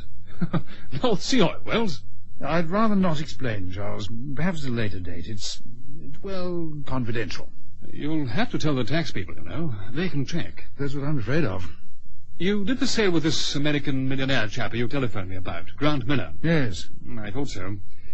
He made a massive cash withdrawal from the Marlborough Bank a few days ago. It was ever such a flap. 20 million, I believe it was. And you got most of it. Excellent work, Rupert. Oh, you've no worries now, eh? No worries. What can you tell me about Miller? Why worry about him now you've got a king-size slice of his fortune? I'm curious. Well, he's been in England 3 weeks now. We've done a few smaller deals, you know, $1 million here and $1 million there. Very shrewd man indeed, I'd say. Eccentric? Perhaps a bit mad? Not on your life. He's as sharp as they come.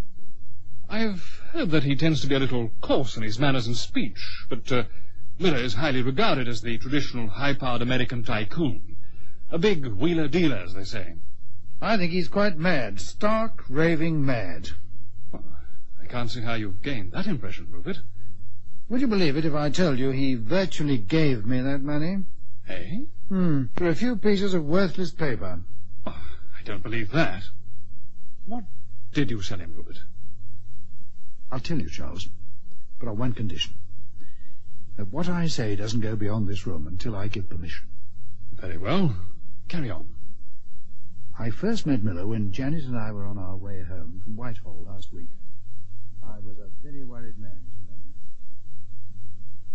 What could I do, Charles? If I hadn't played this silly game with him, he would have cancelled the sale of Sackley House. How extraordinary. Incredible. But true. And Janet and the solicitor Bennett are my witnesses. Yes. I see now what you mean by the man being mad. But it seems so out of character, from what I've heard of Miller. You say he's acting on behalf of another party. Yes, but I was unable to extract from him who they are. But more than one, I'm sure of that. Very strange, Rupert. The only suggestion I can offer you for the future is to keep the money deposited and see if there are any repercussions. We have to be out of Sackley House by the end of the month, which means I'll have to buy a new place. One in Cornwall I saw advertised, Wakemore Manor. Ah, yes. Yes, I know it. A grand place, Georgia. Belonged to the Martindale family. Spent a weekend there once.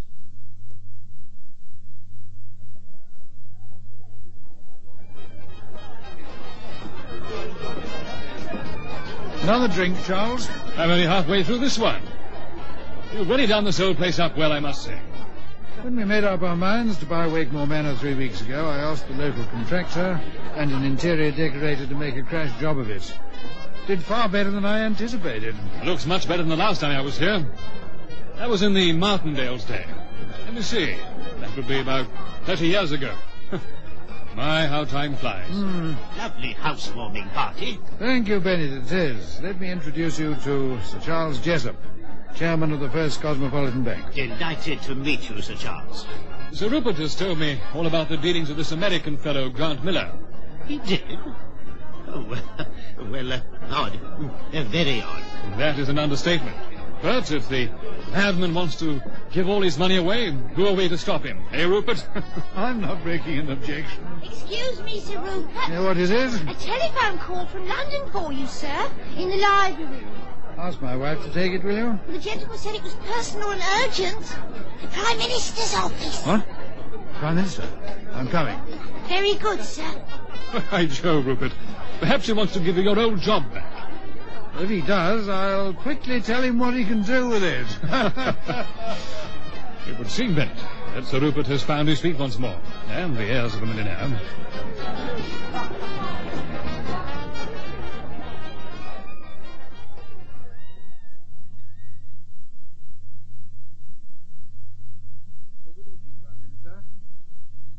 Yes? He did. It was only a joke. Well, call it a game. Yes, the man must be out of his mind, I agree.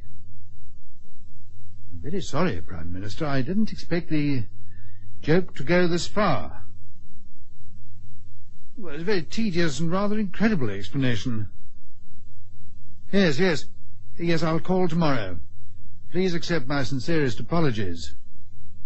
You've had him ejected. Good. Very well, Prime Minister. I'll be at number 10 about 3. Yes, I mean at 3 precisely. Thank you. Good night, Prime Minister. Is he in a temper? Ah, you're here, Rupert. Oh, that terrible man Miller is outside. He wants to see you. Oh, dear. There's something wrong, dear. You're looking awfully pale. I've just had a broadside from number 10. Oh, good heavens, dear. Don't tell me the Prime Minister is still after your blood. It's a fresh problem, I fear. Connected directly with the gentleman who's waiting outside to see me. Here, dear, and show him in.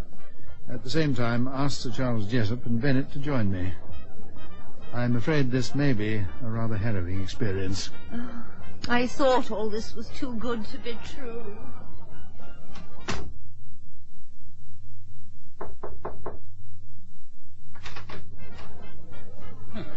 I was just outside, Rupert. Janet tells me I'm needed.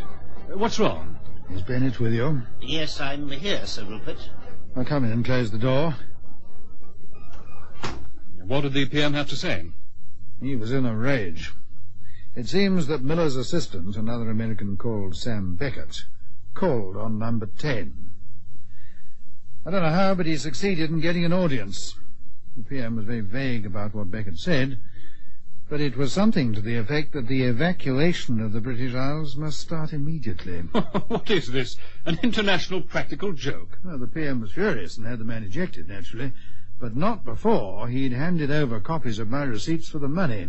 Ye gods. I had to present myself at number 10 tomorrow afternoon with an explanation. You better come with me, Bennett.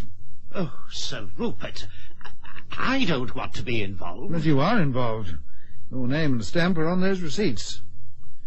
Yes, I think I'll take Janet with me, too. I'll need every witness. Hi, Rupe. How's it going? Lady J said you're in here. Hey, why the big serious look? This is Sir Charles Jessup. Yeah, I know. Head of the First Cosmopolitan. Pleased to meet you, Charles. Bennett, you know. Hi, Benny. You're looking very pleased with yourself, Mr. Miller. Hey, what's the Mr. Miller routine? It's grand, remember? Anyway, today's the big day. Perhaps you can clear up a small matter that's bothering me, Grant. Sure, yeah. What is it? A few moments ago, I had a call from the Prime Minister. Apparently your colleague Beckett has been to see him. Sure, yeah, to give him his eviction notice. I can assure you, Grant, that the Prime Minister did not appreciate the joke. I'm on the carpet tomorrow. If I were in your shoes, Rupa, I'd be on the first flight to New York tomorrow instead. All right, Grant, the joke's over. Gone too far. I'll arrange with Sir Charles to have the money transferred back to your account at the Marlborough Bank, and you can return those silly pieces of paper. Do I take it you want to welch on the deal? It wasn't a deal, Grant. It was a joke, a very puzzling, if funny joke. I put it down to your American sense of humor. You made a deal, so you better stick to it. Steady on. You shut up and don't interfere. You got no say in this matter. Oh, really? I say, Grant, you can't speak to my friends like that in my home. It ain't your home, Rupe. Yes, it is. I paid $120,000 for it. Then you're a dope. I bought England for $15 million, didn't I? And this is England, ain't it? Technically, this is my place. Calm down. You're being totally unreasonable. I've told you the joke is over. Now, let's all have a drink and a good laugh. Rupe, old pal, you spoilt my laughing mood. You knew this wasn't a joke. You took my money, didn't you? It's in the bank, waiting to be returned to you. I don't want the money, damn you. I won the British Isles, every acre. Oh, dear. This is getting to be such a bore. Now, talk sense, please, Grant. How can I talk sense when you're trying to welch on our deal? What kind of a guy are you? Please! I can't take any more of this nonsense.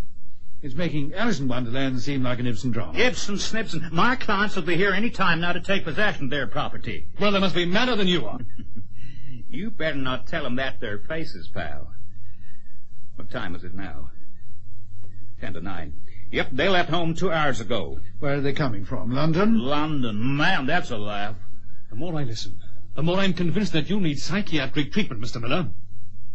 You know, I don't think you guys understand what all this is about. Do you? Because if you do, kindly enlighten me. Well, with a bit of luck, maybe the television will tell you. Switch it on, Rupe. What has the television to do with it? Switch it on. You might get the answer. Very well, but I don't see what... The spokesman at the Royal Observatory tells us that he's unable to give any further information. Meanwhile, the city streets are thronged by crowds looking upwards at the gigantic, mysterious firework display in the Earth's upper atmosphere. I'm told that the glowing pinpoints of light, and there are thousands of them, are rapidly approaching and can be seen all over the British Isles. We take you now to our outside broadcasting unit at... Why did you turn it off? Because you just got the answer to your question. Okay. Has it filtered through, Rupe? Wait. Surely you can't mean... Yeah, I do mean. But I reckon Rupe ain't seen it yet. I'm afraid to. You mean those pinpoints of light are... Well, you can call them UFOs if you like, and they're coming to claim their property, all legal-like. Oh, no. What have I done? Sold the British Isles. That's what you've done.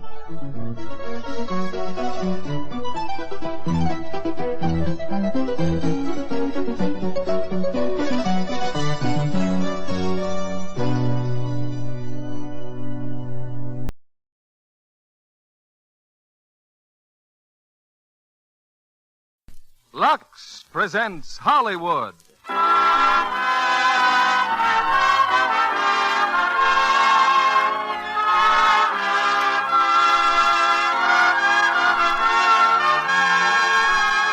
The Lux Radio Theater brings you Humphrey Bogart and Lauren Bacall in To Have and Have Not. Ladies and gentlemen, your producer, Mr. William Keighley.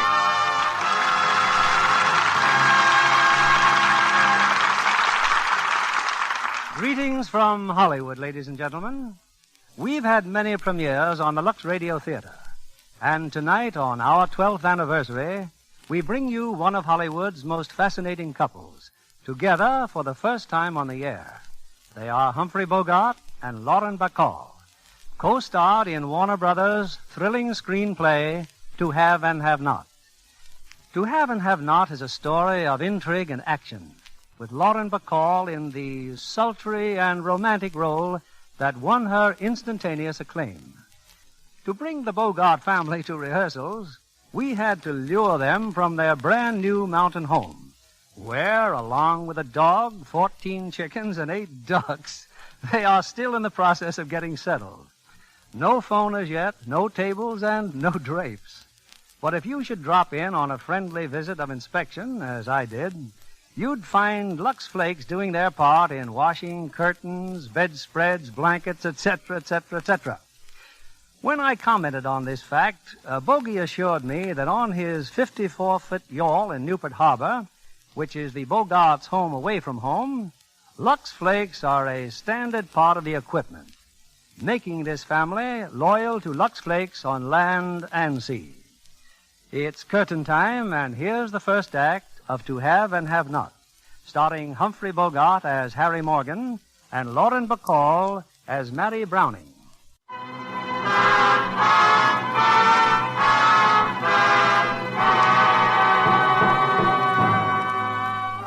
In 1940, following the fall of France, the rule of the new Vichy government stretched to a group of islands due east and south of the tip of Florida, the French West Indies, among them the island of Martinique.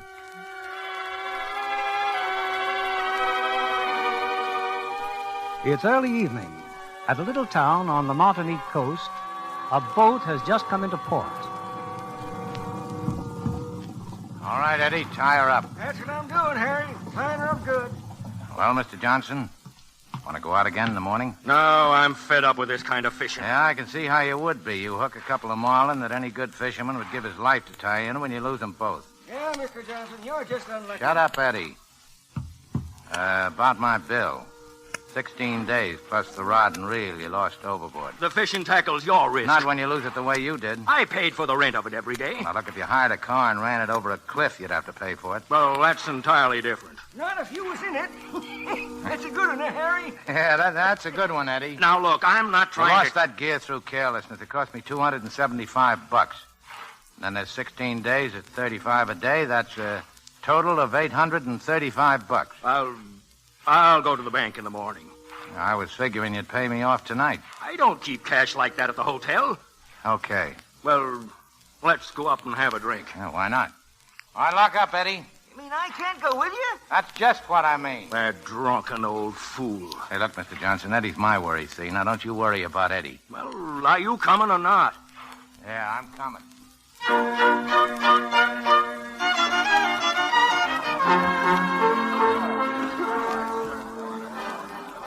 Well, monsieur, what luck today? Not so good, Frenchie. Couple of bourbons straight. What are you doing behind the bar, Frenchie? Oh, a small hotel like this, Harry, the proprietor does a little of everything. So, the fish would not bite, eh? Maybe tomorrow you do better, eh? Not me. I'm through. This is my last day. Oh, that's too bad, eh? Yeah. Well, here's to you. I'm going to wash up. Oh, that bill was $835. $835. Oh, Johnson. Yeah? What time tomorrow morning? Oh, after the bank opens, around 10:30. I'll be waiting. Harry, you are free after today? No more fishing parties? Why? There are some people who want to hire your boat. No, not a chance. They only want it for one night, Harry. They pay well. Well, I can't afford to get mixed up in politics. I would not speak it if it were not important. You better not speak at all. Company's coming. Company? Oh, good evening, mademoiselle. Anybody got a match? Oh, yeah. Here's a match. Thanks. Hey, who's that? She came in on the afternoon plane. Oh. Well, about my boat, I know what your sympathies are, and it's all right for you, but I don't want any part of it. They are coming here tonight, Harry, to talk to you. Well, then get word to them. They'd be wasting their time. Oh, I am sorry. Yeah, me too.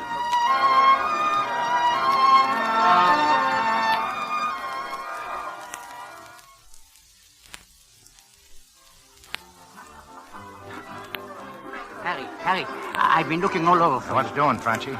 Those men wanted to see you. I was unable to reach them. Well, tell them when I get here. It is dangerous for them to come here at all, but to come here for nothing. Oh, you don't even listen. Yeah, well, I'm looking at my client, Mr. Johnson. What's that dame doing with Johnson? Dame? The one who was out of matches. Oh, she's been with Johnson all evening. Her name is Browning, Marie Browning. Oh, she's leaving. Yeah, so am I.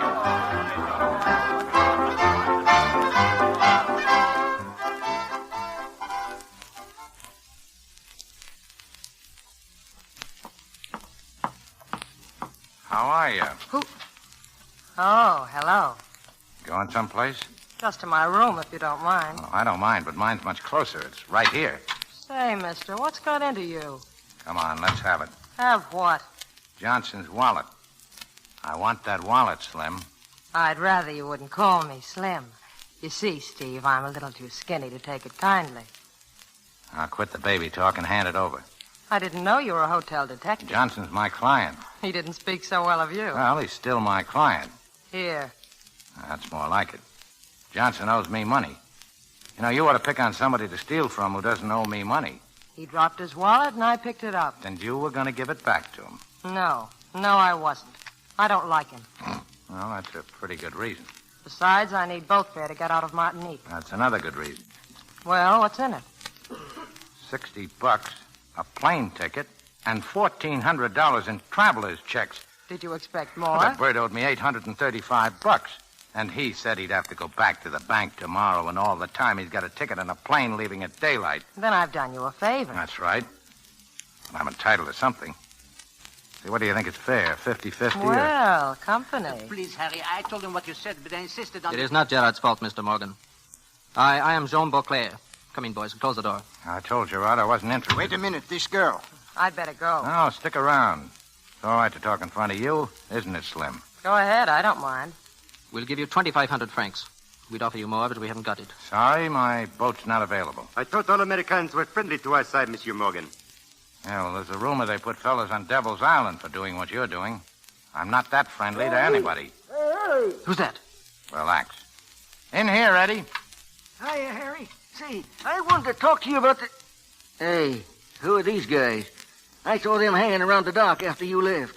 For one who drinks, you have a good memory. Drinking don't bother my memory. If I did, I wouldn't drink. Forget how good it was. Say, was you ever bit by a dead bee? I have no memory of ever being bitten by any kind of bee. Were you, Eddie? Was I? Say, you're all right. You know, you gotta be careful of dead bees if you go around barefooted, because if you step on them, they sting you just as bad as if they's alive. I bet I've been bit 100 times that way. Well, why don't you bite them back? That's what Harry always says. But I ain't got no stinger. Please, must we listen to this? All right, Eddie. What do you want? Huh? Oh, I guess I forgot, Harry. Yeah, well, then I'll see you down at the dock later on tonight. Say, Harry, could you let me have a couple Here. of... Thanks. You're all right, Harry. Well, so long. Now, look, Beauclair, I don't care who runs France or Martinique or who wants to run it. You'll have to get somebody else's boat. You're leaving? Yeah. Make yourselves at home. Good night, gentlemen.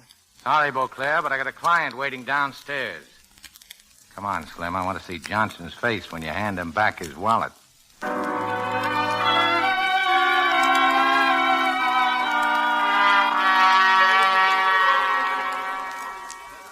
Well, there he is, still sitting at the same table. Hey, where you been? I've been looking all over for you.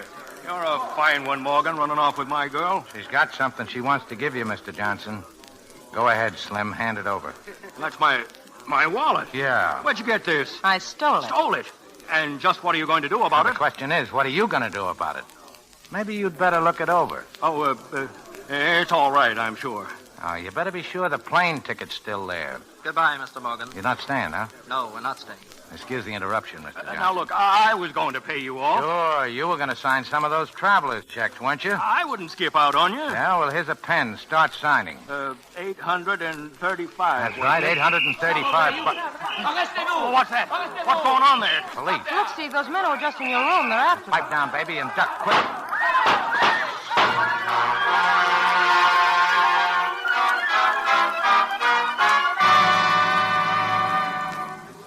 Harry, he's dead.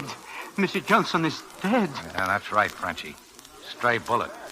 He couldn't ride any faster than he could duck. How do you feel, Slim? Oh, I'm fine, Steve. Just Another fine. minute and those traveler's checks would have been good. Has it struck you it might be an idea to get out of here? Oh, it is no use. The police are coming back. They were after your friends, huh, Beauclair? Yes. You, Gerard, stay where you are. Remember, you know nothing? Hey, they're not regular cops. No, Sûreté Nationale. Gestapo, huh? Yes. Quiet now, quiet. What happened to this man on the floor? A stray bullet, monsieur. His name is Johnson, an American. Unfortunate. Take him away. Your attention, everyone. There is no cause for alarm. Inspector Renard is only interested in those persons who have violated regulations. Monsieur Gerard. Yes? Headquarters for questioning. And you. Not nice to point, Lieutenant. The name's Morgan. Shut up. You, mademoiselle. Say, Steve, was you ever bit by a dead bee? You will come with us at once.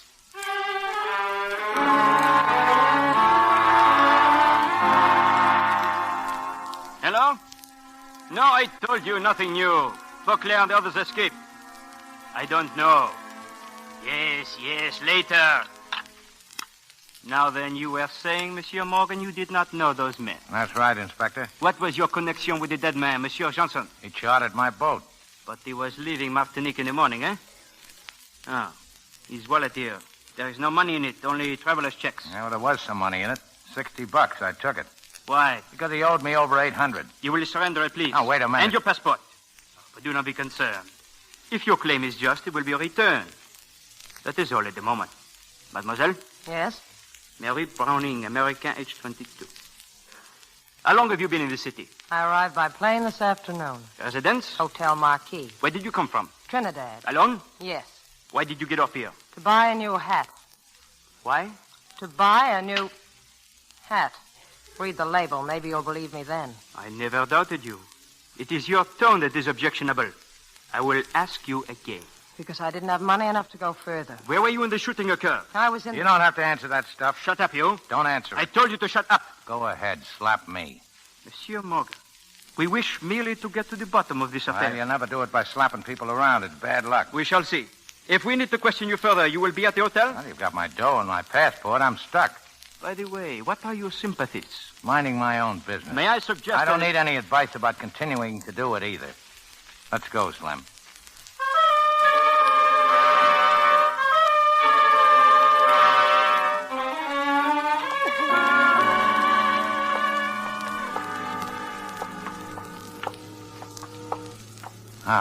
How do you feel? I'm breathing fresh air again, but I don't understand all this. What's it about, Steve? Well, you see that character Renard works for Vichy. You know what that is. Yeah, something you put in a drink, isn't it? Yeah, that's close enough. Well, the other fellas, the ones they were shooting at in the hotel there, they're free French. Most of the people on the island are, but they haven't been able to do much about it. You know, I could use a drink. Well, there's a cafe across the street. Let's...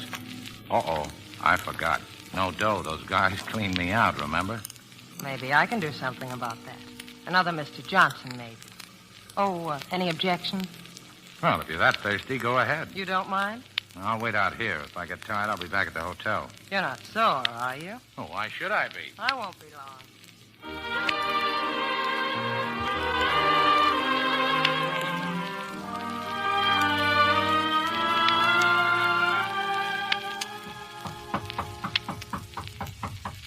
Come in? You didn't wait for me very long, did you? No. You're sore, aren't you? Why should I be sore? Well, I didn't behave very well, did I? Yes, you did all right. I see you got a bottle. There was a naval officer. I asked for a bottle, and he gave it to me. Just like that. Yeah, he was feeling good, but you're not. Now, look, I don't give I know. You don't give a hoop what I do. But when I do it, you get sore. After all, you told me to, you know. I told you. Oh, you said go ahead, didn't you? Yeah, that's right. I guess I did. Would you rather I wouldn't do things like that? Oh, why ask me? I'd like to know. Well, of all the screwy... All right, I won't do it anymore. Now, look, I didn't I say... know you didn't. Don't worry. I know what I'm doing. Yeah, well, as long as you do, sit down. How long have you been away from home? This is about the time for it, isn't it? The story of my life. I got a pretty fair idea already. Who told you? You did? That slap you took from Renard, you hardly blinked an eye. It takes practice to be able to do that. The next time I get slapped, I'll be sure to do something about it. Hey, you forgot your bottle. I don't want it. Who's sore now? I am.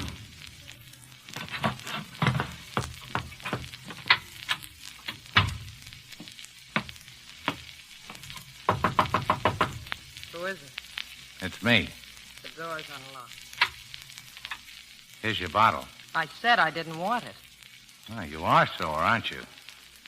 I asked you a question. You didn't answer me. I said you're sore, aren't you? Look, I'm tired. I'd like to get some sleep. What's made you so mad? I've been mad ever since I met you. Most people are. One look and you made up your mind just what you wanted to think about me. Well, go ahead. Keep going. You don't know me at all, Steve. It doesn't work, Steve. I brought that bottle up here to make you feel cheap. And that didn't work either. Instead, I'm the one who feels cheap, and I've never felt that way before. I wanted to... Well, I thought that... Get out of here, will you, before I make a complete fool of myself. How long have you been away from home, Slim? About 6 months. Going back? How? Oh, what are you going to do here? I don't know. Get a job, maybe. Jobs are hard to get. Nice perfume. Remind you of somebody, Steve? No, this is a brand new one to me. Would you go back if you could? I'd walk if it weren't for all that water. Good night, Steve. Good night. And quit worrying. You'll get back all right. Could I see you for a minute? What the... Oh, all right. Open the door. Here's that bottle again. Yeah, that bottle's getting to be quite a problem, isn't it? Well, you want a drink? No. I thought you were so tired. I am. But you gave me something to think about. You said you might be able to help me. That's right. You're going to take that job with those men Frenchie brought up here? Yeah, if I can find what's left of them. But don't get the idea I'd take that job just to help you. I need money, too. Wait a minute. Here, can you use this? Oh, now, that's great. She carries her dough in her shoe. And I thought you said you were broke. Oh, you're awful good, Slim. I'd walk home if it weren't for all that water. Who was the girl, Steve? Who was what girl? The one who left you with such a high opinion of women. You think I lied to you about this money, don't you? Well, there's $32 here. Not enough for boat fare or any other kind of fare. But you can have it if you want it. I'm sorry. I still say you're awful good, and I wouldn't... I know. You wouldn't take anything from anyone. You know, Steve, you're not very hard to figure. Only at times. Most of the time, I know exactly what you're going to say. The other times, you're just a stinker. What'd you kiss me for? I've been wondering whether I'd like it. What's the decision? I don't know yet. Do you know now? Well, that was better. You're sure you won't change your mind about the money? Uh-huh. The money belongs to me, and so do my lips. I don't see any difference. Oh, I do. Okay. You know you don't have to act with me, Steve. You don't have to say anything, and you don't have to do anything. Not a thing. Oh, maybe just whistle. You know how to whistle, don't you, Steve? You just put your lips together and blow. You just put your lips together and...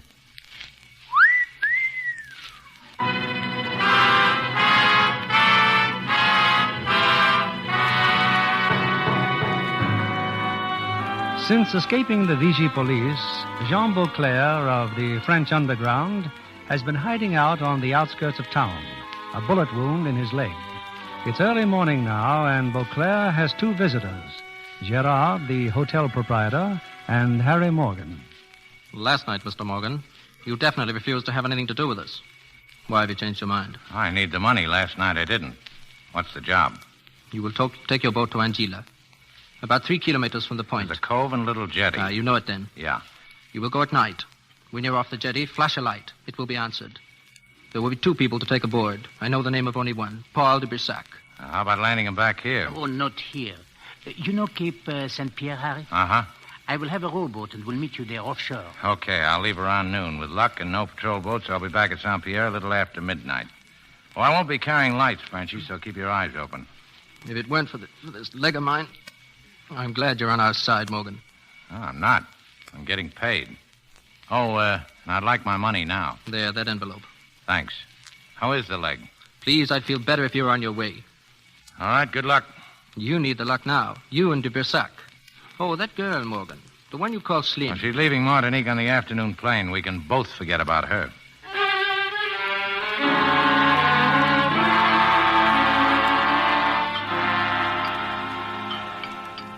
Good morning, Steve. Have some breakfast? I had mine 2 hours ago. What have you been doing? Arranging so you could get on the afternoon plane. Can you make it? Sure. Frenchie here will see you get the ticket. Gladly, if you wish. You took that job, didn't you? Yeah. I figured this way you wouldn't get your feet wet. You want me to go, Steve? Yes. I want you to go. Okay. Help her get on that plane, will you, Frenchie? I will. Well, I've got to get down at the dock. I probably won't see you again. If I ever do get up your way, I'll... Yes, do that. I'll leave my address with Frenchie. Yeah. Yeah, maybe I'll know how to whistle by then. So long, Mr. Morgan. Well, it was nice while it lasted. Perhaps it is better this way, Miss Browning. A strange man. Very strange. Yeah.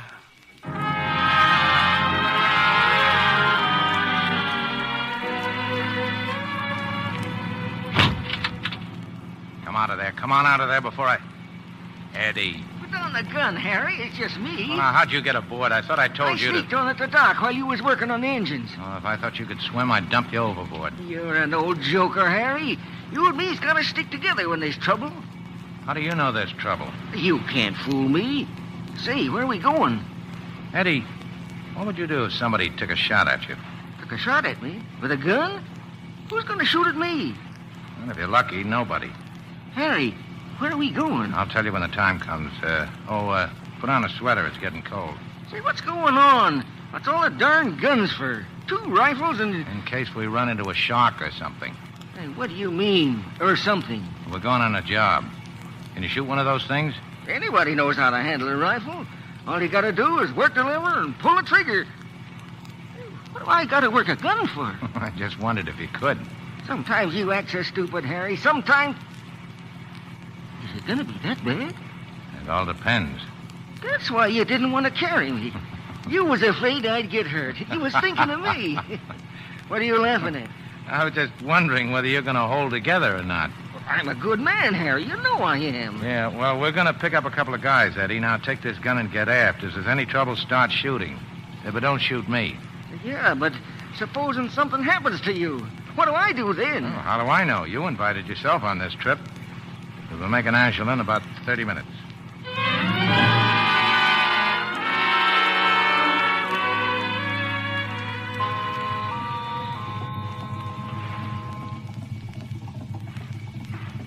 There they are, Harry. Standing on the jetty. I see them come out of the shadows. Turn off that flashlight. Yes, monsieur. All right, get aboard. There's a strong tide here. We are coming. Who are you, please? Beauclair sent me. My name's Morgan. It's all right, Helene. Quickly now. Now, wait a minute. Beauclair didn't say anything about a woman. Permit me, Captain. This is my wife. How do you do? Now, what do you want to bring her? Well, it's your funeral. All right, Eddie, let's get out of here. What happened to Beauclair, Captain? Well, he ran into a little trouble. Monsieur Morgan, who are you? I own this boat. Beauclair hired me to pick you up. You're on our side? No. I don't understand. Well, I don't understand what kind of a war you guys was fighting. Lugging your wives around with you. You're being paid for this. That's what I said. And I suggest you stop talking and get us to Martinique. That's just where we're going, sister.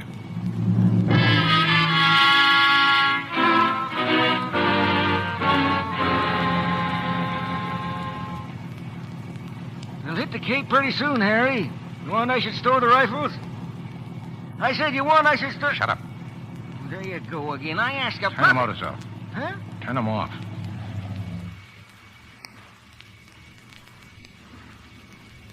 See anything? You hear anything? No. Listen. There's a ship out there. Patrol boat. Take the wheel, Eddie. Why did you shut off your engine? Keep quiet. What is it? It is a patrol boat, ain't it? Here, give me that gun. You can't fight them guys. Oh, what's the matter, Eddie? This is where you ought to be telling me how good you are. Well, I can do it, but what do you want me to do? What does this mean, Monsieur Morgan? You and your wife get down on the deck and stay there. You'll try to resist them with a rifle? They've got a searchlight. They see us. Get down on the deck. You save France. I'm going to save my boat. Stand by! Stand by or we'll fire! Harry, get the searchlight. Shoot it out. Well, I can try anyway. You got it, Harry. Hey, you want me to shoot too? Stay on that wheel. Full speed, Eddie. All she's got. Hurry. Oh, they're shooting at us. Don't shoot! Don't shoot! Save your breath, mister. They'll run us down. They'll sink us. Yeah, they might. That's a chance we'll have to take. Get down, duck. Paul! Got him, huh? Yeah. He should have laid down. Well, he's down now. Do something. Please, do something. I am, lady. I'm getting us out of here.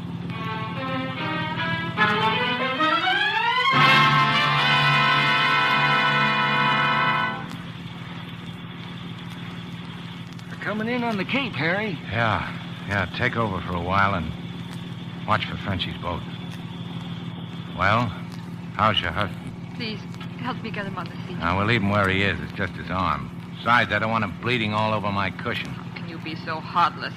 That's something I ask myself at least once a day. Well, we'll be picking up Gerard any minute. He'll take care of both of you. Where will he take us? I don't know. There he is, Harry. Okay, slow down and watch the drift. Can't I get a drink now? Just one. Sorry, Eddie. I need one worse than you do.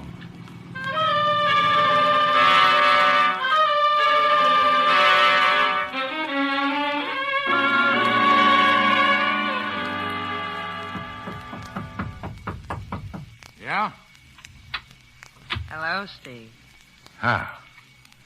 That all you got to say? Oh, what's the idea, Slim? What happened to that plane? I missed it. Why? Didn't you like the accommodations, or I didn't just you... decided to stay. Oh, now, look, Well, I've been to a lot of trouble to get you out of here, and... That's why I didn't go. Not sore, are you? Well, it'd be all right if I had any dough, I but... got a refund on the ticket. Here. Oh, that's going to help a lot. I'll be all right, Steve. I've got a job. Frenchie seems to think I can sing. Well, it's his place. Sometimes you make me so mad I Harry. You could what? Harry, I need your help. The Bursac is badly wounded. Well, the bullet hit the gun first and is practically spent. All you got to do is get somebody to take it out. We don't dare call a doctor. You could... Me? I'm hotter than any doctor right now. Don't you think they recognize my boat? All I got to do is walk out of here. You don't have to go out of here. The Bursac is in the cellar. Oh, why didn't you put him in a goldfish bowl in the lobby? We had to do something. They're watching every road out of town. Hell, Slim, you see what you got yourself into sticking around here? I'm ready to leave any time you are. Oh, Harry, Not a please. chance. Harry, my wife tells me your bill is overdue. 6,356 francs. Oh. We will be glad to dismiss the bill if you will do this for us. You'll throw her bill in, too, Slim's? Yes, hers, too. Uh-huh. Okay, you'll find a medical kit inside, Slim. Bring it down to the cellar. Sure. And bring some boiling water, too. Get away from him. You're not to touch my husband. That's all right with me. Oh, Harry, please. She's not herself. Now, look, lady, they can't get a doctor without giving the whole show away. I won't let you do it. He's not badly hurt. He's unconscious because he's... Oh, come in, Slim. Hello. Miss Browning, this is Madame de Boussac. Who are you? Nobody, just another volunteer. What'll I do with this water, Steve? I dropped these instruments in it. You better get out of here, Mrs. de Boussac. You may not like this. I'll be all right. Then hold this can of chloroform. If he comes to while I'm probing, pour some on this cotton and give him a whiff. Don't open it until I tell you to. His arm. Look at it. How can you? Oh, fine. She's out. Like a light. Madame. Oh, now, let her alone, Frenchie. Slim, any chloroform left? Some. Enough, maybe. All right, fan those fumes away or we'll all be out. Hey, wait a minute. Not towards her. Well, keep your fingers crossed.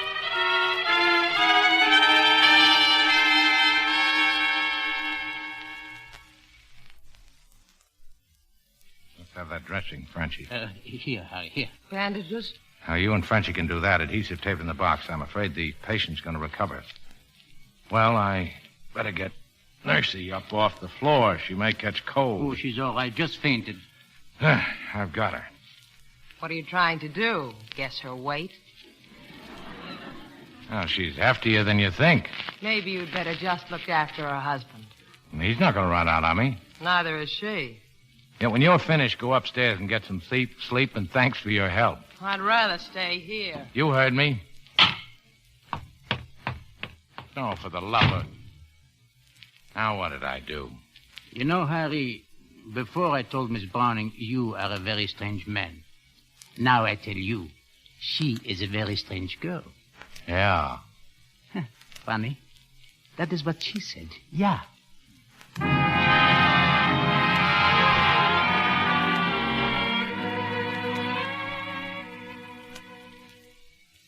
How How do you feel now?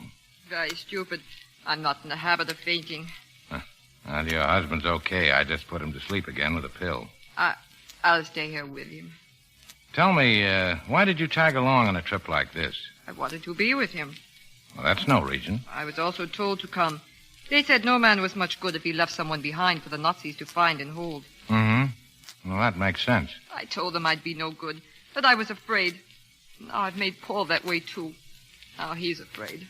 Well, he didn't invent it. Invent what? Being afraid. Thank you, Mr. Morgan. Mr. Morgan, You're not going to faint again, are you? No. I'm just having a hard time trying to say something. Well, I won't bite you. I'm sorry for the way I behaved. You're just sorry you made a fool of yourself. You don't make me angry when you say that. I don't think I'll ever be angry again with anything you say. Another screwy dame. Now, how can you... Hello. I hate to break this up, but I thought you'd want something to eat. Thank you. How's the patient, Doctor, or haven't you looked lately? He'll be all right. I hope you have everything you need here, Mrs. de Bersac. The eggs may be a little hard-boiled, Oh, they're fine. I like them that way. You're lucky, isn't she? Well, I'm going up and get some sleep. If you need me, tell Gerard. I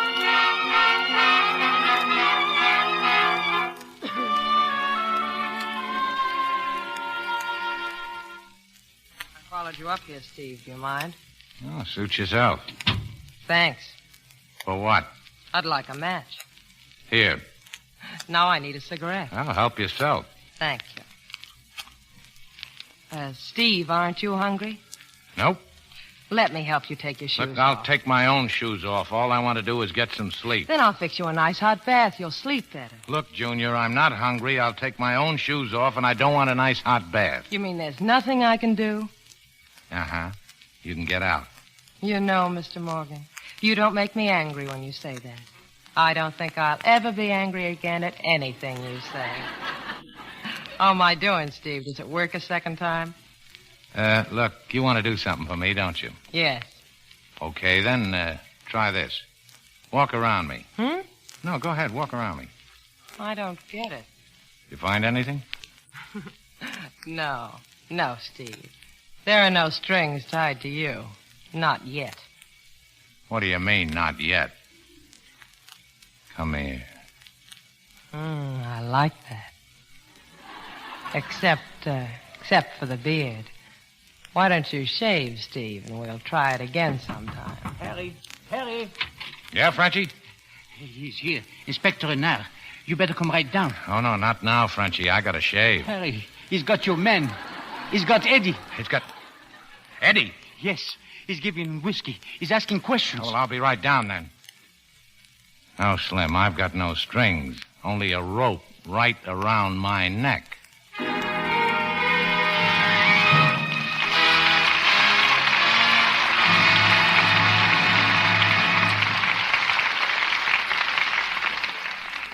We pause now for station identification. This is CBS, the Columbia Broadcasting System.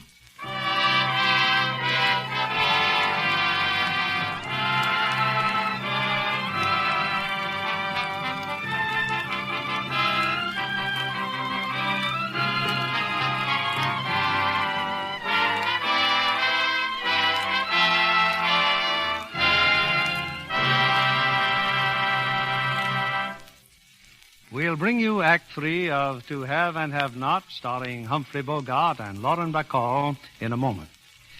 Being discovered by a talent scout doesn't usually mean immediate stardom. Months of training in diction and acting may precede a starlet's introduction to the public. Our guest tonight, lovely Miss Carrie McCord, is training at Fox right now. And it looks as though big things were in store for her. Do you spend much time on the sets, Carrie? Yes, indeed, Mr. Keeley. When I first signed, Fox was just finishing Darrell F. Zanuck's The Razor's Edge, and I watched Gene Tierney every chance I could. An excellent way to learn technique. Well, I liked Tyrone Powers, too. Well, they were both perfect casting for Somerset Maugham's novel. I'd love to be in a picture that called for a stunning wardrobe like Gene's. You're naturally interested in clothes. Oh, yes. I used to be a model, fashion shows especially. Well, Gene Tierney was also a model. Oh, that's encouraging. We're alike in something else, too. What's that? Our clothes get the same kind of care. Lux Flakes? Naturally. I found out from the wardrobe mistress that the beautiful blouses and sweaters Jean wears in the Razor's Edge were washed regularly with Lux. I've used Lux for my own nice things for years. You'll find Lux is the favorite of Hollywood studios, Carrie, because it takes such good care of colors and nice fabrics. Well, that's been my experience, Mr. Kennedy. Actual tests support that, too. Carefully supervised washing tests were made by a famous laboratory on dozens of different fabrics and colors. In case after case, those washed the Lux way were still lovely, when those washed the wrong way were faded and drab. In fact, the Luxed ones stayed color fresh and new-looking up to 3 times as long.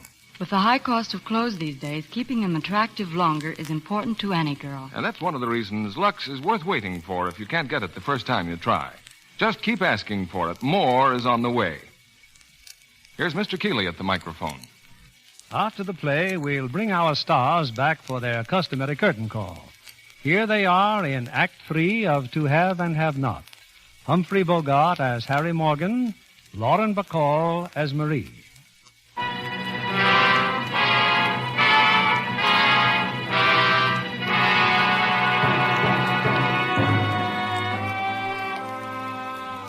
It's a few moments later. In a corner of the hotel bar, Harry Morgan finds Inspector Renard and Sergeant Coy of the Secret Police. Seated between them is Eddie. We are buying your friend a drink, Captain Morgan. We find Mr. Eddie very entertaining when he drinks. You hear that, Harry? He called me Mister. Yeah, what were you boys talking about? Yeah, I was telling him about the big marlin you and me hooked onto last night. Oh, yeah. That fish was so big that me and Harry could hardly budge him. Yeah, that's right. Must have weighed 1,000 pounds. Every time he takes a drink, the fish grows larger. Well, judging from what's left in this bottle, he must have started with a mackerel. And how did you finally manage to land such a great fish? Oh, didn't Eddie tell you? We didn't land him. We ran into a German submarine. Oh? A German submarine? Well, whatever it was, it opened fire on us. I didn't stick around to find out. I do not think anybody could give a more logical explanation for refusing to obey the challenge of our patrol boat. Patrol boat? Oh, so that's what it was. Now, Eddie kept saying it was a patrol boat, but I wouldn't believe him. Now we get down to business, eh, Morgan? What about your passengers last night?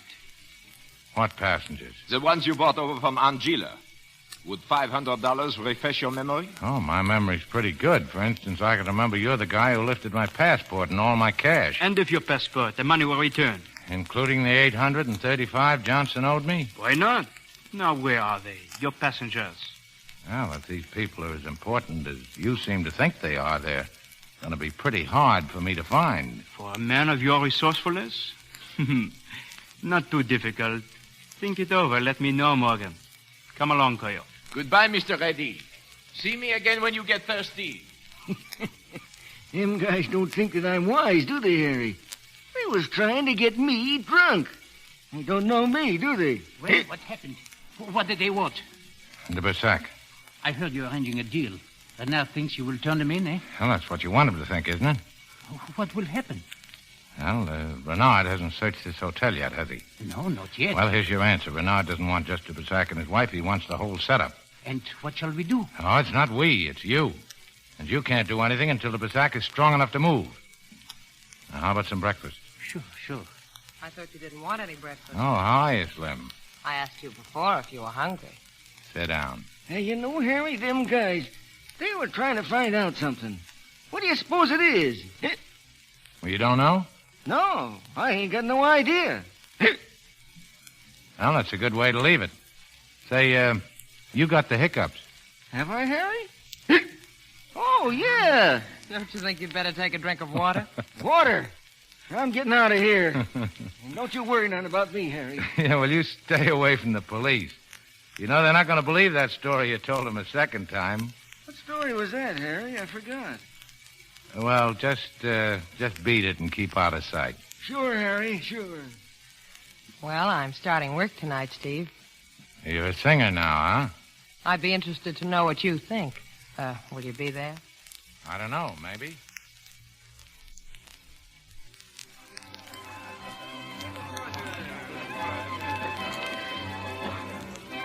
So you decided to drop in, huh? Yeah. I do my song in a few minutes. Like my dress? Well, you won't have to sing much in that outfit. You know, Steve, sometimes you make me so That's mad. why I do it. You haven't seen Eddie, have you? Not since noon. Why? Well, he left the boat and he hasn't come back. Anything wrong? Plenty. They don't look now, but there's a guy by the door been following me. Keep an eye on him, will you? I'll be down the cellar. Give Mrs. de Bersac my love. I'd give her my own if she had that dress on. How's your patient? That's what I'm going to find out.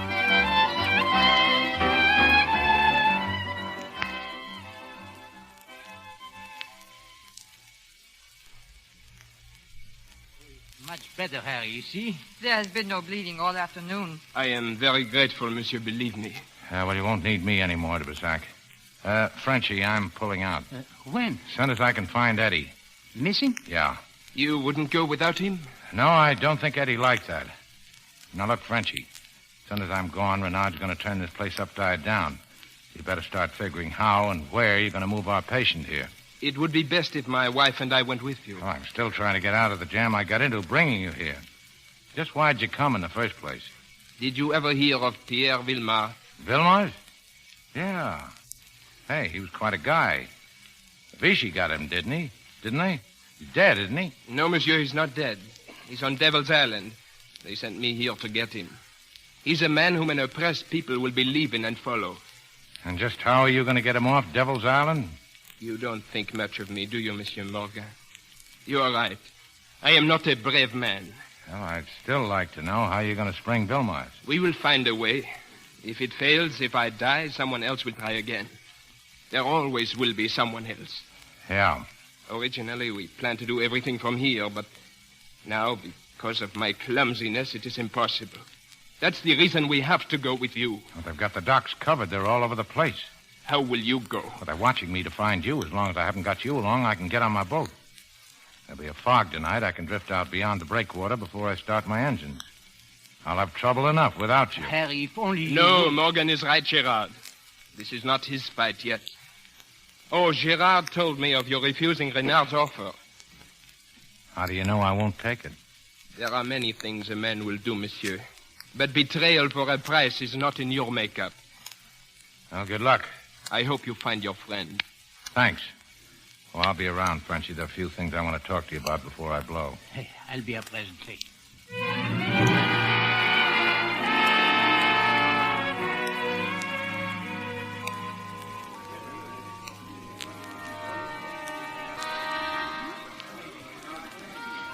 Any sign of Eddie? No. Your friend's still at the door. Yeah, so I see. I've got a hunch the whole thing's going to blow up, and soon. Any plans, Steve? A few. We're going to pull out of here tonight. We? Yeah. As soon as I can find Eddie, and don't look so happy about it. It'll be rough. I'm broke. If we do get out, it'll be with a couple of 100 gallons of gas and a few francs, just enough to get us to Port-au-Prince, maybe. I've never been there. I don't know when you'll get back home. It could be a long time. Could be forever. Or is that what you're afraid of? I'm hard to get, Steve. All you have to do is ask me. How long will it take you to... Oh, now, wait a minute. Break it up. We're being watched. I better give out with another song anyway. I'll see you later on. Yeah, later on.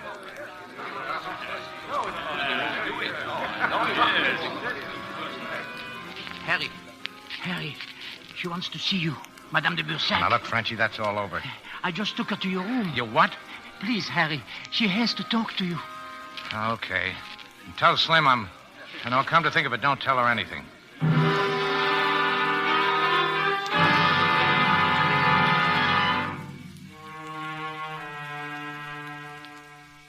Shouldn't have come up here. It's too much of a chance. I had to see you. It's about this jewelry. I'd like you to take these. They're all Paul and I have left. Save them until we can come for What them. if they get me before I get out? And throw them overboard. At least they won't have them. Well, suppose I never see you again. Then let it be a part payment for all you've done for us. Miss Browning. I keep barging in, don't I? Renard just came in, Steve. He's on his way up. Did he see you? I don't think so. All right, get in the other room, both of you. Go on, hurry. But suppose he... And keep quiet. As soon as I get rid of Renard, take her back down to the cellar. Okay, Steve. Are you looking for me, Renard? Do you mind if we come in? No, not at all. And any friends of yours... Shut up. Search him. Keep your hands up, Morgan. Key, relax. I don't carry guns. Now, what's on your mind, Renard? The whereabouts of Monsieur and Madame de Bersac. Well, how would I know? Well, I thought perhaps you... Perfume. Very nice. You like it, huh? Yes. So do I. All right, Slim, come on out. Good evening. Mademoiselle. Well, now we are all here, except your friend, Monsieur Eddie. You got Eddie? Yes, we've got Eddie. What are you going to do with him? Oh, if you will not give us the information we want, perhaps he will. We made a mistake this morning of giving him liquor. This time we will withhold it. Oh, he couldn't stand that. He'd crack wide open. All of which you could prevent. Yeah. Yeah, I could. You got a cigarette, Slim? Here. Thanks. Can't you make Eddie talk, Renard? When necessary. Got a match, Slim? Sorry, There's some over in that drawer. You could save your friend a great deal of, shall we say, discomfort? I don't see any matches, Steve. Well, there's a whole box of them. Never mind, I'll get them. How much money did you offer me, Renard? $835 and $500, wasn't it? Except now I don't believe I will pay anything. Yeah. Yeah, you're probably right. Eddie will talk. He'll have to talk. There's nothing else I can do but... But what? But this. Look out, he's got the gun! Oh. Sorry, Renard. Coyo shouldn't have shot first. When somebody shoots at you, you got to shoot back. All right, Slim. Yes, Steve. You know, I'd forgotten all about the gun in the drawer. Thanks. Listen to me, Morgan. I've listened to you long enough. Now get him up. You forget we still have that drunk. So you were going to drive Eddie nuts, picking on a poor old rummy that never... and slapping girls around. That's right. Go for your gun, Renard. Your boy on the floor needs company. No, Harry, don't. Get the gun, Frenchie. Yes, Harry, yes. Now get over that couch, Renard, both of you. Don't bother me, Frenchie. I'm getting mad. All right, Madame de Bersac, come on out. Let me introduce you, fellas. This is Madame de Bersac. The other one's down the cellar, her husband. Take her down, Frenchie. Get some help. Have them both ready to leave on the boat, then come back here. Slim, you pack. We're shoving off as soon as we get Eddie out. And just how do you think you will get him out? Shut up. There's the telephone in the hall, Renard. You're going to tell someone to let Eddie out. Oh, yes, you are. One of you. Because you're both going to take a beating until someone gets on that phone. That means one of you is going to take a beating for nothing. I don't care which one it is. But I'd like to start with you, Renard. Where is the phone? I'll show it to you just as soon as you tie up your partner here. Yes, you hear me? I said you will release him immediately. Tell him he'll explain later. I will explain it later. Do nothing till you hear from me.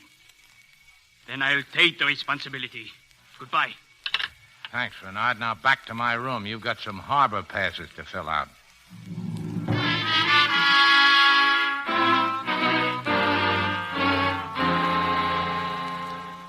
Everything is ready, Harry. De Bersac and Madame, they're waiting. Yeah, we'll take them down to the wharf. Here, these passes will get them through the guards. Where will you take them, Harry? Well, maybe Devil's Island. Huh? What? Well, it's just a short stop to pick up your friend Vilmers. He's still there, isn't he? Oh, Harry, do not joke. Well, that's what you wanted, wasn't it? Oh, Harry, je suis tellement reconnaissant que tu fais ça pour moi. Yeah, well, that's all right. Just don't kiss me. Oh, now, Harry. Why are you doing this, Harry? I don't know. Maybe because I like you, and maybe because I don't like them. Oh, you'll have to take care of those guys. Renard and his pal, they're in my room. We will give you plenty of time. If you let them go, they'll come back here and burn this place down. It will be a very small fire. When Vilmar comes back, we will start a bigger fire. Okay. I'll see you at the boat, Frenchie.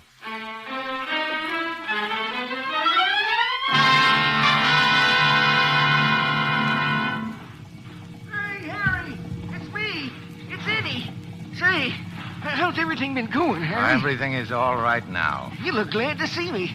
You know, a funny thing. Yeah, I know. At the police station. I've been at the police station. We're shoving off, Eddie.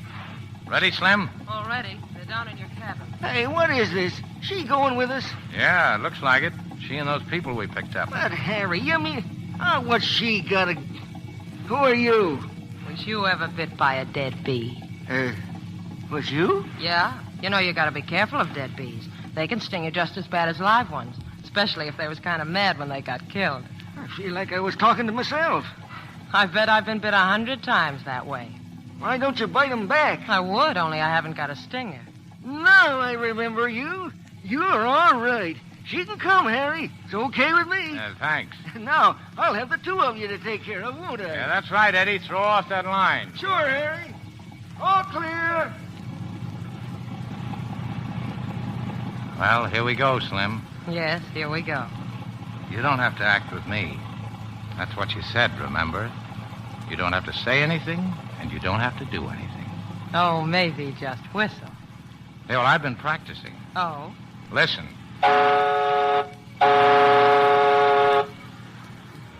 You feeling happy, Slim? What do you think?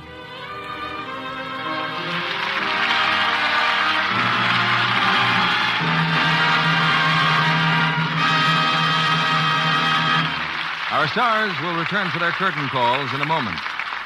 Grandmother is sitting quietly in the living room. That is, until young Jane bursts in. Mother!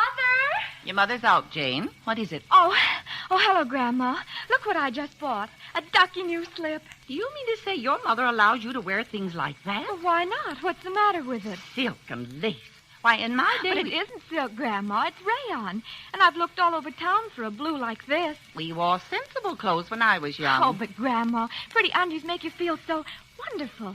Sheer extravagance. Not really, Grandma. I've got lots like this, and they wear and wear. You see, I use Lux. You take care of your own things. Well, I should say so. On my clothes allowance, I can't afford to have them wear out fast. With Lux Care, they look simply swell. Sensible Jane. Lux Care really does keep pretty undies lovely longer. Up to 3 times as long, in fact. Color tests show. I've seen identical slips. One washed the wrong way with the wrong kind of soap, and one washed the right way, the Lux way. And you'd be amazed at the difference after 30 washings. One was faded and drab. The Luxed ones were still lovely looking. So, if you value your pretty things, Lux them after every wearing. If you don't find Lux Flakes at your dealer's, try again soon. More is on the way to him. Lux Flakes are worth waiting for. We return you now to William Keighley. Back for a well-deserved curtain call come the stars of To Have and Have Not, Humphrey Bogart and Lauren Bacall.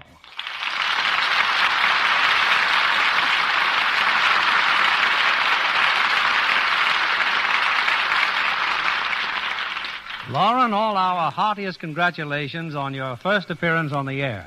I'm sure there'll be many more. Thank you, Bill. Hey, see, that wasn't so bad now, was it? What if you do make a slip on the air? There's only 30 million people out there ready to jump down your throat. You know, Lauren... No, just a minute, Bill. The name she answers to is Betty. You only call her Lauren when you're sore at her. I see. Okay, Bogey. As I said earlier, Betty, we've had many premieres in this theater. But tonight, I'd like to bring our audience a world premiere, something never before heard on the air. But I'm not sure Bogey would approve. But think, Bogey, 30 million people waiting breathlessly to hear it. Yeah, but think of me, my nerves. Every time I hear it, I jump. Yeah, but in spite of personal sacrifice, the audience must come first. Now, how about it, Betty? Oh, shall I, Bogey? Okay, honey. Thank you, Bogey. Ladies and gentlemen, for the first time on the air, you're about to hear an instrument made famous by tonight's play, immortalized by the line, "Whenever you want me, whistle." It's Betty Bacall blowing the special whistle which she carries for that special purpose. Ready, Betty? Ready, Bill. Blow.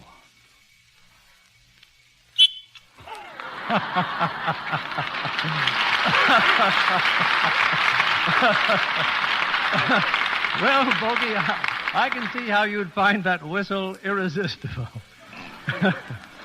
Incidentally, Betty, I notice you don't use it in your current Warner Brothers picture, The Big Sleep. No, she doesn't need to. She has me hooked right from the beginning of that picture. Well, both of you do a splendid job in bringing Raymond Chandler's mystery to the screen. Thanks, Bill. What do you have coming up on Lux next week? Next Monday night, we bring our audience a household full of humor, drama, and romance. It's Paramount's recent screen success, Miss Susie Slagles, starring Joan Caulfield, William Holden, and Billy DeWolf. One of the newest and brightest stars of Hollywood, Miss Caulfield plays her original screen role, as does Billy DeWolf, in this poignant story of a group of students in pursuit of fame and happiness and love. Oh, that ought to make a great hit with your audience, Bill. Good night. Good night. Good night, and many thanks to both of you.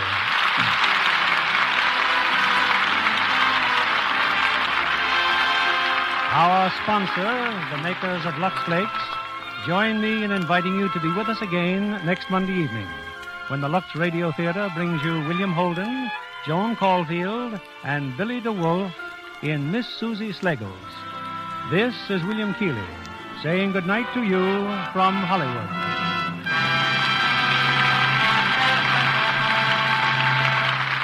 Suppose you had to do without a month's supply of soap.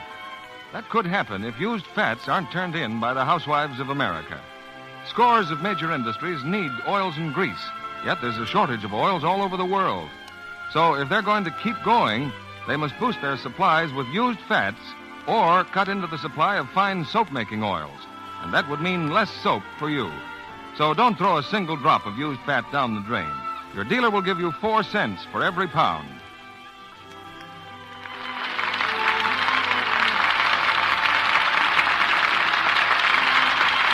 This is CBS, the Columbia Broadcasting System.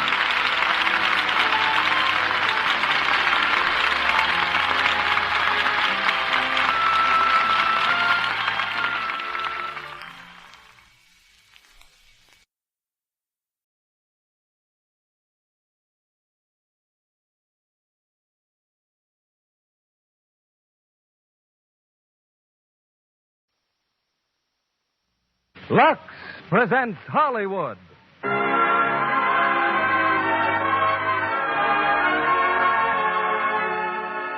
Lever Brothers Company, the makers of Lux Flakes, bring you the Lux Radio Theater, starring Al Jolson and Gail Patrick in The Jazz Singer, with Ludwig Donath and Tamara Shane.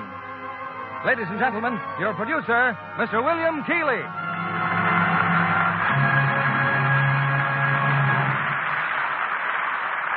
Greetings from Hollywood, ladies and gentlemen. I'll wager that no popular performer has so captured our American enthusiasm as tonight's star, Al Jolson, for years billed as the world's greatest entertainer. Al appears in Samson Rapelson's dramatic hit that is almost Jolson's life story. When Warner Brothers made the first talking picture, they chose not only tonight's play, The Jazz Singer, but tonight's star, Al Jolson, and tonight's musical director, Louis Silvers. With Al, we star another favorite, Miss Gail Patrick, who appears as Mary Dale. 20 years ago, when The Jazz Singer reached the screen, it revolutionized the motion picture industry, a tribute to the American people's continual search for something new and better. In fact, it was that same national trait of ours that led to the development of Lux Flakes and their rapid acceptance throughout the country. Today, Lux Flakes are as familiar and popular in our homes as the talking picture in our theaters. And in their way, Lux Flakes have done as much to brighten the average woman's life and contribute to her leisure hours as have the many other American conveniences we take so much for granted. Yes, public approval rests on performance. And here's another example as we raise our curtain on tonight's play, The Jazz Singer, starring Al Jolson.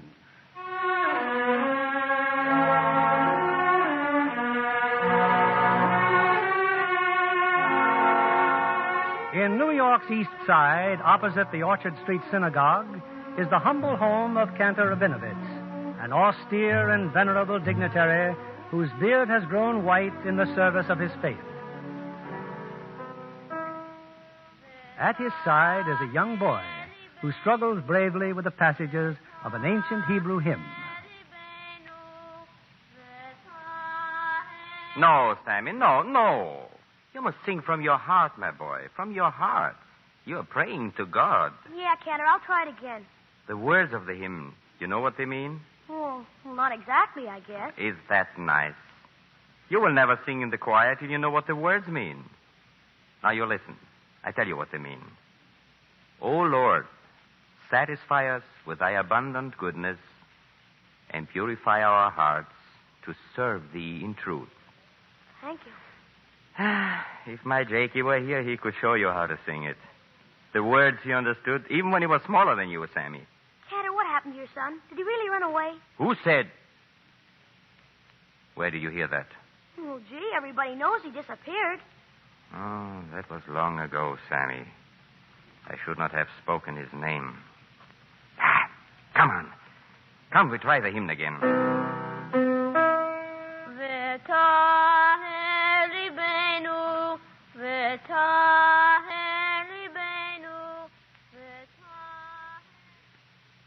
Yes, it was a long time ago. And Jakey Rabinovich, the cantor's son, long since has become Jack Robin. Jack Robin, who's singing in a new musical revue, The Broadway Parade. Prior to its New York premiere, the show is now in progress in New Haven. Tut-tut-tutty, goodbye. Tut-tut-tutty, don't cry. The little train that takes me away from you, no words can tell how sad it makes me. Kiss me, city, and then do it over again. Watch for the mail, I'll never fail. If you don't get a letter, then you'll know I'm in jail. Don't cry, Tootsie, don't cry. Goodbye, Tootsie, goodbye.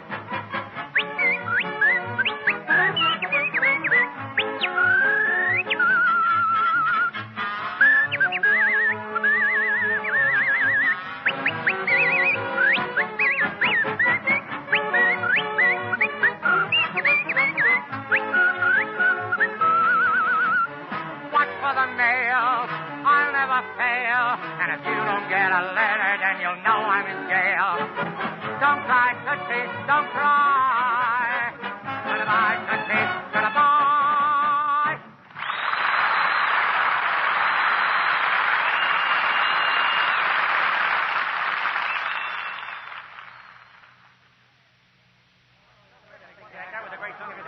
Hey, Jack. Jack, can I see you a minute? Oh, sure, Mr. Stevens. Nothing wrong, is there? Didn't the audience like us tonight? Stop worrying. You were great. I mean it, Jack. I hope you'll say that next week when we hit New York. Jack, do you know the lyrics to Keep Smiling at Trouble? Well, yes, I think so, but that's Bill Carter's number, isn't it? It was his number. It's yours now. Mine? Well, what's the matter with Carter? Oh, that isn't Carter's type of song, and I want you to be ready to sing it tomorrow night. You'll have all this week to get it down pat before we open in New York. Think you can handle it? Oh, sure, but... Okay, Mr. Stevens, you're the producer. Say, this isn't a gag, is it? I want that number sold, and you're the only one who can put it over. Hey, where are you going? Well, Try your dressing room, Jack. I think Mary's in her dressing room. Thanks. Come in, Jack. Did Stevens tell you about your new number? Yeah, just now. You knew about it? Uh-huh. Well, you don't seem very excited. Oh, I think it's great, only it's kind of tough on Bill Carter. Stevens knows what he's doing, Jack. You know, it's funny when you come to think of it. If it wasn't for you, Mary, I'd still be working at that honky-tonk nightclub in Minneapolis. Oh, I knew what the show needed, and I saw that you had it. Well, I'm not going to try to tell you what it means to me, Mary, this chance. I guess I've been waiting for it all my life.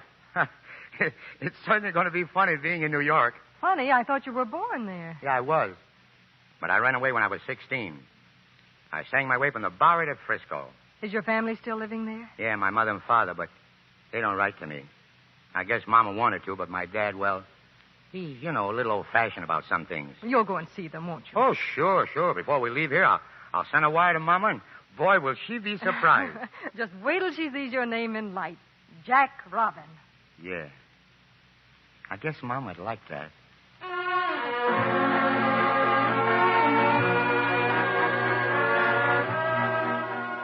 Take a telegram, will you?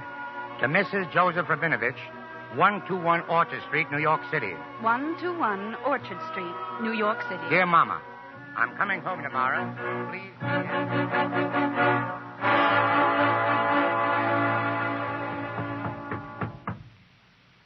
Come in. Hello, Mrs. Rabinovich. Oh, Mr. Udelson. Congratulations, Mrs. Rabinovich. Good luck. For what? For what? For the cantor's birthday. My husband has a birthday, and I should get congratulations. The greatest cantor of all time, Mrs. Rabinovich. Did you hear what the Gershons are giving him? The Gershons? You remember all the pictures which are hanging in the committee room at the synagogue? The cantor's father and grandfather for 4 generations? Yes. Well, the Gershons made a hand painting from all the pictures. No, a hand painting. With a fancy sign. The sign is saying 5 generations of great cantors. And Five the 5th is the best. 5 generations of great cantors. It will make him think of Jakey. Jakey? Yeah, I had not thought. Even now I'm afraid to speak to the cantor about Jakey. Once I said to him, you know, Jakey would have made a great cantor. He had a beautiful voice. That made him angry. He says, never mention his name to me. Oh, he's lonely for him, Mr. Udelson. He don't say so, but I know. Tell me, why did Jakey run away? Why did he do it? Why? Because he didn't want to be a cantor. Because he didn't want to sing in the synagogue. Who knows, Mrs. Rabinovitz? Someday, maybe he will come back. Someday, maybe.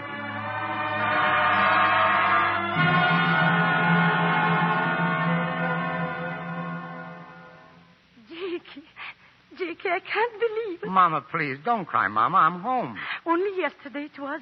Yesterday. Mr. Udelson said, maybe someday he will come back. Like a miracle, Jakey. My boy, my boy. Well, didn't you get my telegram? Telegram? But I didn't open. I thought it was congratulations. Papa's birthday. Papa's birthday. He's at the synagogue? Where else, Jakey? How is he? How does he feel?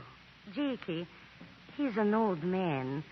You will live here with us, no? Oh, no. I'd love to, Mama, but you see, I wired for a room at the hotel. Oh, don't be foolish. Hey, wait a minute. What are you doing? I want to put the grip in your room. I put everything so you will know where they are. If you put them away, Mama, I won't know where anything is. Well, I want to see what you got. All right, I'll open the bag and show you. Oh, an expensive bag, Mama. That's what you call genuine pigskin. Pigskin?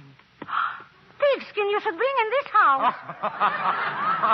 Mama, you're wonderful. Well, it's open. Take a look. Come on. Jakey, right there on top is a picture. A picture from you. Now, what would I want with my picture? Who else? A girl, Mama. A girl who did some wonderful things for me. Look, how do you like those neckties? Aren't Such they a beautiful girl. She lives in that house from the Yeah. She lives there in the summertime. Look at my pajamas That's and my a big shirt. house, Jakey, for only one girl. She's got a husband? No, not yet, Mama. These shirts, French cuffs, aren't Only they? a big house and a dog she's got? What does she do all day in such a house? She was born there, Mama. Then she came to New York and studied for the opera. But if a girl doesn't weigh more than 200 pounds, they don't want her. So now she's a big star on Broadway. Ain't that a shame? Such a nice-looking girl, too. Oh, Mama, look. I've got a surprise for you. Something you wanted all your life. Take a peek at this. Look. Nice. Jakey, diamonds with stones in it. Sure. It's what you call a diamond brooch. Real diamonds. Uh-huh. Jakey, where did you get so much money? Oh, don't worry, Mama. And I got lots more where that came from. You don't do something wrong. Oh, no, Mama. Of course not. Well, let's take a little look around. Same old apartment. Yep. Just the way I always remembered it. Everything spick and span. Mama, didn't there used to be a picture of me over there? Yes, Jakey. We don't have it no more. You see, it fell down and got broke. Sure, I know. We got a new piano, Jakey. It's in the front room. Come. A piano? What kind, Mama? Grand or an upright? Who knows? We pay every month. You got an upright. Come on, Mama, show it to me. You still practice on the fiddle, Jakey? No more. I got too busy. Oh, boy, that's some piano. That's all right. You mind if I try it? Oh, good tone, Mama. Good tone. Sit down and I'll sing you something. I'm sitting on top of the world. I'm rolling along. Hey, Mama, what's the matter? Jakey, you shouldn't sing like that. It's wrong. Wrong? Why? Why is it wrong? Look, I'll sing you another one. Maybe you'll like this one better, huh?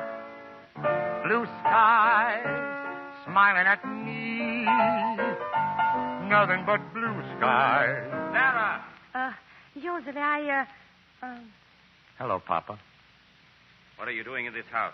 What am I doing? Why, I came home. He said, hello, Papa. He's your son. Why did you come? I came home because I wanted to see you and Mama. I've been away so long. For all this time you didn't need us. You don't need us now. You come into my house. You sit down by my piano. And you sing your cheap songs from the sidewalks. Joseph, I wanted that you should play the new piano. Now, wait a minute, Mama. I don't think you know how I feel, Papa. I thought about you 1,000 times while I've been away, and I didn't mean any harm when I played the piano. I just want to sing Mom a little jazz song. Jazz? A song of prayer wouldn't come into your head. Even when you were a little boy, I taught you to sing to please God. But you sing to please yourself, sang in the streets. And you're the same now. You're right, Papa. You taught me to sing prayers, and I sang them here for you. But when I got out on the street with the other kids, I found myself singing the same songs they sang. And they're very much alike, our songs and the street songs. Alike? Yeah. Sometimes when I'm on the stage and I'm singing a song, it seems just like one of our prayers. On the stage? You're in the theater. I'm an actor, Papa. Jack Robin. That's how I'm billed. An actor. After all my prayers that you should be a candle. Wait a minute. What's so wrong with being an actor? I meet nice people. I make good money. Money. Pickpockets make money, too. Josie, please. What kind of acting are you doing? Oh, come on, Papa. Let's not go into that. Let's celebrate your birthday. And later I'll tell you all what kind of acting are you doing? I sing just like you sing. Only I sing in a theater. What kind of singing? Jazz songs, Papa. Popular songs. Well, right now, I'm with a show called Broadway Parade. I'm going to open in about a week. You'll be proud of me. You'll see, Daddy. A jazz singer. Does it mean nothing that Rabinovich is the name of great candors? Does it mean nothing that there is a God? Oh, you are no son of mine. Get out! Get out! Jakey, tell him you're sorry. Tell him you're ashamed. Ashamed, Mama? Ashamed because I worked like a slave to get a break? Did I come home broke? Did I ask him for anything? I came home because I thought you'd be glad to see me. Josie. I'm all right. The doctor told you, Josie. No excitement. I'm all right. Jakey, my son, tell him. Tell him you're sorry. Of course I'm sorry. About the jazz singing, Jakey. Mama, it's all I've got. It's all I am. I've got a life to live, and I've got to live it my own way. I was away a long time, and I can stay away longer. Oh, Jakey. Oh. Let him go, Sarah. Let him go.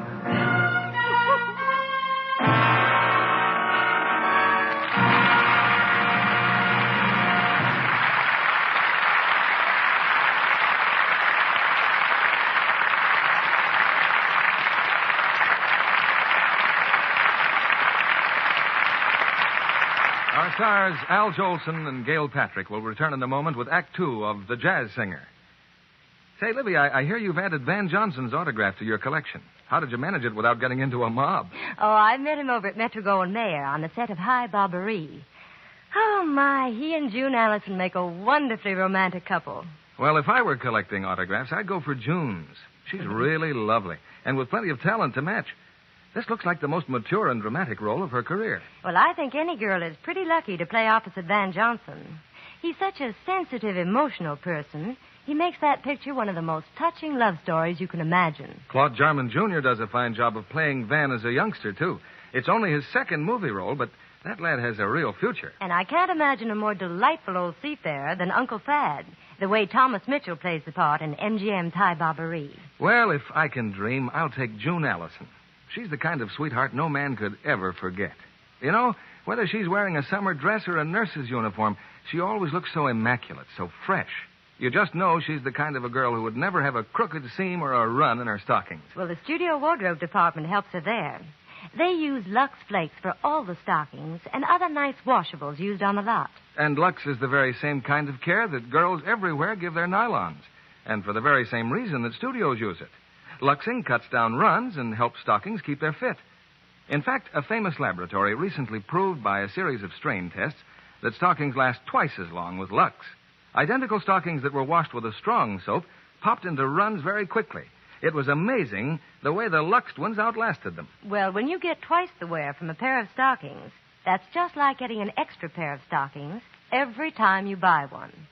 Believe me, Lux is a wonderful help to any girl's stocking budget. That's why girls all over the country make Luxing stockings a nightly habit. Back now to William Keighley. Act Two of The Jazz Singer, starring Al Jolson as Jack Robin and Gail Patrick as Mary Dale, with Ludwig Donath and Tamara Shane.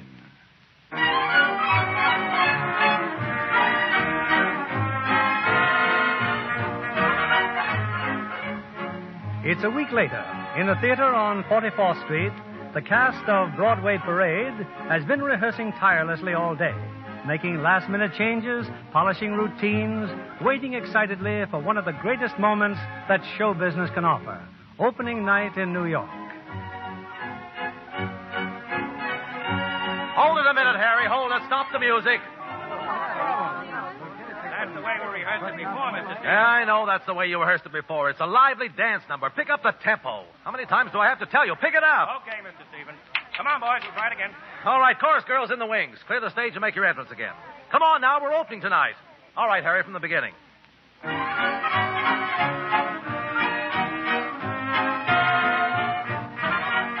Yeah, that's it. That's it. That's more like it. Oh, Mr. Stevens. Yeah, Jack? You won't be needing me for a minute, will you? No, but if you're hungry, send Jimmy out for a sandwich. Don't leave the theater. Oh, I'm not hungry. I'll be around.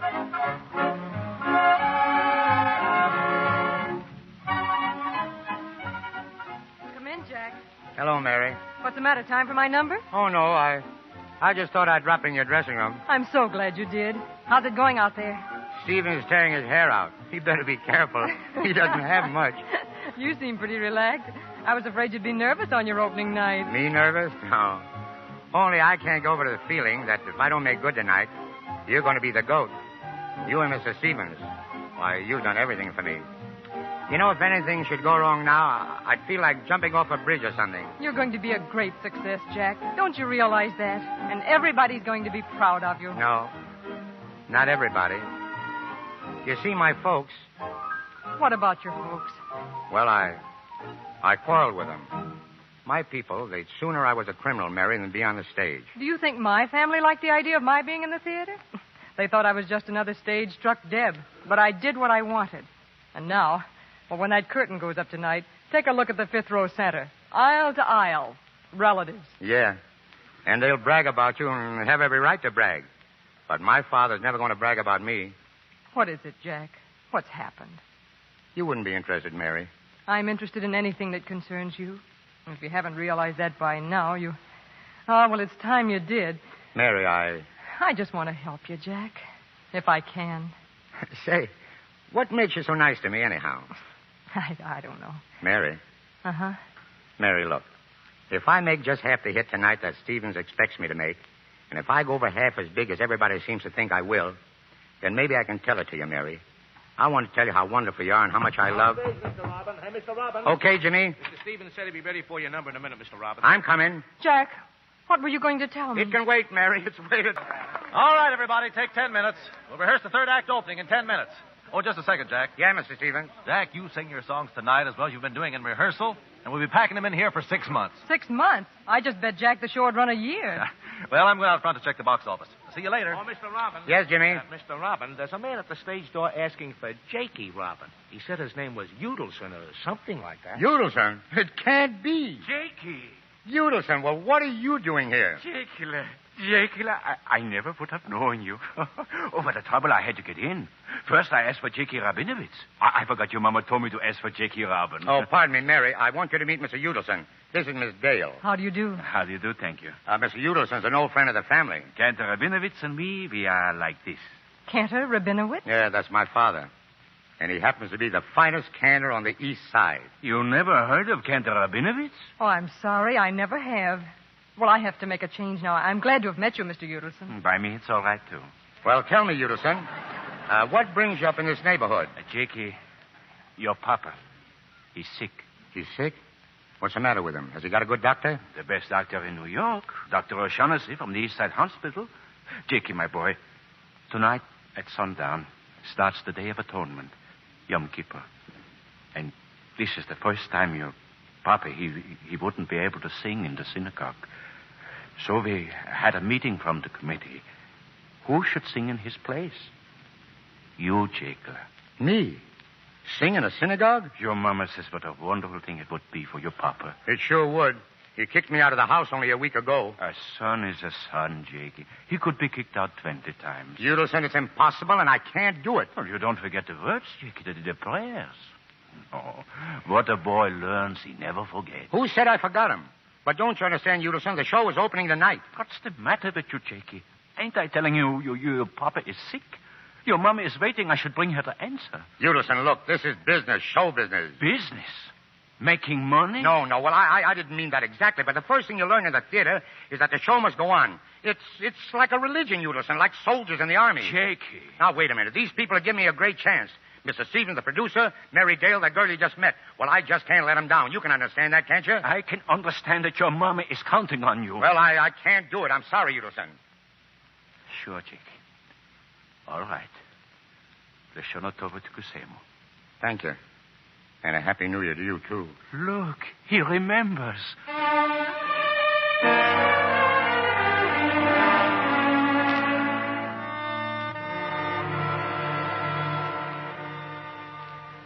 Well, what did Jakey say, Mr. Udelson? Tell me. He can't come, Mrs. Rabinovich. But his papa. You told him that his papa is sick. I told him. His show, it's like soldiers, he says. Like religion. A show is like religion?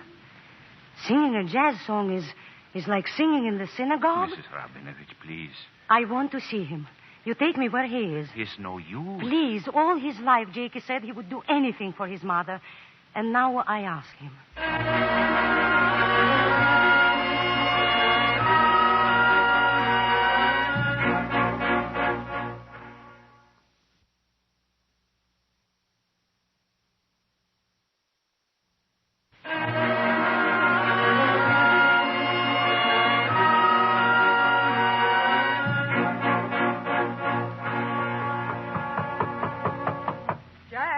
Come in, Mary.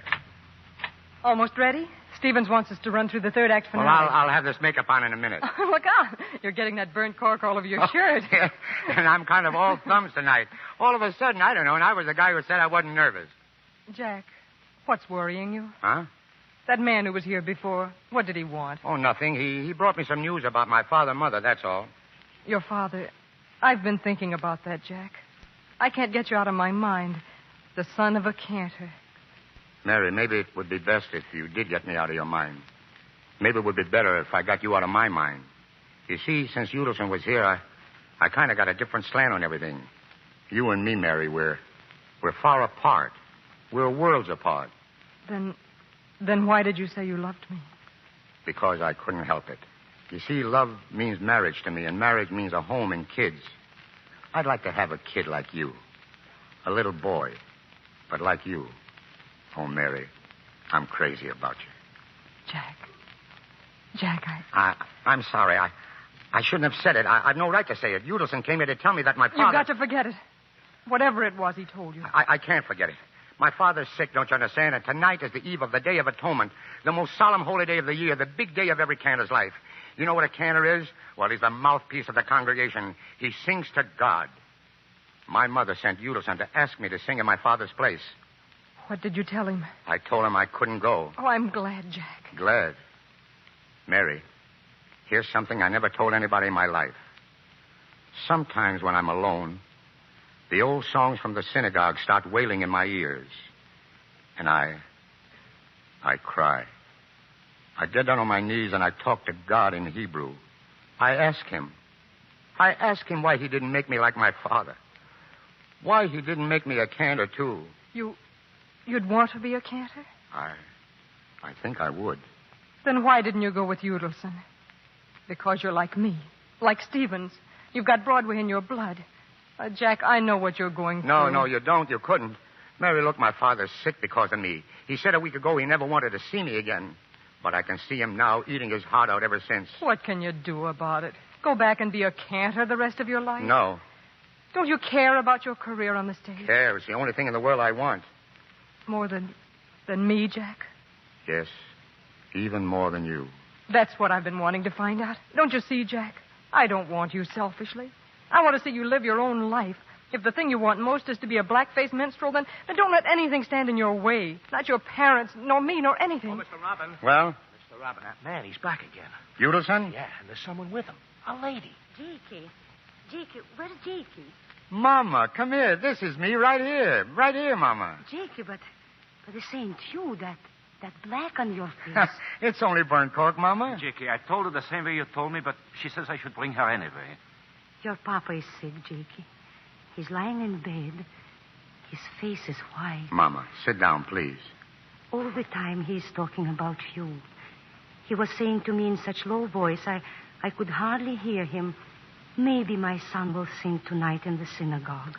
He really said that, Mama? He said it. The way I'm sitting here this minute, he said it. Jakey, your papa is dying, maybe. And God will ask him, is Jakey singing tonight? How can he say, no, he's singing in the theater? Jakey, oh, my son, come with me home. Mama, I can't do it. Jack, get ready for your number. All right, Mary. Mama, look, I haven't time to tell you. I got to rehearse my song. Jakey, your papa said, ask Jakey he should forgive me. He's doing things from sin, but he don't mean it. Jakey, the way I'm sitting here, before God, I swear it, that's what he said. I believe you, Mama. I believe you. Come on, Jack, please. Yes, I'm coming. Mama, look, if you only knew how everyone is depending on me. They're making me a star. Mama, wait here. Udelson, please talk to her. Wait for me. Don't forget, Mama, wait. Where is he? Where's Robin? Here I am, Mr. Stevens. Well, get out there. You're holding up the whole works.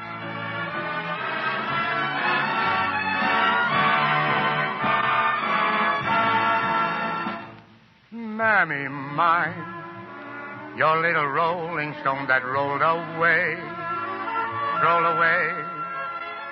Mammy mine, your little rolling stone is home today. There to stay. I want to see your smiling face. Smile a welcome smile. I want to feel your fond embrace. Listen, Mammy mine. Rock-a-bye your baby with a Dixie melody. When you croon a tune from the heart of Dixie. Hang that cradle, Mammy mine, right on that Mason-Dixon line. Swing it from Virginia to Tennessee with all the soul that's in ya. Weep no more, my lady. Mammy, sing it again for me. And old Black Joe, just as though you heard me on your knee. 1,000,000 baby kisses I'll deliver if you will only sing the Swanee River. Rock-a-bye, your rock-a-bye baby with a Dixie melody.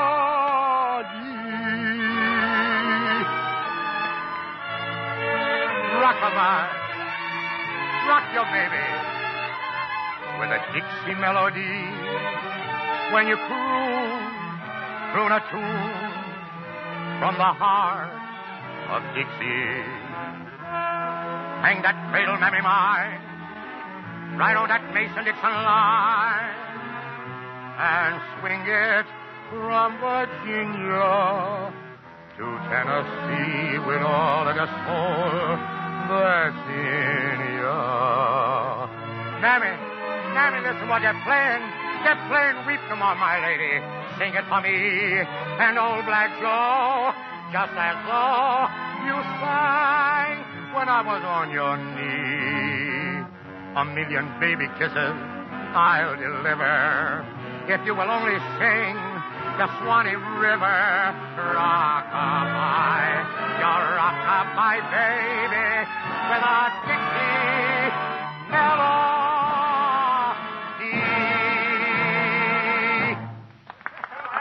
Oh, that's the stuff, Jack. Do it that way tonight and you'll murder him. Yeah, thanks.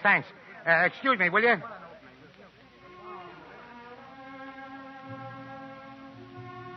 Jack, you were wonderful. Mary, my mother, I got to see her. She's not here, Jack. What? She's gone. She heard part of your song, and then she... She left. She's ashamed of me. No, Jack. No. Yes. Ashamed of her own son. And I don't blame her.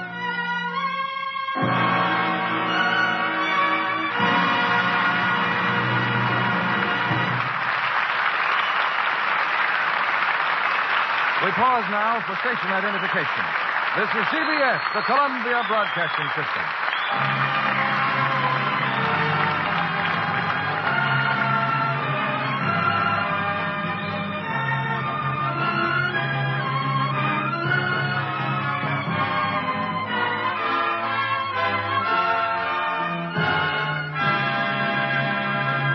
We'll bring you Act 3 of The Jazz Singer, starring Al Jolson and Gail Patrick, in a moment.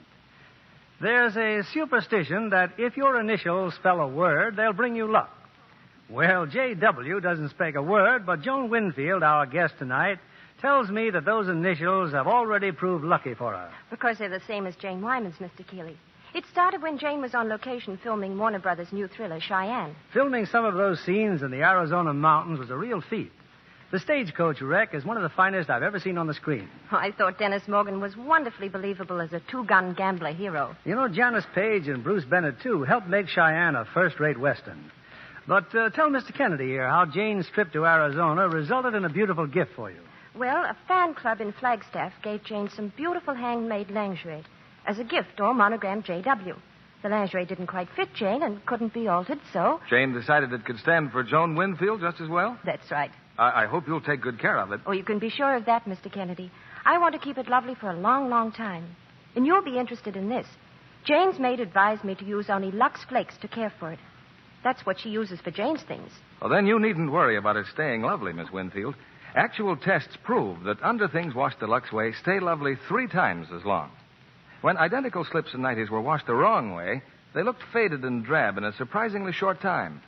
The difference in color between them and the Lux slips was amazing. Well, Lux would have been my own choice anyway, because I've used it for years. I know it's safe. That's the way thousands of girls all over the country feel, Miss Winfield. Year after year, they've trusted their nice things to Lux. Found Lux Care wonderfully gentle and safe, so that colors stay lovely far longer. Thank you for coming tonight, Joan Winfield. We hope J.W. will continue to bring you luck. Here's our producer, William Keeley. Act 3 of The Jazz Singer, starring Al Jolson as Jack and Gail Patrick as Mary, with Tamara Shane and Ludwig Donat.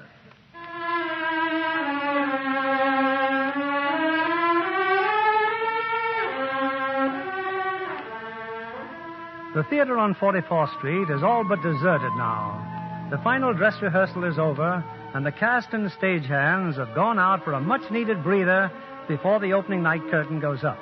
Only Jimmy and Jack Robin have remained. Jimmy guarding the stage door, Jack at a telephone. Hello? Hello, Udelson? This is Jakey. Look, I've been trying to get you for over an hour. Listen, Udelson, I got to speak to my mother. Put her on, will you? What? Well, where is she? At the hospital? Is he very bad? All right, look. You meet me there in 10 minutes. 10 minutes. I'm on my way now. Jimmy. Yes, Mr. Robin? Jimmy, listen, my father, he's sick. Tell Miss Stevens I had to leave. Leave? But you can't. Please, do what I tell you. I'm taking a cab to the East Side Hospital. East Side Hospital. Yeah, tell Stevens he can reach me there or at home. 121 Orchard Street. I better get a pencil. No. Wait a minute. Just tell Miss Stevens I won't be able to go on tonight. But, Mr. Robin. Well, he's got to get somebody else. I'm finished.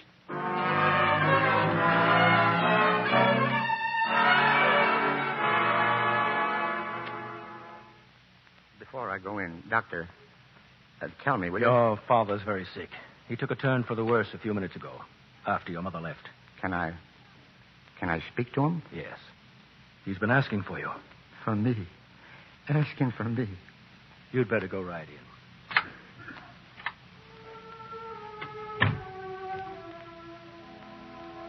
Jakey. Here, Papa. Here I am. You came. Sure I came. You didn't think I'd stay away, did you? Jakey. What time is it now? Oh, you shouldn't think about that, Papa. Is the sun gone down? No, Papa, not yet. Soon begins the service. The Day of Atonement. And I won't be in the synagogue. For the first time in 5 generations, a Rabinovich does not sing to God. Papa, please, you mustn't. You'll be there again soon. There'll be other days. Who's going to sing tonight? Don't worry. There'll be someone. And it'll be a Rabinovitz, too. I'm going to sing, Papa. I'm going to take your place. Jakey, my son. Now I'm happy. Papa, I'll be right back. I got to speak to Udelson. Yeah, Jakey. Yeah. Jakey, how is he? I want you to call my mother, Udelson. Tell her to get me a praying shawl and a cap and have it ready for me. Jakey. And tell her I'm going to sing tonight in the synagogue.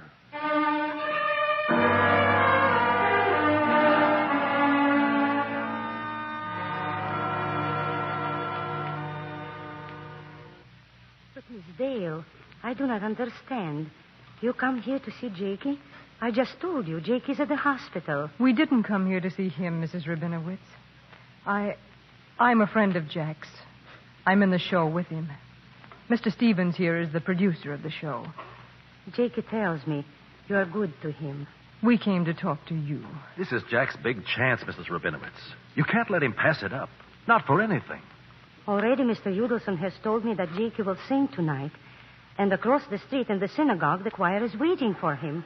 But this is important. Making his papa happy, that is not important. But is it fair to let it stand in the way of everything he cares for? Mrs. Rabinowitz, I love your son. And You love him? That's why I want him to go to the theater tonight. It's the greatest opportunity he's ever had. Maybe the greatest he ever will have. Mrs. Rabinowitz, when was the last time that Jack attended a synagogue? When he was confirmed, he sang a solo in the choir. So long ago it was. And that was the last time he went? He ran away from all this, didn't he, Mrs. Rabinowitz? Why are you asking me like this question? Because I want your son to be true to himself. Do you suppose the cantor would want Jack to sing unless he sings with his heart? I know Jack. I know what he's saying to himself. I don't want to sing in the synagogue, but unless I do, my mother will be heartbroken. My father will die, and that's why I'll do it. No. You're telling me lies. Oh, Mr. Stevens, we'd better go. Can't you see how we're hurting her? Mama. Jakey. You'd better get ready, Mama. The services.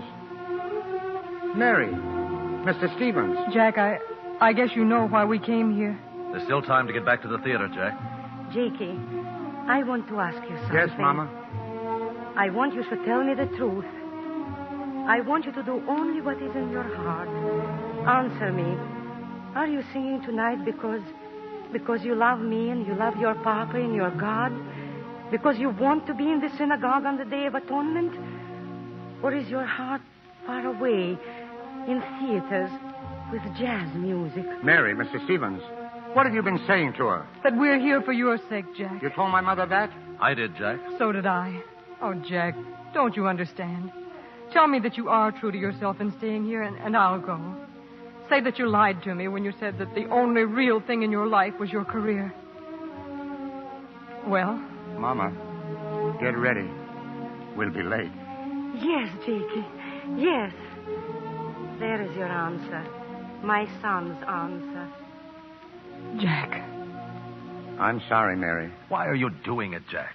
Why? Your mother and father want you for one night in a synagogue. One night. For that, you're throwing away years of work. The show's built around you. It can mean everything in the world to you. I'll tell you why. My father died 10 minutes ago. Oh, Jack. Jack, I'm so sorry. The Day of Atonement. It is for me. Jakey, I'm ready. What's the matter? You're crying, Jakey. You ain't changed your mind. No, Mama. I'm going to sing. I'm your son, Mama. I'm the son of my father. I'm a cantor, see? Cantor Rabinovitz. God's going to hear me sing Kol Nidra tonight. Jakey, your papa will be so happy. So happy, Jakey. Jack, is there Is there anything you want me to do? No. Just root for me to get over like you did before. I'll be all right. You see, what a little boy learns, he never forgets. Goodbye, Mary. Goodbye, Jack. There goes your black-faced comedian. Listen. They're praying in the synagogue across the street. He'll never come back, Mary. He'll come back. He can't stay away. It's in his blood. You can postpone the opening. Say that he's sick. Say that I'm sick. I can't wait all my life for Jack to make up his mind. But you've got to wait. I'm going to wait, even if it is all my life. The taxi's downstairs, Mary. We might as well go. No, not yet. Wait. Listen.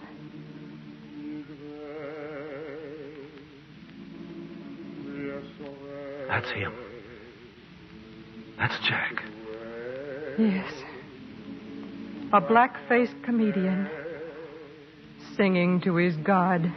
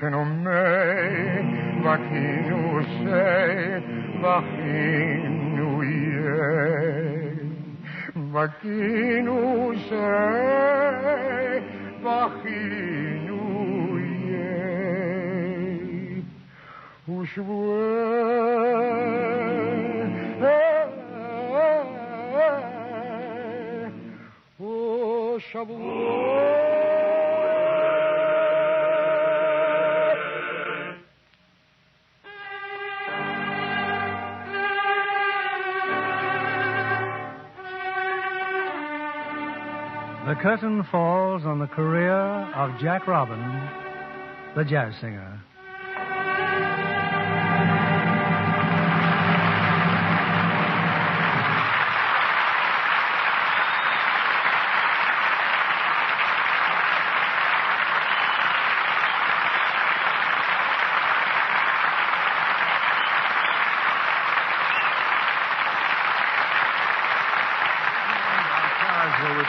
Curtain call. Sally, I hear you'd like to be on a quiz program. Suppose I give you a tryout on some famous lines of poetry. Okay, quote. Pale hands I loved beside the Shalimar. Why, that's from the Kashmiri song. But I don't remember who wrote the words. Most people don't. Lawrence Hope was the name. How about the white wonder of dear Juliet's hand? Oh, the clue's right there. That's from Shakespeare's Romeo and Juliet. Now, this one is tougher. Adieu, she cried, and waved her lily hand. You've got me there. An English poet, John Gay, wrote that in the early 18th century. The lady was known as Black-Eyed Susan. Did you notice, Sally, that all of those lines emphasize the lady's beautiful hands?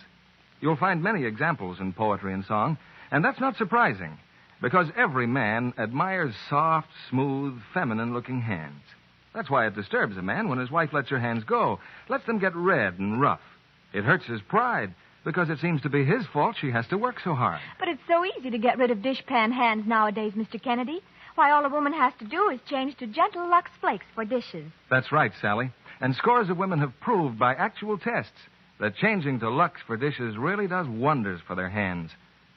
So, ladies, if strong soap has made your hands rough and red, simply change to Lux for all your dishwashing. In just a few days, you'll see them start to improve. It won't be long before your hands are soft and smooth again. Your husband may not write a poem about them, but you can be sure he'll notice the change and be mighty proud of you. And here's good news for your budget. Lux makes such rich suds, ounce for ounce, it washes up to twice as many dishes as any of 10 other leading soaps tested. And no creams or lotions to buy to repair dishpan damage. Isn't Lux a thrifty way to keep hands lovely? Here's Mr. Keeley at the microphone. I know you're all eager to have Al Jolson and Gail Patrick back again, so here they are at the footlights for a curtain call.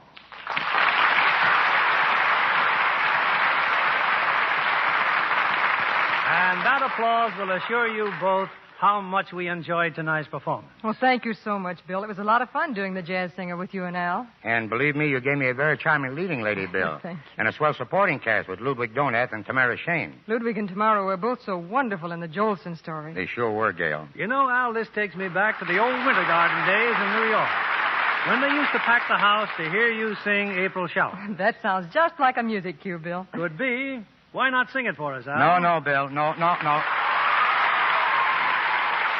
No, not April Showers. I got a reason for that. Why not, Al? It's such a great song. Sure, I know it is. Lou Silvers, our conductor, wrote it. But I sang it on Jack Bennett's program in New York 2 weeks ago, and he claims I'm responsible for all the rain they've had in New York ever since.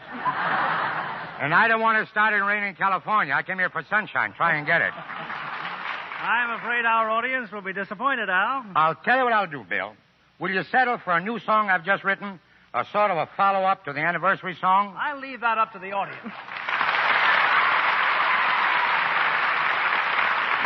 Well, Al, it looks as if they can't wait to hear it. All right, then. If Lou Silver and the Orchestra will accompany me... Wait a minute, Al. What's the name of this song? The title is All My Love, and this goes for all the listening audience. Take it, Lou.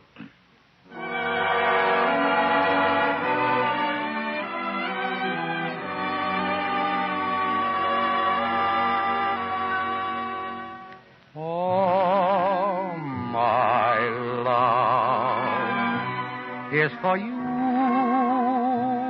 alone. It will still keep growing when most other loves have flown. And all my love is forever new. It was just created, my dear, to be shared with you. As the years unfold, they can only bring just the constant joy of an endless spring. And our dreams untold that was so ideal will all fade as we make them real. I promise this by the stars above, dear, that I'll spend all my life giving you all my love.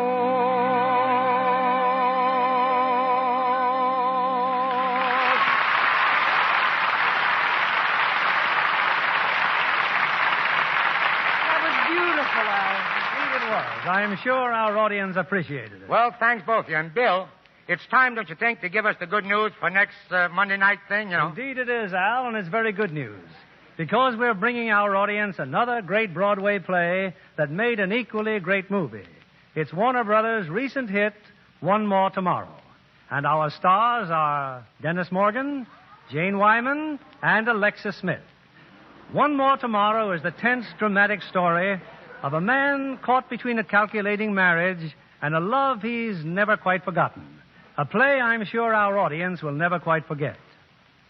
Sounds great, Bill, but don't you think it sounds a little like Jesse James? Listen, I just put that in for a gag. But I know the listeners are going to love it because I'm going to sit in the audience myself next week. Good night, Bill. Good night, and thanks for a memorable evening.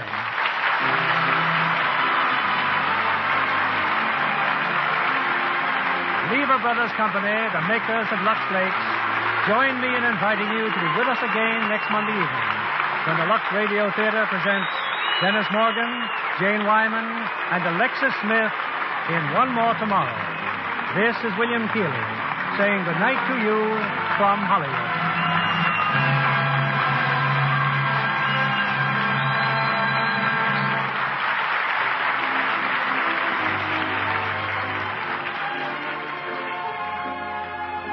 Did you use any fat in cooking today? Well, then the chances are you had some used fat left over. I hope you didn't throw it away, because that used fat from your frying pan or roaster is worth money. Dealers are now paying more for used fats than they did last year. So save every drop of used fat and turn it in now for cash. Used fats are needed to make soaps and other things you want. Gail Patrick is soon to be seen in Jerry Fairbanks' production, A Day at the Enchanted Cottage. Heard in our cast tonight were Carlton Cadell as Stevens, Bill Johnstone as Judelson, Eddie Marr as Jimmy, and Charles Steele, Bobby Ellis, and June Whitley. Our music was directed by Louis Silvers.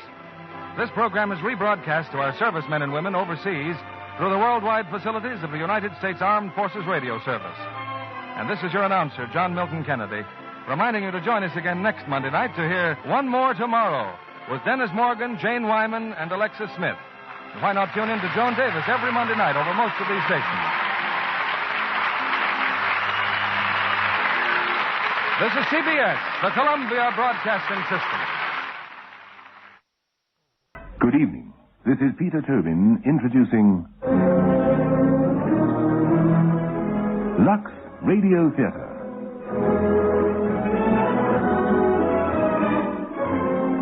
Tonight and every Monday night at this time, Lux Radio Theatre presents for your entertainment the finest in radio drama.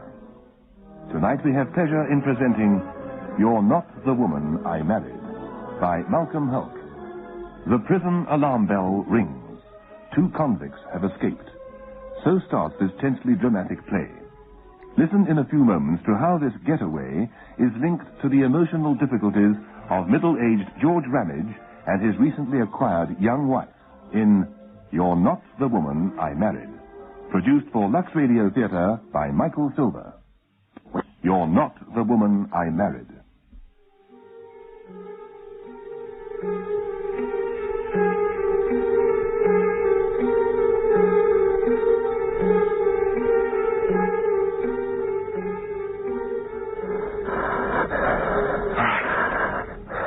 They're up.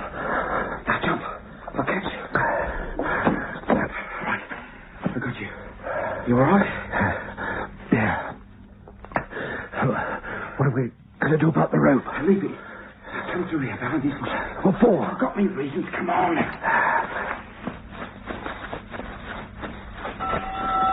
That's what I wanted to hear. The prison alarm bell. Sweet music. Killing them all with its tape.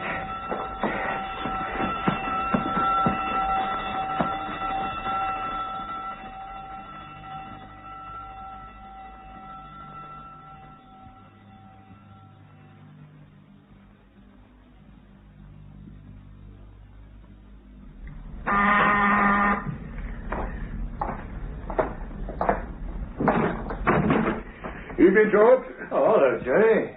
It's Jerry Sharp, eh? I'm sorry to intrude on your domestic bliss, George, but there's 2 birds just run their cage. What? 2 men broken out of the prison? That's right. Do your garage doors lock? Well, no. I was going to get a padlock. Then you better take out the distributor arm of that car of yours. Oh, yes, sure. And tip us the wink if you see anything suspicious like. Yeah. Oh, I don't suppose you've got time for a cup of tea, eh? No, sorry. I've got 5 more streets to cover. I can see we're going to be all night on this lark. Night, Jerry. Oh, did you hear that, then? I could hear Jerry Sharp 2 streets away. Oh, he's not that bad. He is. If he wasn't a policeman, he'd be a car park attendant or something. Anything in uniform, ordering people about. Anyway, we better bolt this back door. But they're probably miles away by now. Well, you don't know. Last time someone got out, a couple of years ago, he was found not more than half a mile from the prison gates. Could go and fix the car, too. What have you got to do to it? Take out the distributor arm. You don't seriously think they'd bother with an old car like ours, do you? I don't know. They'd probably prefer it to some flashy new one. Less noticeable. Anyway, it won't take a jiffy. George? Yes? Oh, look, I won't be a moment. Oh, now then, breaking our best china. That's not like I you. don't know why I dropped it. Oh, Oh, it's only a mixing bowl. I'll clear up the mess. It just suddenly fell out of my hand. You've been working too hard, getting ready for the night. I'm terribly sorry. Oh, it's all right, love. Accidents will happen. I haven't got another mixing bowl. Well, your brother isn't going to miss a few buns that he never knew he was going to have. Anyway, you brought enough food to last us through a siege. Do you think I've brought in too much? No, of course not. I expect them to eat us out of house and home. That's a sailor's prerogative, isn't it? It's awfully good of you saying they could come and stay here. What sort of a Victorian husband do you think I am, then? This is your home, love, as much as it's mine. Any member of your family is welcome here for as long as they want to stay. You know that, don't you? You're a very nice Victorian husband. Yes, well, let's not harp on my advancing years. Oh, listen who's talking. Who had to be convinced they weren't too old at 43 to get married? I'm a year younger since then. Now, how about getting the cooking and housework and go and get yourself ready? Give me a kiss first. I'll stop work any time to do that. Now, you go and make yourself look beautiful, though you don't already. Otherwise, I'll never finish painting that window tonight. All right. I'll be as quick as I can. Oh, it's all right. I'll go. Oh, well, I've been the ocean waves, where the lyric roots slide. Hello, George. Oh, hello, Roddy. What can I do for you? Oh, I'm sorry to be a nuisance, but your mother's run out of bread. There's a small white in the bin. Oh, looks like you're in luck. Oh, let's see what we can find for you. Come on. Have you heard about the escape? Oh, yes, the police have been round here. They say they'll be after civilian clothes and money, if they can lay their hands on him. Oh, then you'd better keep your fancy suits locked up. Now, this one, do you? Small white? Oh, I should think so. Well, actually, I think your mother only sent me around here to see what's going on. I don't suppose she wants to know what you're doing and what you're thinking all the time, eh? Well, if I had a mother, I wouldn't talk about her like that. Well, I'm not talking about her like anything. Do you and Mary get on? Hey, you're a funny bloke, aren't you? That's the sort of thing you never ask people. Oh, I didn't mean no offence. I mean, she's so different from people around here. Like the smart clothes she wears and Of that. course she's different. She's from London. Well, what did she want to come up here for?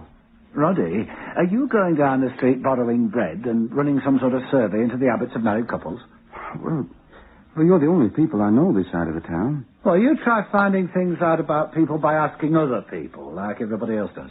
Well, it seems funny, that's all. Coming to a place like this from London. Oh, I'd give anything to get to London. Well, if I could get a job down there. I wish you luck, mate.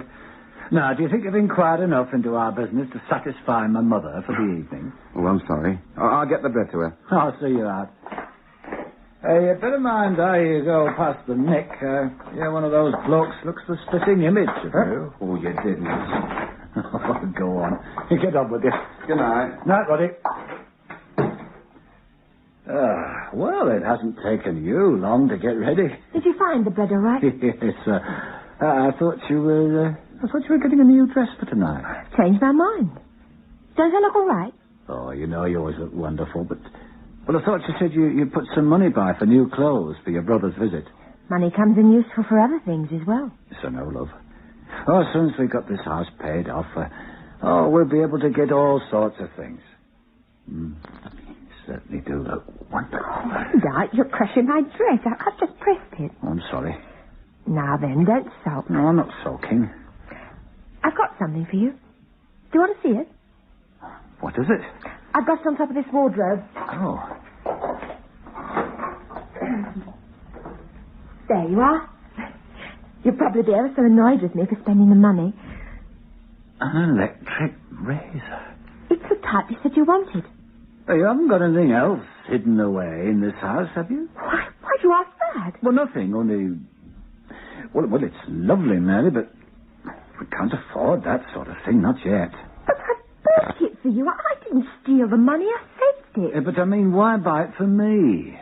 So many other things that you need, that we need for the house. I wanted to show how much I appreciate you having my brother and his friend here. Yeah, that's costing money, too. And I don't think I begrudge a penny of it, but this is only an extra. You just can't live, can you? What do you mean? It's no good trying to explain. No, Mary, just a minute. Look, love, I didn't want to hurt your feelings. Well, you have done. Yeah, but we've got to plan for things like that. You're frightened of that razor, aren't you? How do you mean, frightened? It's something you want, but you won't take it. It was the same about going away on holiday last summer, wasn't it? We went on holiday. Because I talked you into it. Do you remember which of us proposed marriage? Yeah, well, I know, but I thought it was such a cheek. A man of my age. George, you're still scared of me because I try to live a bit. You're worried about what I might do next, aren't you? Sometimes I think, I don't really know you. How can you live with me a year and not know me? Well, some of the things you say sometimes and do. Like wearing a bikini in the back garden last summer? Oh, I mean more important things. What do you want to know about me that you don't know already? Nothing. I don't want to know anything that you don't want to tell me. If you want to know about me, before we got married, I'll tell you. But I didn't want to hurt you. No, I'm not talking about the past. I'm talking about now. That's what we agreed, isn't it? Now, look. Can't we see if they take that razor back until we can afford it? But I wanted you to have it. You know I'd love to have it. Well, then keep it. But... Well, how much did it cost? £6. All right. Can we kiss and make up now? Of course we can. Proper baby sometimes. Did you tell your brother how much older I am than you? I said you got white hair and no teeth, and I'd take you out in a wheelchair. There's not much in Southampton to entertain him. I hope he won't get fed up here. Well, he'd probably want to go to London after a few days to meet his old friends. Well, it'll be a change at any rate after being cooped up in a ship for 18 months. Oh, did you remember the beer? Oh, but I thought you'd got it. No, I asked you yesterday to go to the off-license. Oh, I'm sorry. Oh, you've forgotten. Just a minute, I'll get my purse. Well, I really thought you said you'd get it. Well, it doesn't matter. Here's £1, housekeeping. You can get something out of that. They should be here any minute now. You better hurry. All right. Well, I won't be long. Oh, and you need this shopping bag. Oh, thanks. I'd better get my coat. It'll be freezing outside. You won't need that. You'll only be out a few minutes. Yeah, well, I don't want to get pneumonia. Here, let me get at the wardrobe. But I thought you didn't like being mollycoddled. I don't mind mollycoddling myself. Do you want to be an old man and wear your overcoat just for 3 minutes in the open? I'd rather be a middle-aged man and wear my overcoat for 3 minutes. Well, aren't you going to let me get at it? Don't need it. You only think you do. Yeah, what have you got in there? A body or something? I'll give you your muffler. Oh.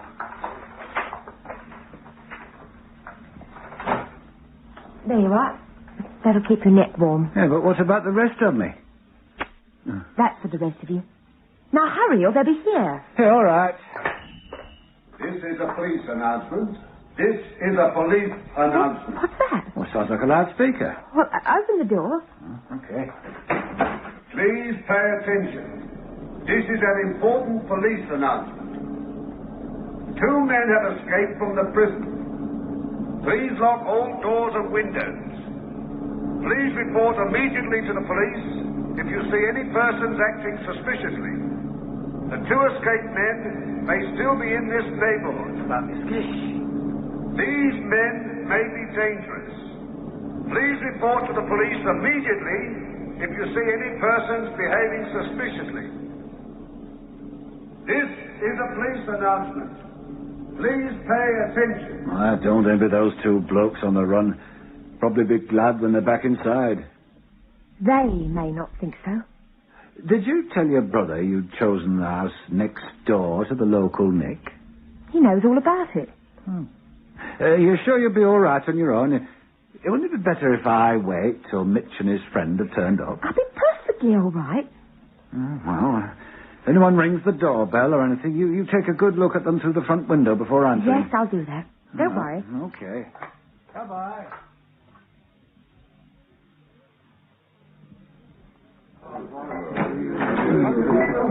Evening, George. Well, we're talking about the escaped convicts. And a right lot these convicts are, too. You ever see anything of them? Oh, me? You live next door to them? There's a 20-foot wall between my house and that place. They might be on another planet, for all I know about them. Well, this fella's a nicer. We never knew his real name. He broke out. Must be over 40 years ago now. He vanished. Just went out of sight. Well, they hadn't got those fast cars in those days, and he certainly didn't get a lift on a horse and cart, because they had the whole place surrounded for miles in all directions. Roadblocks, everything you could think of. But there he was, gone. Didn't they catch him? I was coming to that. You see, he had a brother that the police didn't know anything about. And this brother, he had got himself a job as a gardener to Lord Wyburn that used to own this big estate where all those houses are now. Oh, yes. The Wyburn estate. That's right, that's it. So there was a little cottage thrown in with this job of being a gardener. Of course, all them cottages are gone now. They were where the school is now. And this bloke, the knifer, he holds up with his brother, see? He stayed there in a back room, hiding under the bed whenever the head gardener called round on any business like. And then he moves off free as the Lord when the time suits him. Of course, by then, no one's looking for him around here. That's the way to do it.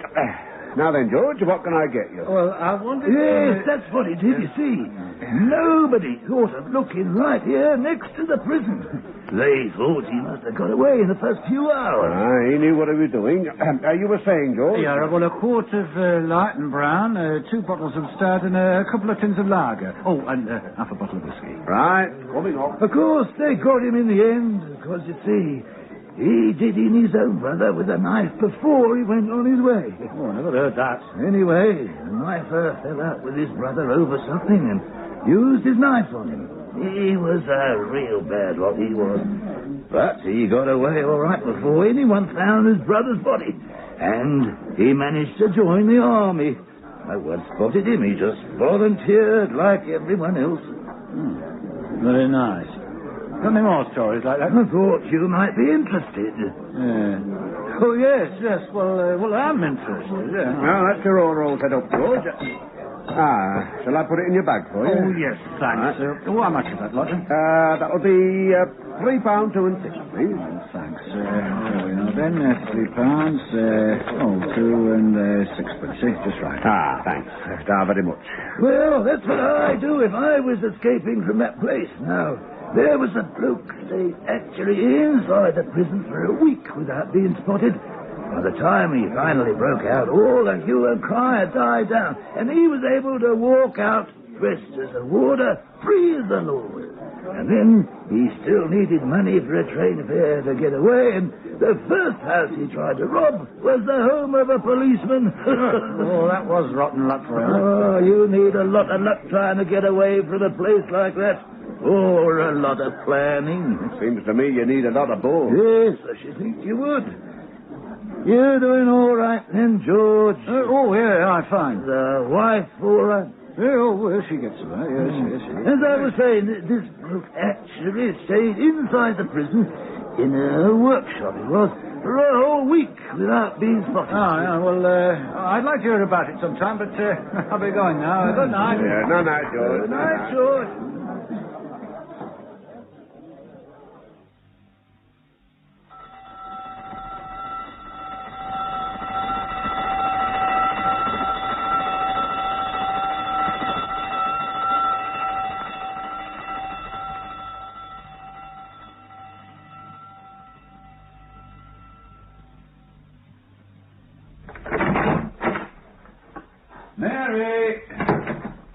Mary? Oh, there you are. Any sign of them yet? Yes, they've arrived. Oh, jolly good. But they've gone straight up to their room. Oh, they want to change and that. They're both terribly tired, George. They've had no sleep for 2 days. There's been some trouble with the boilers on their ship. They're both dead tired. Oh, well, we'll take the beer up to them. Look, I've gone and splashed out a bit of butter. I really think we ought to let them sleep. They both looked awful when they arrived. You mean they're staying up there till the morning? I don't know yet. I'm sorry if it's a disappointment to you. No, it's all right. This is Liberty. But they were tired. That didn't mean anything. You are disappointed, aren't you? No. There'll be plenty of time to get to know each other next week. Hey, what's got into you, anyway? Nothing. You seem so nervous since I came back. It's nothing. It's just that I haven't seen Mitch for a long time. It seems strange in being here, that's all. Look, they can't both be asleep yet. Yeah, why don't we go up and have a drink with them and then let them No. go to bed? We really ought to let them sleep it out. Oh, all right. Where's their bags and all that? They've taken everything upstairs with them. Oh, well, we'd better get the beer sorted out. I'll take it through to the kitchen. There's a couple of tins of lager for you. Yeah. What's Mitch's friend like? Had you met him before? No, he's just a chap Mitch met on the ship. They share the same cabin together. His people live in London. Well, why didn't he go down there then? Mitch wanted him to meet me. I think he wanted to show off. What sort of fellow is he then? Well, he's all right. He bought a whole bag full of toys for his kid brother. How do you know? You open it up. What are you asking me these questions for? Oh, nothing. Well, I just wondered what sort of fellow he was. You are an estater. No, I'm perfectly all right. Okay. Here, how about having one of your tins of lager? Here, I'll get a glass for you. It's just that we never seem to get on so well when there are other people around. I hope it won't be like that on account of Mitch. Oh, why should it? Because you never really trust me. You think I may say the wrong thing and shock people. Oh, it'd take a lot to shock a couple of merchant seamen, wouldn't it? Huh? There you are now. Drink this. See if it doesn't put a different complexion on things, huh? Thank you.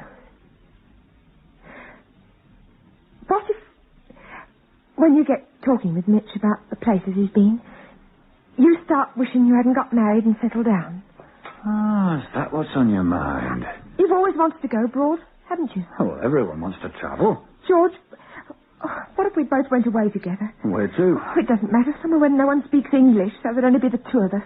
Was that what Mitch's coming here has done to you? It's only made me think that we're best when we're on our own. Look, if he's upset you in some way, I've a good mind to go upstairs and ask him to go. No, he hasn't said anything. It's just because we've got something, you and me. I don't want us to ever lose it. I don't want us to slip back to whatever we were before. Has my mother been saying things? No, it's got nothing to do with her, not this time. Well, in a way it is, because Mitch being up here, it makes me remember what I used to be like. George, will you promise me that whatever happens, we won't forget what we've built up together? Well, what could happen? We're married, aren't we? I don't know what you're worried about. Just being silly, I suppose. Maybe I just wanted to tell you how much I love you. Well, love you. You go a very complicated way about it. I only wish I knew what was really going on in your mind. If you could see into it right now, all you'd see would be one big muddle. Oh, well, you drink up while I go and fix the car. Oh, I'd almost forgotten it. What are you going to do with this arm? Oh, distribute your arm. I'll take it out, put it on the shelf in here somewhere. It's only a little thing. I'll show you in the morning how it works, if you like. All right. Now, you sit tight there. I won't be a jiffy. And stop worrying. All right, I'll try. You'll need the torch, won't you? Oh, yes, thanks.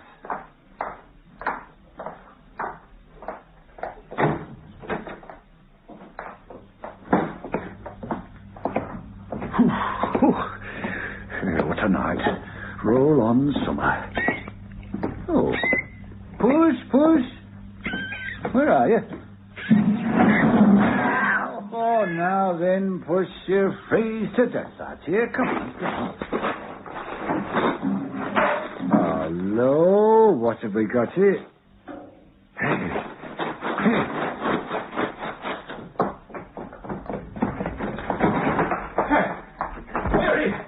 Mary. What is it? There's two sets of prison convict uniforms in our dustbin.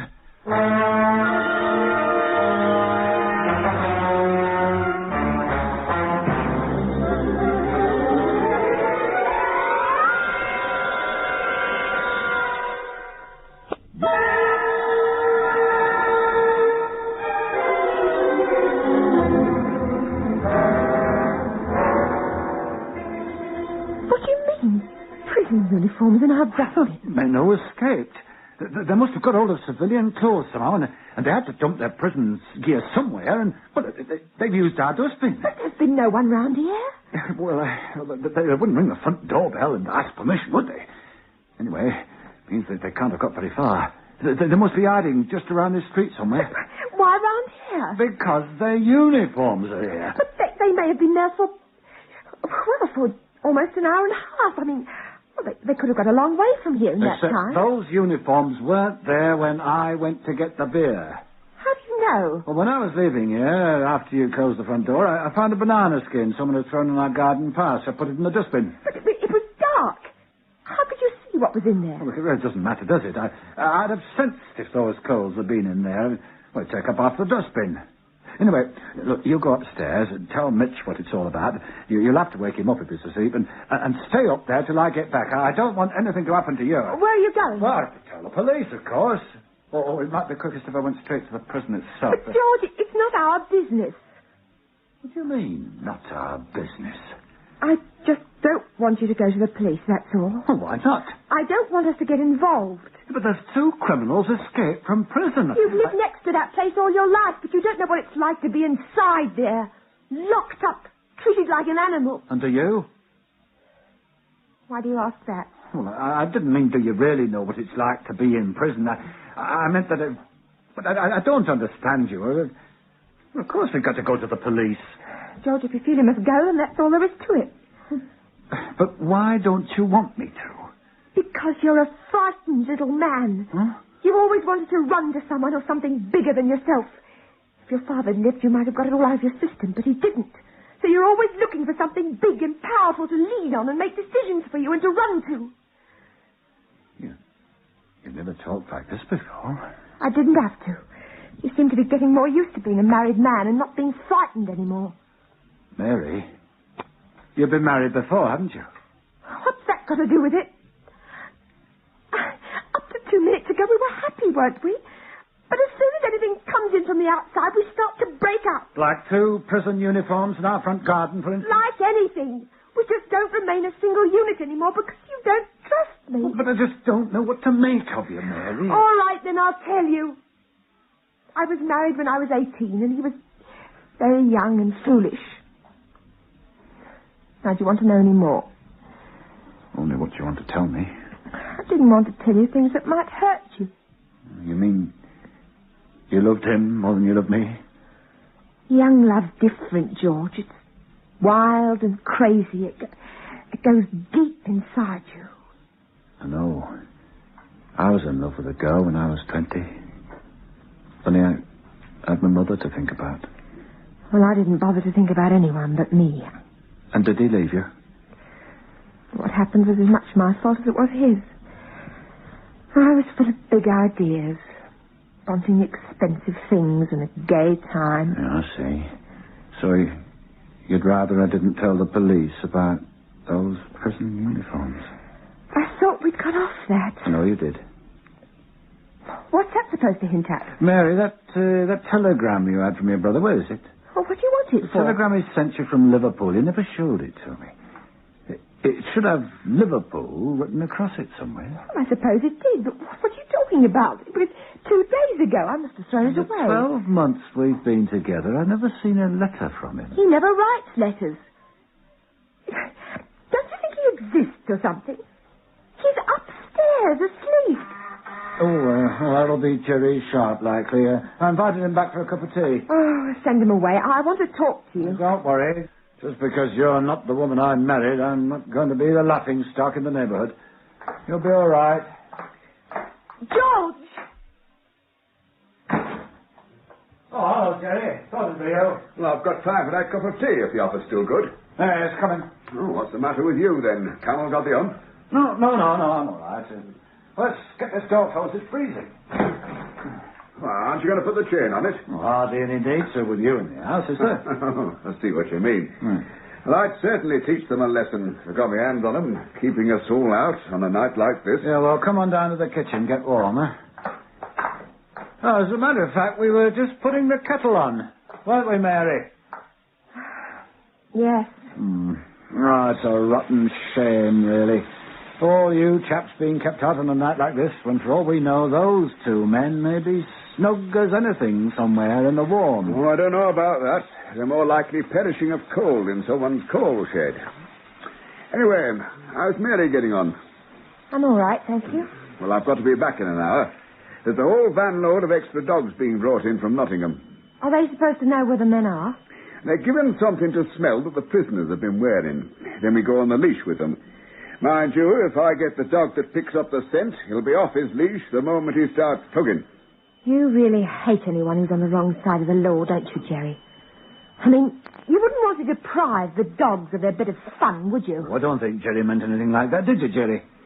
Well, the dogs are trained not to attack a person, provided they don't offer any resistance. I see. And the dogs decide whether the person is offering resistance or not. The dogs are very well trained, if you're interested to know. If you've got nothing to let the dogs smell, no clothes like... Bedding. Use their bedding. As a matter of fact, their clothes haven't been found yet. They must have dumped them somewhere. They can't still be walking around in their prison togs. Do you know anything about these men yet? Oh, they're a couple of bad boys, all right. Donnelly and Wilson.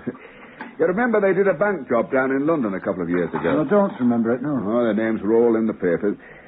They were both armed at the time. They beat up a night watchman, used the butts of their guns.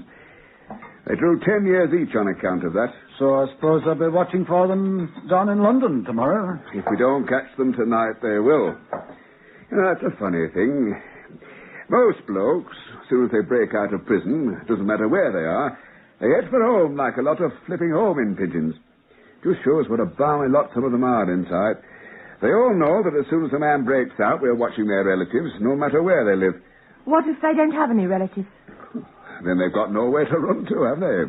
I mean, no one's going to harbour an escaped convict unless there's something in it for them, or because he's a member of the family. Now, you take this Donnelly, for instance. According to the screws at the Nick, no one's ever visited him since he started serving his time there. He was supposed to have had a pretty young wife when he was carrying a gun around. But the moment he got sent to prison, she just faded out.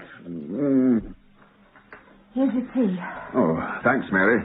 Yours, George. Thanks.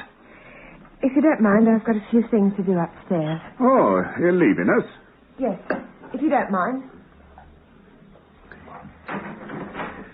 Oh, something the matter with her? No, there's just got a few things on her mind, I imagine. Women, you've got to have them, but you can never understand them. Got any fags on you? Oh, yes, sure. Got some up here. That's funny. No, I know I did have them on this shelf. That doesn't matter. I just run out. Yes, but I had some up here. Oh, Mary must have taken them. I thought she'd stop smoking. Yes, well, she must have put them somewhere. Or maybe there's been someone else round who'd run out. Yeah, I suppose that could have happened just now. Anyway, you'll have plenty of duty-frees when your brother-in-law arrives. No sign of them yet, I suppose? No. Oh, they'll have sacks. I wouldn't mind a couple of packets if there's any going. Oh, sure, I'll ask them. You know what time they're arriving yet? Oh, Mary said something about trouble with the ship. Boilers or something. They were a bit uncertain about when they'd be free. Oh, they'll be running out of trains as an odd here pretty soon. I hear you're getting all spruced up for them. Oh, you mean the paintwork on the window? Well, I really ought to be getting on with that. No. I mean, aren't you getting a couple of new suits? Oh, well, I've been thinking about it. Well, your missus has been thinking, if what I hear's right. The wife saw her buying them. What? Your Jessie saw Mary buying suits for me? Yes. Now, don't tell me you didn't know anything about it. Oh, well, I guess she was up to something. Well, you can't fool me, George. You didn't know anything about it, did you? Oh, it's our first anniversary coming up next week. I knew she'd been saving up for something. Now I've gone and let the cat out of the bag. Anyway, when she shows them to you, you look surprised. That's the way to treat a woman, same as you would a child. Yes, I know. Mary's full of surprises. Well, I'm off. Now, don't forget about those fags when your brother-in-law turns up. No, come with you to the front door. Thanks for the warm-up. You see, it's going to freeze solid tonight. Oh, yes, I expect you're right. Good night, then, George. Good night, Jerry. Now, remember about the cigarettes for you.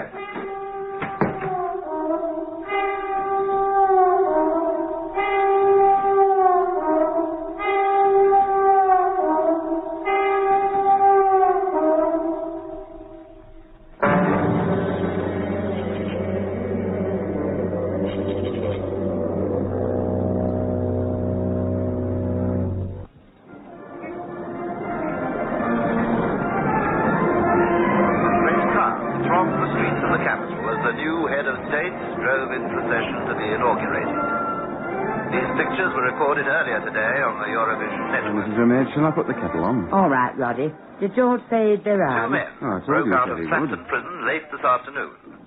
They are Michael John Donnelly, aged 28, and Brian Wilson, aged 25. Both men are serving 10-year prison sentences for an armed raid on a London bank 2 years ago. Police have set up roadblocks Oh, it must be on George. the roads leading to Nottingham and Leicester, and drivers are being questioned.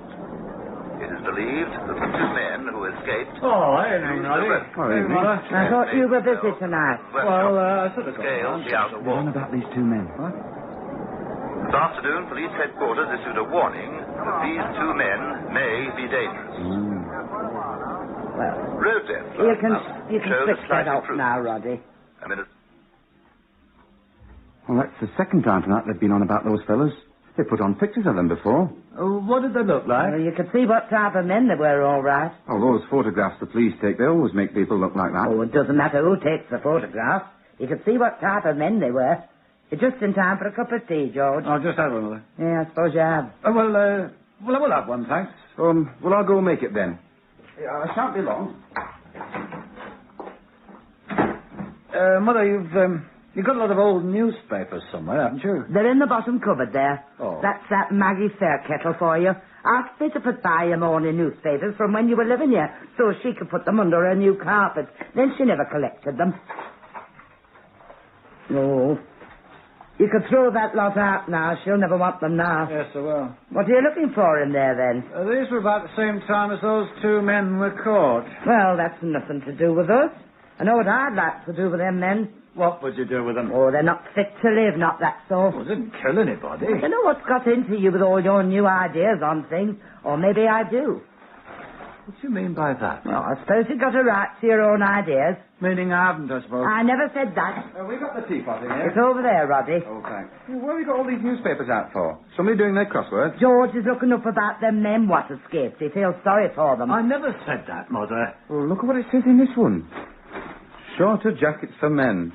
Oh, that's going a bit back, isn't it? Well, they're all 2 years old, these papers. I can't think how you've got time reading through all them now. I thought you'd be up to your eyes with your new relatives by now. I suppose they've all arrived to make themselves at home by now, haven't they? Oh, yes. Mary's looking after them. Yeah, I suppose she is. Blood's thicker than water. What do you think of this, then?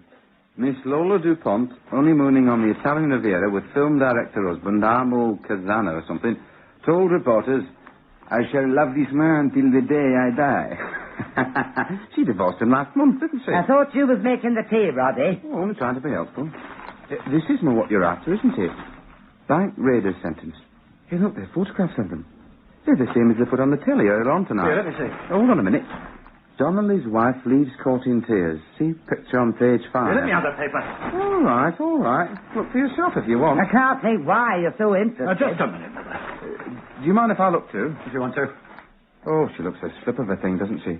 Oh, very dramatic the way she's holding that handbag up to her face, isn't it? Yeah, she wouldn't want anyone to recognize her coming out of a place like that, I wouldn't wonder. Myra Donnelly. Oh, that's a nice name for a girl. I always think. Sounds soft to me. It isn't English. Well, is that what you were looking for then, George? Well, I was just curious, that's all. Weren't you making some tea or something? I thought you didn't want any. He changed his mind. All right, then, tea for 3 coming up. Now then, where's that teapot? It's over there. All right, yeah. Oh, well, off we go. Shan't be long. Well, have you finished with them newspapers? Yes, so I'll throw them out for you. Oh, leave them there. Roddy will do it. Mother, I may be going away for a bit. I've been expecting that. What makes you say that? Well, I know you two wouldn't want to be stuck in a place like Clapton forever. Not now you've got each other. I mean to say, Mary's only young, and young people want some fun. There's not for a year. Oh, no, I meant I might be going away on my own for a bit. Who'd look after you? I can look after myself. Oh. Well, I suppose it's none of my business. Now, you see, Mary may have to go with her brother back to London for a while. Well, there may be some business they've got to clear up down there. I see. What do you see? Well, naturally, that comes first with her, doesn't it? What would happen to your job while you're gone away? I'd have to get another when I come back, wouldn't I? No, I just thought I'd warn you that I might be going. You'll be all right with Roddy here. Where were you thinking of going, then? abroad somewhere. Well, there must be some reason why you're planning to fly off in different directions. Not that it's any of my business, of course. Well, Mother, I wanted to talk to you about it. Well, I'm here. You open up, I've got my hands Oh, full. all right. Yes. Did you hear those bloodhounds howling just then? You can hear them from the back clear as anything. Oh, it's enough to give you the creeps. Where shall I put the tray? Next to you, Mrs. Maid? Put it down here, Roddy. There you are. Was I interrupting you? No, it's all right. As I was saying, Mother, I wondered if you could help me, that's all. You should know that's my only thought, George. I've always done everything I could to help you. That's one advantage of being an only child. Yes, I know. This person, they might not have to go away to clear up this business if things were made more worthwhile for them round here. Who do you mean by this person, you or somebody else? Are you sure I'm not interrupting? Well, I could take my tea up to my own room. There's no need for you to do that, Roddy. If what's going to happen happens, everybody's going to know about it any road. Now then, George, who were you talking about? I was referring to Mary. And who's done anything to cross her, I'd like to know. Isn't she grateful for what you've done for her? Now, let me tell you something, George, that your father used to say, what is to be will be. Oh. So that's how you're ready to help me, is it? There's no one can help you if she's made up her mind to go. I know it's none of my business, George, but are you saying that Mary's going away? It's like as you will. And me, too. Oh, I'm sorry about that. Well, she's such a bright person around here. Mother, here's the front door key to this house. I'll ring the bell in future. Now, what's the meaning of that? That's your key and this is your home. My home's where my wife is, if she'll have me. If she'll have you, I should think the boot's on the other foot. Well, that's your way of looking at it, Mother. I'll be off now. But if that woman's leaving you, you'll come back here, won't you? Good night, Mother. George! Good night. Well, shall I go after him? No, he'll come back. He's got a comfortable home here. It's just a lot of funny ideas other people have put into his head. If she'll have him, I never heard such nonsense. But, isn't it serious if they're both talking about going away? I expected it of her. She's got far too highfalutin ideas for people like us. Don't worry about George. He's far too steady to fly off anywhere. He'll be perfectly all right once he's got shot of her. But what if he loved her? Maybe she still loves him. Oh, you can't tell me a young chit of a thing like that knows anything about love. Love is something you learn about through suffering. I really think we ought to go after him, Mrs. Ramage. Maybe you want somebody to talk to. If he wants to talk to anybody, he's always got me. And why don't you call me Auntie like I told you? Auntie, then. Now, settle down and drink your tea. There's no rhyme or reason why either of you two boys should get upset by whatever that young woman is up to. Go on, sit yourself down. All right. And in future, you can call me Mother, if you like.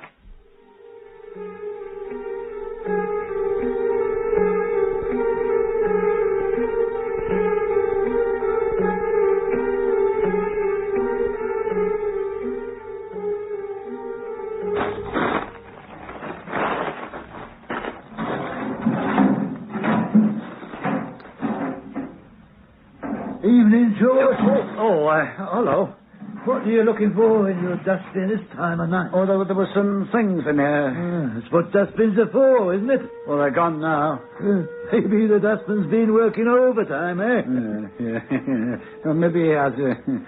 I saw some fellas go off in your car. Yeah, I suppose you did. Mary and her brother had to go somewhere. Oh. She locked you out then? No, I'm just going in. Good night. Good night.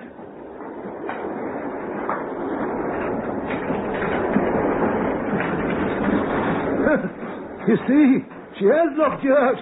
She put the chain on the door. That's what my old woman used to do. Well, there's a window open round the back. I'll get in there. Shall I wait to see if you're all right? No, don't bother. Good night. Good night. Right, you going then? I wanted to see how you get in. I'm going round the back. There's a window open there. Oh, all right then. Good night. Good night. Poor old devil. Oh, let's see about getting in.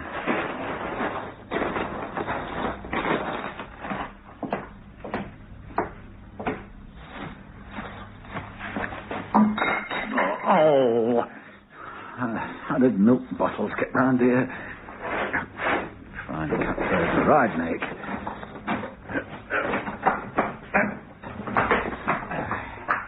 Now the light.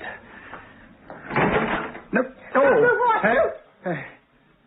Oh, it's you. What are you doing with that gun? I might ask you what you're doing climbing through the window. Look at your trousers. They're covered in paint. You had the chain on the front door. The way you went off, I didn't know whether you were coming back or not. Let me do something about No, that. leave me alone.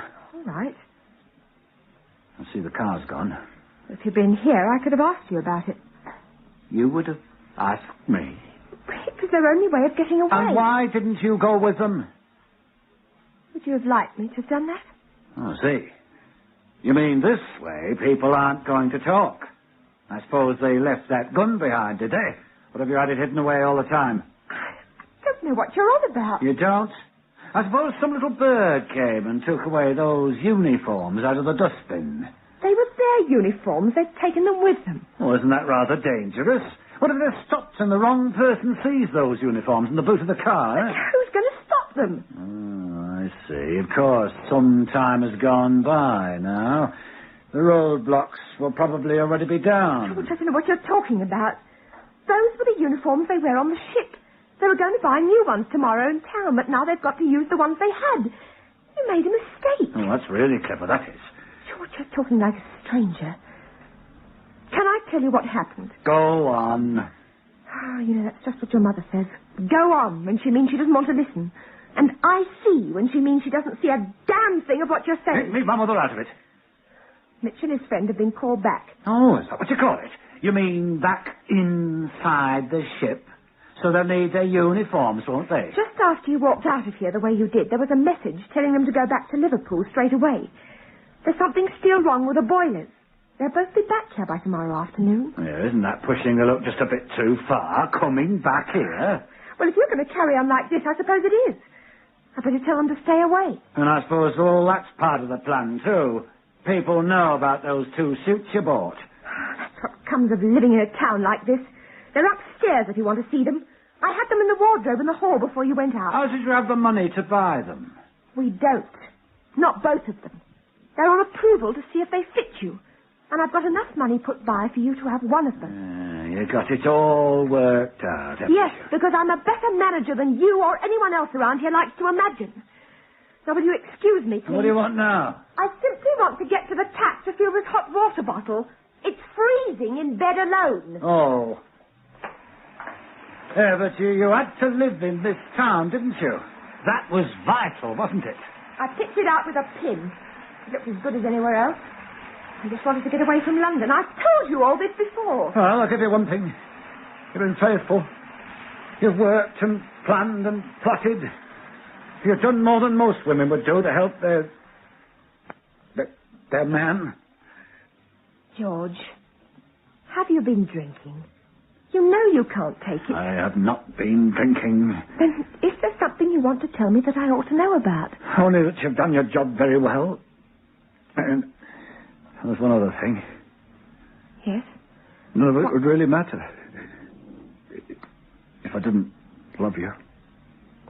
George, you're very sweet sometimes. Sometimes in the strangest ways. Would you mind telling me exactly what it is that does matter? What matters? You know, you're so cool, it's a wonder that hot water bottle on your arm doesn't turn into a block of ice. Well, it hasn't done up to now. Are you coming to bed now? I don't know how you can ask that. After a whole year of pretense. Then are you going to spend the night down here? No, just leave me alone. All right. Good night. Mary. Yes, George. No, there's nothing. Leave me alone. All right.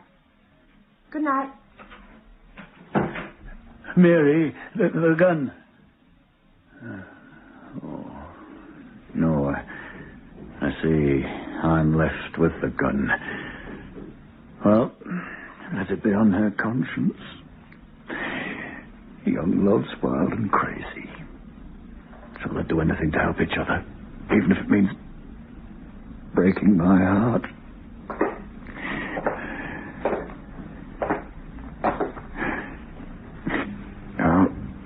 I have to do is pull this trigger. It's all over. Oh, heavens, Mary. I wish it hadn't had to end like this.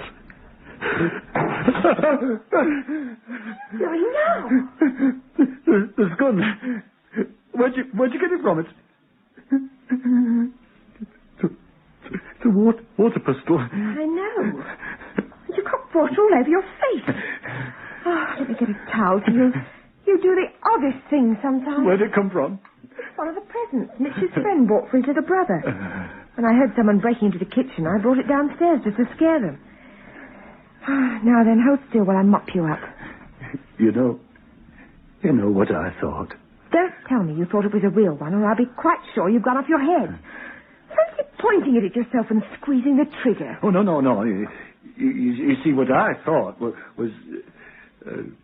Well, I'm listening. Well, it doesn't matter now. What did you come back for? Oh, to give you back your cigarettes. Oh, Tar. I was going to have one, and I took them off the shelf. You'll probably need them if you're going to spend the night down yes, here. Thanks. I thought you'd taken them for Mitch. No, he had plenty. He's left a carton for you. The ones they get cheap on the ship. They're upstairs. Oh, that was thoughtful of him. You know, George, you're still acting like you thought the world was coming to an end. Maybe I thought it was. Can I kiss you? It could be arranged. I am the woman you married, you know. Oh, Mary, love.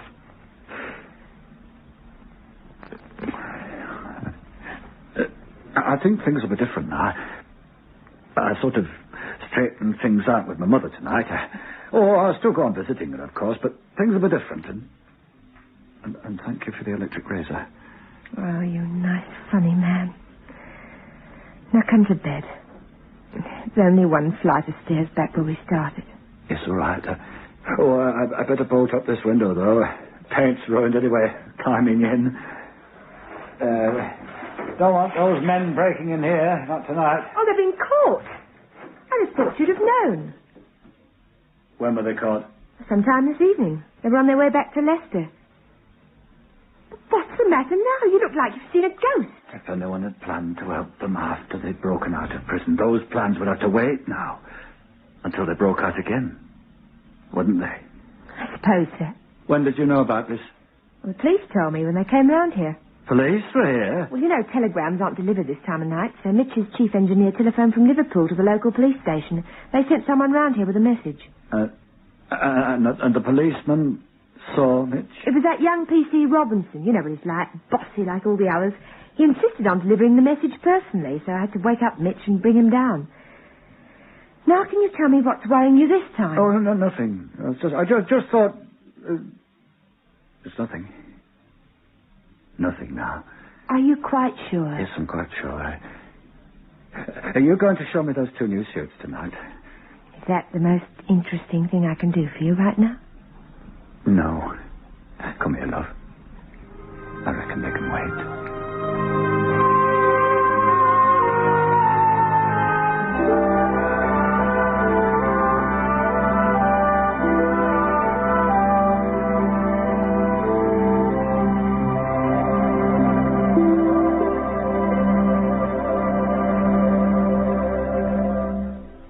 Tonight's presentation of You're Not the Woman I Married, you heard Hugh Russ as George, Diane Wilson as Mary, John Hayter as Sharp, and James White as Roddy. Others in the cast were Kenneth Baker, Michael Drin, and Marjorie Gordon. You're Not the Woman I Married was produced for Lux Radio Theatre by Michael Silver.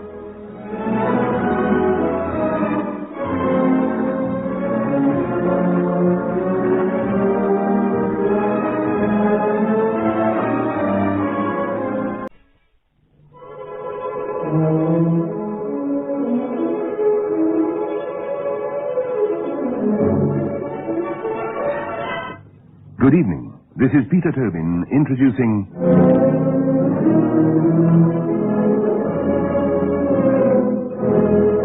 Lux Radio Theatre.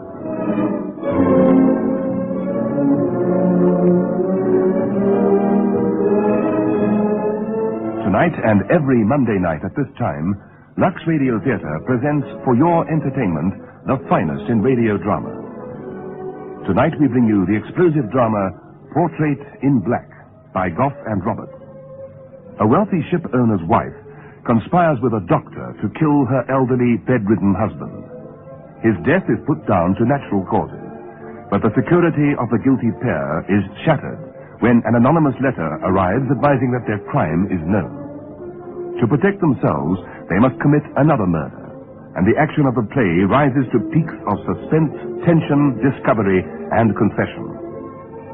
Listen in a few moments to Portrait in Black, produced for Lux Radio Theater by Anne Freed and directed by Henry Dittenfall.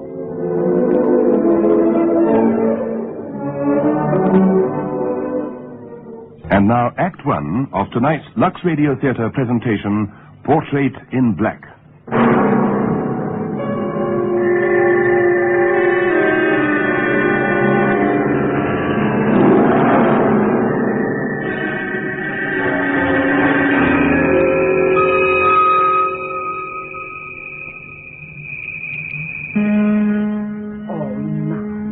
You shouldn't be sitting alone in the dark like this. Let me pull these curtains. That's it. Thank you, Gracie. I put the afternoon mail on the table by the telephone. There's lots of it. Mr. Talbot certainly knew people all over the world, didn't he? Letters from London, Honolulu, even Australia. Just wait until Peter sees all those stamps. Him and his precious airmails. Where is Peter? Next door. It's good he's got his little friend to play with. Yes. This is a house of death, isn't it? Oh, come, ma'am. One's never allowed to forget. The telephone, letters, people calling. Well, they're sad at the master's passing. It was a ghastly shock to so many. Yes. Yes, of course. A ghastly shock. Oh, here's Miss Winifred. I'll go to the kitchen and see if I can organize cook about dinner. She's just gone to pieces. Hello, Winifred. Was there any afternoon mail? Yes, it's by the telephone. Aren't you going to read yours? In a little while. I think they're mostly sympathy letters. And don't you need sympathy? What do you mean by that, Winifred? I shouldn't have said it. Forgive me, Jarlath. We haven't progressed very far in 10 years, have we? Now that Matthew's gone, there are lots of things we'll have to work out together, and... Winifred, do you remember when I first came here, what wonderful friends we were going to be? You don't know how the thought of being a stepmother terrified me. I really did want you to love me. I thought I was succeeding, too, but you started putting a wall between us. You still do. I'm sorry. Perhaps if you went away for a week or two and came back rested and happier, we could make a completely fresh start. Oh, I'd rather not go away just now, Jarlath. Oh. I have a reason for staying. Blake Ritchie? What if it were? Winifred. His union at this minute is fighting the Talbot shipping line which your father founded. I don't want to interfere with your life, but people are bound to talk. I won't embarrass the family, Jarlath. That's what you mean. I was only trying to help. Mr. Marlowe's waiting to see you, ma'am. Oh, not that man. Please, Winifred, don't make difficulties. Show Mr. Marlowe in, Gracie. Very well, Mr. Talbot. Will you come through, sir? Oh, thank you. Oh, hello, Jarlath, Winifred. Well, it's business, I'm afraid. A briefcase full of documents to be signed. Not today, I hope. Well, tomorrow, at the latest. They're important. The strikers are on the rampage down at the docks. Has anyone thought of giving them what they want? Woman talk. You just leave those decisions to me and the other directors. Oh, the line can afford it, goodness knows. You're out of your depth, Winifred. Blake Ritchie, the roughneck labor organizer. Well, he has been decent enough to come to the funeral. That's what I mean about women. Don't you know why Ritchie was there? To watch the Talbot shipping line being lowered into its grave. That's just what I expected you to say. Winifred, please. Well, I didn't know I was stirring up a hornet's nest. Why shouldn't he have been there? Chiefly, Winifred, because 1 hour before Mr. Ritchie bowed his head so piously over your father's coffin, the Union was threatening to tie up the entire Pacific coast. Ritchie was like a bird of prey. He should have been circling overhead, not standing beside us. I think that's horrible. Well, I didn't know Winifred had such violent political convictions. Not political, Rupert. Emotional. She's in love with the man. Well, how long's that been going on? Long enough to make her very jittery. I'm going to ask Dr. Graham to speak to her tonight. Graham, coming here? Yes, we're expecting him for dinner. Winifred takes a lot of notice of what he says. Will you leave the papers with me, please, Rupert? Oh, certainly. I've been wondering why Graham wasn't at the funeral. As Matthew's doctor, he could have made the effort, don't you think? A sort of last call? No, I expect he's been very busy at the hospital. Did he say anything about that job in Brazil? Kessler told me about it yesterday, head of a new government research laboratory. I haven't spoken to Dr. Graham since the night Matthew died. He'll be an awful chump if he doesn't go. It's quite a proposition, I hear. You don't like Dr. Graham, do you? Why, I like practically everybody, Tarnus. It's just that I hate the smell of ether. Oh, there you are. All the papers I need signed. Louder tonight. Oh, the house is quiet. Perhaps that's why. Besides, you've got a lot on your mind. How does it feel, Tarnus? I mean, how does it feel after 10 years to find yourself free? I was wondering if you'd be blunt enough to ask. Why pretend? There's no need for deception between us, surely. I'd rather not discuss my new freedom. I was going to pay you a compliment, Tarnus. This has never been a happy house for you. It's been more like a prison. Yet I've watched you behaving admirably for 10 years. No more protest than an occasional sadness in your eyes. Naturally, I assume that in your grief, there might also be a sense of escape. Will you send for the papers tomorrow, Rupert? Yes, of course. But that brings up the fact that Matthew didn't leave you free at all. There's the burdensome heritage of 103 ships and a worldwide organization known as the Talbot Line. And just now it's facing some very ticklish problems. Well, surely that's a matter for you and the other directors. It could be a matter for just you and me. Why? Can't they be trusted? You could find yourself outmaneuvered. It's your job to see that I'm not. I was hoping you'd allow me to extend my sphere of protection beyond the office. Now you're circling overhead. Come down to earth, Rupert. I was thinking of marriage, Tarnus. Not right away, of course. Perhaps not for a year. I have the feeling the whole proposition is in your briefcase this minute, neatly typed on legal stationery. Or is it among these, awaiting my signature? I'm still in love with you, as you probably know. Thank you for mentioning love. It's not a new word between us. It's an old and forgotten word. Have I changed so much? Don't you remember the days when most of my salary went for camellias? Yes. And I remember the excuses you made not to see me when I needed you most. I told you a long time ago I was merely being practical. And condemning me to 10 years in this prison, as you call it. Would you think it's been easy for me? Why do you suppose I've never married? Because you're vain, Rupert. You're so vain, you wouldn't sacrifice any part of yourself to another human being. Well, this is a new attack. Now I'm vain. Well, aren't you? Why, you're as blind as a bat, and you won't wear glasses. Nothing wrong with my eyes. The sun bothers them a bit, that's all. Here. What does this letter say? Oh, Tarnus, don't be ridiculous. No, go on, read it. Mrs. Matthew Talbot, 19 25th Avenue. Very good, Rupert. Except that it says Mrs. Tarnus Talbot. Well, I hardly glanced at it. As a lawyer, I should have known better than to jump to conclusions. Rupert, you're magnificent. You haven't given me an answer yet. I haven't made it clear. I will, then. No. I warn you, Tarnus. Somehow I'll get you.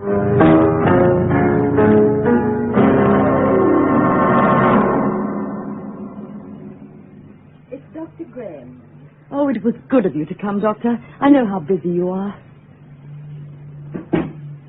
You're looking tired. I'm not really. I'm sorry I couldn't be at the funeral. It must have been quite an ordeal. There were people from all over the country. You know, I'd forgotten how important the Talbot name was.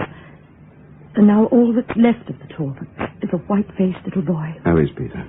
Playing in his room. Is he likely to come down? No. What about Gracie? With Cook. Cobb? In his room. Oh, Thomas. Oh, darling. Darling. We shouldn't. Not here. I know. So soon. In this house. Oh, I can't help it. It's been agony. Hold me for just a moment. Darling, we must be careful. I know. But right now I'm making a wish. What are you wishing? For a year from now. Do you know where we'll be then? No, tell me. You'll be sitting home somewhere, and I'll be at the hospital performing a tonsillectomy. Philip, don't say such dreadful things. I wanted to see you smile. It's so long since you have.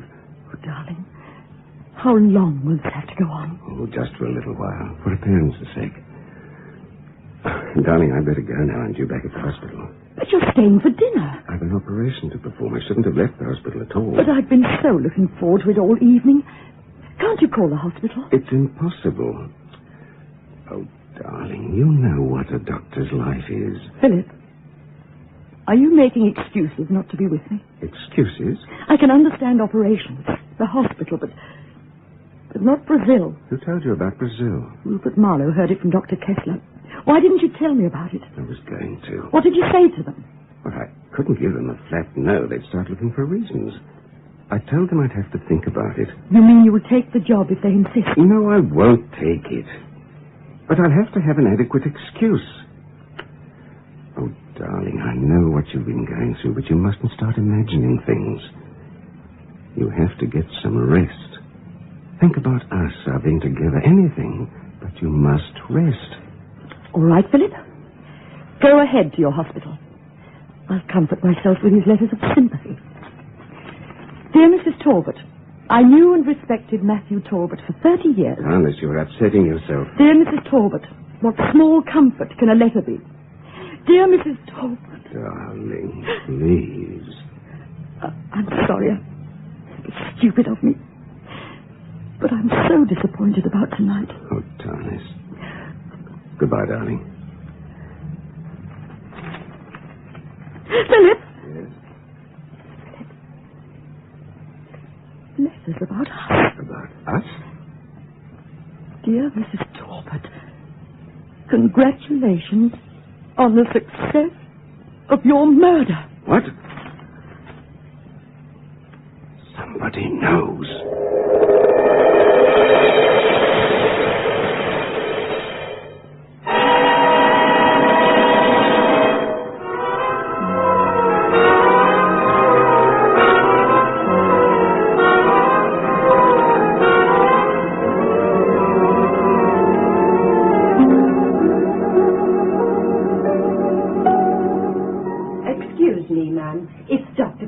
Oh, thank you, Gracie. Show him in here, please. Would you come through, Doctor? Thank you. Good morning, Mrs. Talbot. I've been trying desperately to get you. What have you found out? We know nothing more than we did last night. Did you examine the letter again? 1,000 times. Well? What can you learn from an anonymous letter? Printed words, cheap paper, a common postmark. It would take detectives to track it down. But he knew that when he wrote it. Whoever he is, he's a clever man. We don't even know that it was a man. All we know is the postmark. Carmel. Carmel, 11 p.m. on the 21st. Is there anything we can do? Only wait. Find out what he's after. Why he didn't go to the police. Just to sit here day after day. Oh, Philip, it was going to be so quick and final. All in that one moment in Matthew's room. If we'd been caught, then I was prepared for it, but this way, dragging on, giving us no peace. Darling, we've got to keep our heads. Oh, sorry, I had a ghastly night. I didn't close my eyes once, and that dreadful foghorn, it never stopped. Yes, I know. When I went back to the hospital, there was an old man who needed a hypodermic. The nurse handed me the needle. Then I heard it, too. Suddenly, it was the night in Matthew's room. The foghorn. The hypodermic. The nurse on the other side of the bed, watching me the way you did. The old man looking up at me with Matthew's eyes, smiling at his friend, the doctor. I was due in the operating room. I couldn't face it. I turned it over to a surgeon who'd be concentrating on his patient. Philip, it's all my fault. No, darling. I wasn't satisfied with a few minutes a day, a few hours a week, sneaking away, hiding. It wasn't enough. Tarnis, don't. On the day Dr. Kessler brought you here, I've been to blame. Darling, that first day I came to this house, I was jealous of a helpless, bedridden man. Because you were his wife. Where did we blunder, Philip? We were so careful. That's what's been driving me mad. I don't know. Think back, Tarnis. My nightly visit. A routine hypodermic. A sick man dies peacefully in his sleep. A death certificate says natural causes. There isn't a soul in the world who could suspect. It couldn't come to him in a dream. He must know something. A hunch, a suspicion. He may have found out about us and put two and two together. Nobody knows about it. We can't be sure of that. But if he's only guessing, why the letter? To find out if he was right. It's simple medical technique. You give a patient an injection and you wait for him to react. Well, the letter was the needle. Now he sits back to watch. And what does he see? A sleepless night. A postponed operation. The doctor himself here, 2 days in a row, with no one sick in the house. We may have given ourselves away already. But, Philip, how could he watch us unless he were here? Or coming here. Who is it? He has one weakness, Thomas. He's a man with a secret. But how can that help us? A secret hates to be imprisoned in the mind of one man. It begs to come out in the open. This secret's too big for our man. No matter how clever he is, it will show. He'll want to see us squirm. He'll want to gloat. It will be in his attitude, in a smile, something he says. Whatever it is, we'll be looking for it. When he comes here, we'll be waiting for him. And if we find him? That depends on who it is. Why? There are ways you can trap a fox. A tiger has to be killed. He can lift a telephone and send us to our deaths. About Matthew, we could lie to ourselves. I think he welcomed death. But this time This time, darling, if there's no other choice, if it has to be done, I would take a man's life coldly and dispassionately. Because our being together is all that matters to me. I knew something would go wrong. I was too close to happiness. Are you expecting anyone? No. What would it be? I have no idea. Come in. Oh, it's Cobb. It's getting quite damp and foggy out. Shall I set a match to the fire? Later, thank you, Cobb. As you say, ma'am. Mrs. Talbot, I'd like to speak to you in the strictest confidence. Would you like me to wait in the library? There's no need of that, Doctor. Being a man, you'd understand. It's the downstairs. I'd rather not have jabbering about this. Well, Cobb? You know as well as I do, ma'am, I've been sorely in need of money lately. Difficult admission, that is, for a proud man like me. But you've already been paid ahead as far as November. And I'm that grateful. But it's information I have concerning a certain event that'll be the answer to me financial embarrassment, I'm hoping. It must be very interesting information. What is it, stock market? Call it a kind of investment, Doctor. How can I help? Well, the truth is, ma'am, it's another loan I'm needing. I'm wondering if you could advance me my salary for the month of... well, that'd take us to December, wouldn't it? Well, if it's serious. It is, ma'am, you have my word. I've got to have it. I'll write a check this afternoon. Thank you, Mrs. Talbot. It's a rich man I'm likely to become because of your generosity. Excuse me, Doctor. A demand for money. Oh, no. Not Cobb. What sort of information do you suppose he has? Probably a racing tip. He's always gambling. Why on earth have you never learned to drive? Well, what's that got to do with it? Look at the opportunities he's had to spy on us. Chauffeuring you downtown 3 or 4 times a week. I never went directly to our place. He always took me to a shop, a dressmaker. He only had to follow you once to have reason to suspect. Now he knows how eager you are to please. Next time it might be more than salary. Philip, we'll get nowhere, suspecting everyone and exposing only ourselves. I can't go on like this. I don't know what we can do. Excuse me. The front door was open. You walked very quietly, Rupert. Do I? I was in the neighborhood. Am I interrupting anything clinical, Doctor? I was just finishing. Oh, good. Tarnis, I think we'd better have a talk. The union's calling a strike meeting for Thursday night. Have you done anything about it? The Shipping Association's meeting the same night. That's why I'm here. The owners are looking to the Talbot line to set the policy. So I'll be with you in a few minutes, Rupert, in the library. I'll take a turn on the terrace if you don't mind. I like to watch the fog coming in. Excuse me. Oh, before I go, how are things at the hospital, Doctor? Oh, about as usual. You thought any more about Brazil? Not since I last saw you. That was quite recently, wasn't it? Yesterday, I believe. Oh, that disturbs me, Doctor. Disturbs me quite a lot. Why should it? I'm thinking of you, my dear. 2 professional visits in a row by a doctor who's terribly busy. Why didn't you tell me you were ill? It isn't serious, is it, Doctor? Oh, not really, Mrs. Talbot. The emotional reaction of these past few days. See, Rupert? Well, I'm glad that's all it is.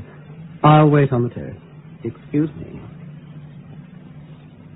How much did he overhear? It couldn't have meant anything to him. Thomas, he knows I'm not here professionally. He was only trying to be clever. He's so sure of himself, almost as though he No! knew. No, don't say another word. I hate his prying, his courtroom humor. What else do you expect? He's a lawyer. Oh, it's too incredible. I know Rupert's faults, but he's too subtle for blackmail.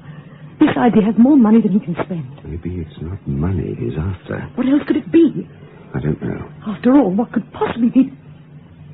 What is it, Thomas? Nothing. Don't put anything between us now. You distort whatever I told you. What is it he wants? He's in love with me. He wants to marry me. Why didn't you tell me? I was going to. That's not an answer. I was afraid you wouldn't understand. He knew you years before I did. A man doesn't propose to a blank wall. You see? That's why I didn't tell you. Oh, I love you, Philip. Isn't that answer enough? Did you tell him that? How could I? Yet he knows about me. Well, what if he does? It's only jealousy. That's a motive. It isn't enough. He's also been talking to Dr. Kessler, asking questions for all we know. Kessler? Are you sure? The day before yesterday, playing golf. This is no time for Marlowe to be hobnobbing with Matthew's former doctor. That means nothing. They've been playing at Pebble Beach for years. Pebble Beach? Matthew was a member, too. The day before yesterday was the 21st. Why do you say it like that? When was that letter mailed? On the 20th. Pebble Beach is 6 miles from... Carmel. 11 p.m. on the 21st. Rupert Marlowe. So smug. So that's what he meant yesterday. He smiled at me and said, I warn you, Thomas. Somehow I'll get you. What are you thinking, Philip? He's more dangerous than a fox. There's no longer any choice. Whatever you say. When? As soon as possible. Before he knows we're onto him.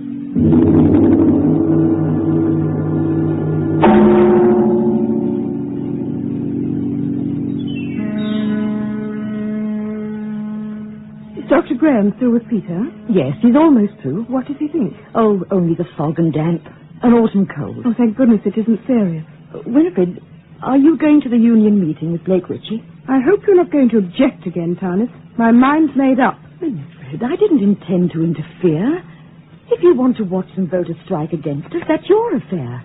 I only wondered if you were going to change. Oh, I am in a moment. I just wanted to hear what Dr. Graham had to say first. Well, it's nearly 8 o'clock. Is it? Oh, I'd better hurry. Oh, here's Dr. Graham now. Oh, how is Peter, Doctor? Oh, he'll be up in a couple of days. Oh, wonderful. Now, do excuse me, I must change. I'll telephone from Los Angeles to see how Peter is. In the meantime, keep him in bed. Plenty of juices. I thought the servants were going to be off. Gracie wouldn't go until you'd seen Peter. The others have left. Thomas, when Marlowe leaves here tonight, you must be alone in the house. Anyone who sees you at the window might guess you were giving a signal. I'll see to it that she leaves. Did you speak to Marlowe? Yes. He's dining with his sister, and then he's stopping by here on the way to the shipowners' meeting. You're sure he will? He has to pick up the proxy. And the shipowners' meeting is still at 8:30? Yes. You've got to get Marlowe out of here at 8:15. If time's all right. Now, don't forget, when that clock strikes the quarter, he must be out of that door. What's the matter? I'm terrified, Philip. Darling, he'd give us away without blinking. It's you I'm worried about. Can you go through with it? Yes. Come on, then. Try the curtains. Is that enough? Do you want the other one? No. I'll be able to see that. Now, remember, when Marlowe's car starts up the hill, draw that curtain and leave it open. I have to be able to see the light from the top of the hill so that I can get to the stop street just before he does. And if something should go wrong at the stop street? Nothing will. When his car pulls up alongside mine, there won't be 10 feet between us. Will you phone me afterwards? I'll stop in at the hospital and be noticed. Then I'll go to the railroad station. When I call you tomorrow from Los Angeles, confine your answers to Peter's cold. If you say his temperature is normal, I know we're safe. If he's feverish... Don't. That won't happen. On the night of the strike vote, they won't look beyond the waterfront. He'll be here any minute. I must go now, Thomas. Is that a gun in your pocket? Will I be able to hear the shot from this room? It will be just another car backfiring. Isn't there some safer way? This way it'll look as though it was done by strikers. Goodbye, darling. Have you got a coat? It's cold out. In the car. I love you, Philip. I love you.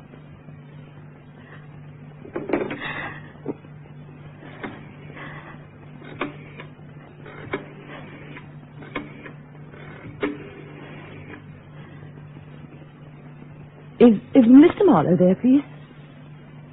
Oh, Jessica. Oh, Rupert said he'd stop by for the proxy, and I wondered if he... Oh, he has already. Oh, good. Oh, then he should be here any moment. Well, the truth is, I was a bit worried. Rupert thinks he's too brave to be frightened by threats. Oh, I thought he'd have told you. Phone calls and letters. Oh, everything. You know what that Richie crowd's like.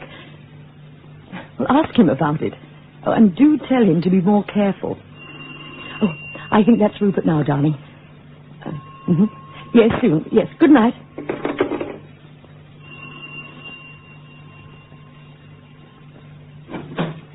Well, Tanya.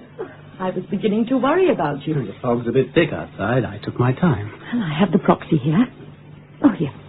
Let me help you off with your coat. Oh, thank you. What happened to the health? They're going on strike, too. It's Thursday. It's their day off. Gracie, too? Her brother arrived from out of town. I don't mind being alone. These do? Rupert, I still have all those roses from yesterday beside my bed. Open it.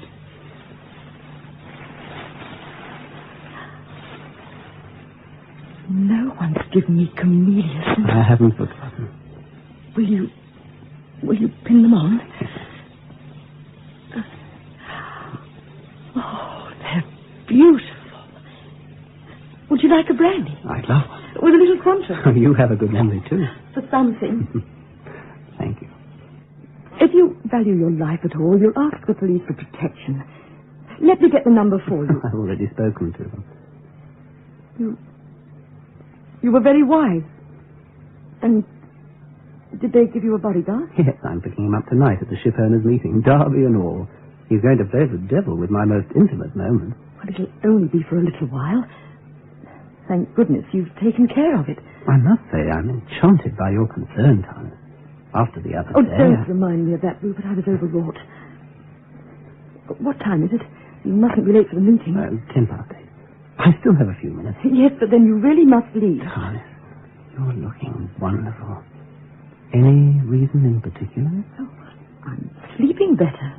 Perhaps that's why. Well, perhaps now you won't be needing so many doctors around. You know, the place is beginning to look like a clinic.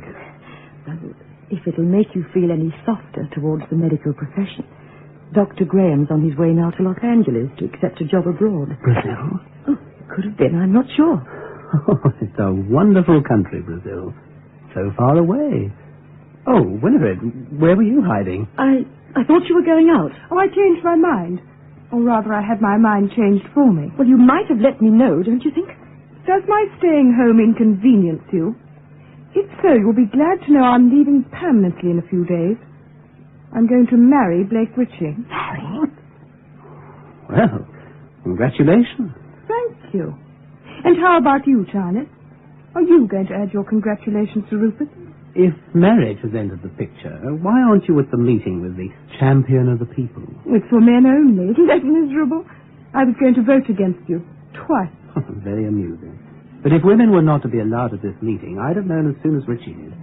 As a matter of fact, we have 2 of our own women planted there now. I don't believe it. One of them's on the committee. Sorry I can't phone the call and have her paged. Blake must have had a good reason. Too bad, Winifred. The man of your choice has started lying to you already. Oh, that isn't fair, Rupert. Whatever he is, he's not the lying type. Winifred, I admit I thought he was merely using you to get at us, but if he loves you and wants to marry you, that puts a different complexion on the matter. You surprise me, Tanya. Oh, don't tell me he's pulled the wool over your eyes too, Tanya. He probably had some idea it wouldn't be safe for Winifred to be there. Naturally, if he's going to marry her, he'd be feeling very protective. Then you don't disapprove of my marrying? Not if you love him, Winifred.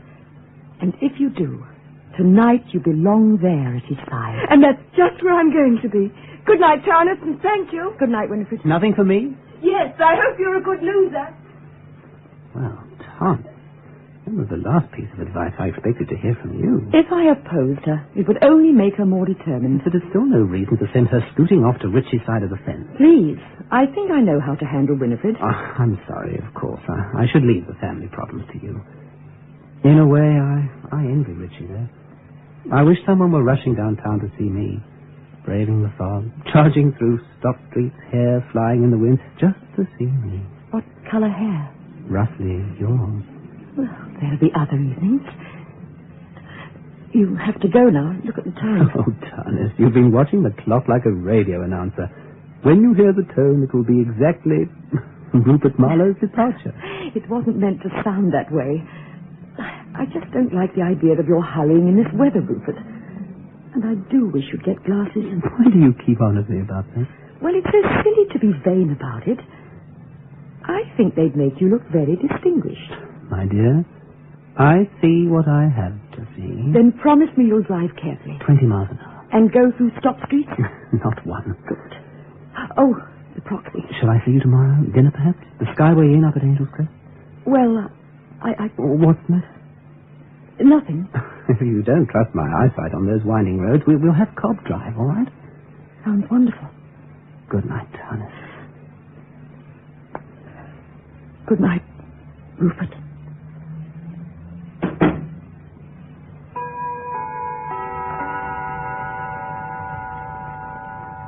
Wait for the car to drive off.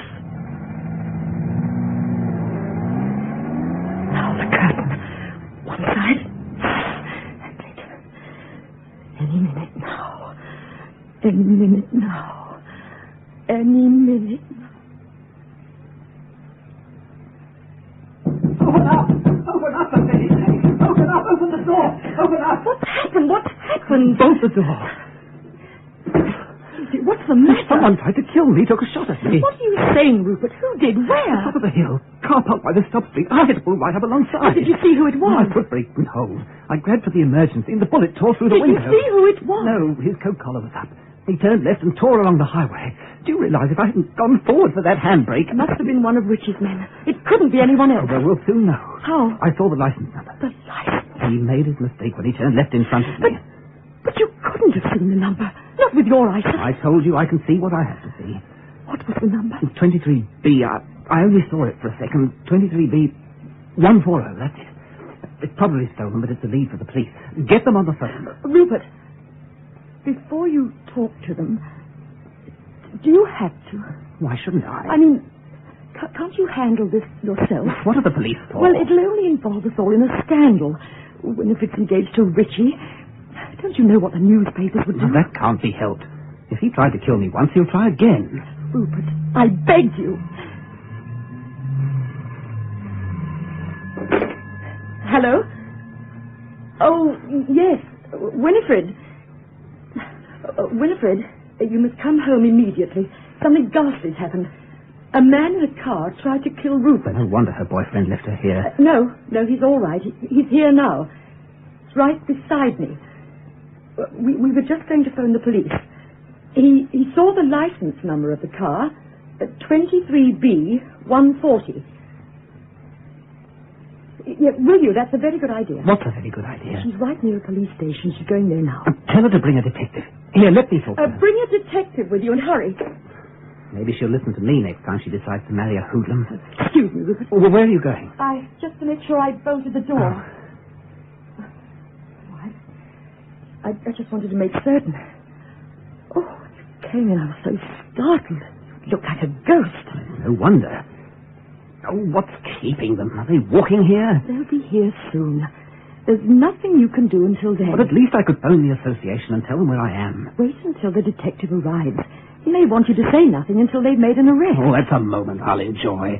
Facing the man who thought he killed me. I hope it's soon. Oh, you could do with a drink. Yes, I could. Believe me, it's no fun hearing the whisper of death. Rupert, when I tried to stop you calling the police, it wasn't myself I was thinking of. It was Winifred. But you were right, of course. I was selfish. Forgive me. I'm sorry I had to involve the family. Your life is more important than some newsprint that'll be forgotten in a week. I'll keep the Talbot name out of it as much as possible. Dear Rupert, thank you. Oh, I'll get it. Hello? Yes, I'm still here. Who? Winifred? Yes, I'll tell her. Well, I am late, I suppose, but the truth is I was delayed. Not at all. Enjoy yourself. Good night, Winifred. Water or soda? A few minutes ago, when Winifred phoned, where was she? At the town hall. Is there any particular reason for her call? She wanted me to know that she'd arrived safely. Poor Winifred. All of a sudden, her memory seems to have gone to pieces. In what way? She's had a flat tire on the corner of Market Street and 6th. She wants Cobb to pick up the car. She's on her way to the meeting, not from it. Well, I don't see how she... But that's impossible. Who called the first time? Winifred, of course. What's got into you, Rupert? I've never seen you like... Why did you lie about it? I didn't lie. Why didn't you want the police here? I don't know what you're talking about. You're trying to confuse me. Because you knew the man in the car was waiting for me. How could I have known that? You sent him there. That's insane. I didn't think you'd be stupid enough to kill me for what I knew. How carefully you planned it. The empty house. What time is it? Don't miss a stop street. Oh, Winifred almost upset your apple cart, didn't she? But you got rid of her brilliantly. And tomorrow we were going to dine together, just the two of us. Who was in the car? I don't... Who was it? You're breaking my wrist. Shall I get a doctor? How about Graham? Rupert, let me go. Maybe he isn't in Los Angeles after all. Maybe he's sitting in a car somewhere with a smoking gun. Maybe he's in a phone booth. Maybe it was Graham who called, wasn't it? Yes, it was. And what of it? You wanted to destroy us, and I'd do anything to keep him. Anything. You told him to come here, and you pretended to bolt the door a moment ago. You pretended and... Where is he? Where's Graham? Where is it? Oh. Oh. Oh. Oh, don't shoot. You mustn't shoot. Don't shoot.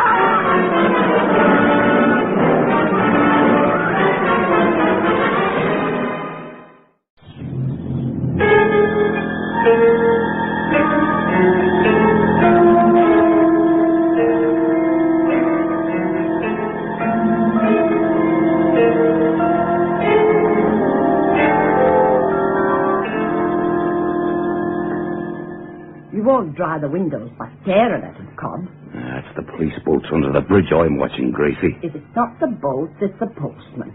Never your job. Yeah, fat lot of good dredging will do them, or sending the diver to the bottom. If you ask me, Mr. Marlowe's body's a mile out to sea now with the sharks for company. It was cleverly done. But Mr. Ritchie made a big mistake. There's no proof it was Mr. Ritchie. None. The police are investigating. Shall I tell you where he made his big mistake? Leaving the car with a bullet hole to say a murder had been done. Oh, yes, Mr. Ritchie was clever. For the last time, it weren't Mr. Ritchie. Someone frightened Mr. Marlowe enough to make him ask for police protection. It's them strikers, I tell you that. Feelings was running high at the docks. They shot him dead to get in with the Talbot lines and hide. Whisk, Gracie. Dr. Graham is called to see Mrs. Talbot. It's Peter he's called. There's nothing the matter with him. He's got a cold. If you ask me, it's all I'm not asking you, and kindly keep your thoughts to yourself. And get to the garden and see to them sprinklers. The post hasn't come yet, has it? What with waiting for the post and watching them boats on the river, you haven't done work in days. Now get to them sprinklers, you idlies, and... You shouldn't have called me. Darling, I had to see you. It's most unwise. Peter is perfectly all right. We can't go on pretending that You've stayed away from me deliberately, haven't you? Of course. At this moment, we must see as little of each other as possible. Winifred is suspicious, do you know that? Winifred's always suspicious. She's been asking a lot of questions. About us? About you. There's no evidence, none. I'm not afraid of Winifred, but I'm afraid of us, of the future. What do you mean? You've accepted this job in Brazil, haven't you? You're trying to shut me out of your life. Oh, my darling, no. But Don't you see there's no hope for us here? No hope? Brazil is our only chance. I'll send for you as soon as I can. So you're going? As soon as things have settled down here, you can come. But you can't leave me now. Winifred will be watching our every move. Look at us now. Every time we're together, our nerves are in shreds. We're bound to give ourselves away. We'll be half the world apart at a time when we need each other most. A day by plane, a week by boat. You'll have your work. What will I have? All right, darling. You win.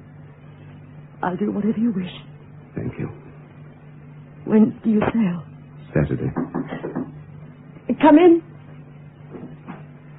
Excuse me, ma'am. Oh, yes, Cobb. What is it? This letter came for you, addressed personal. Oh, thank you. You can go, Cobb. Very well, ma'am. Wonder what this letter's about.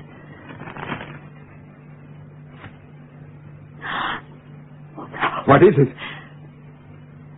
Dear Mrs. Talbot, my congratulations on the success of your second venture.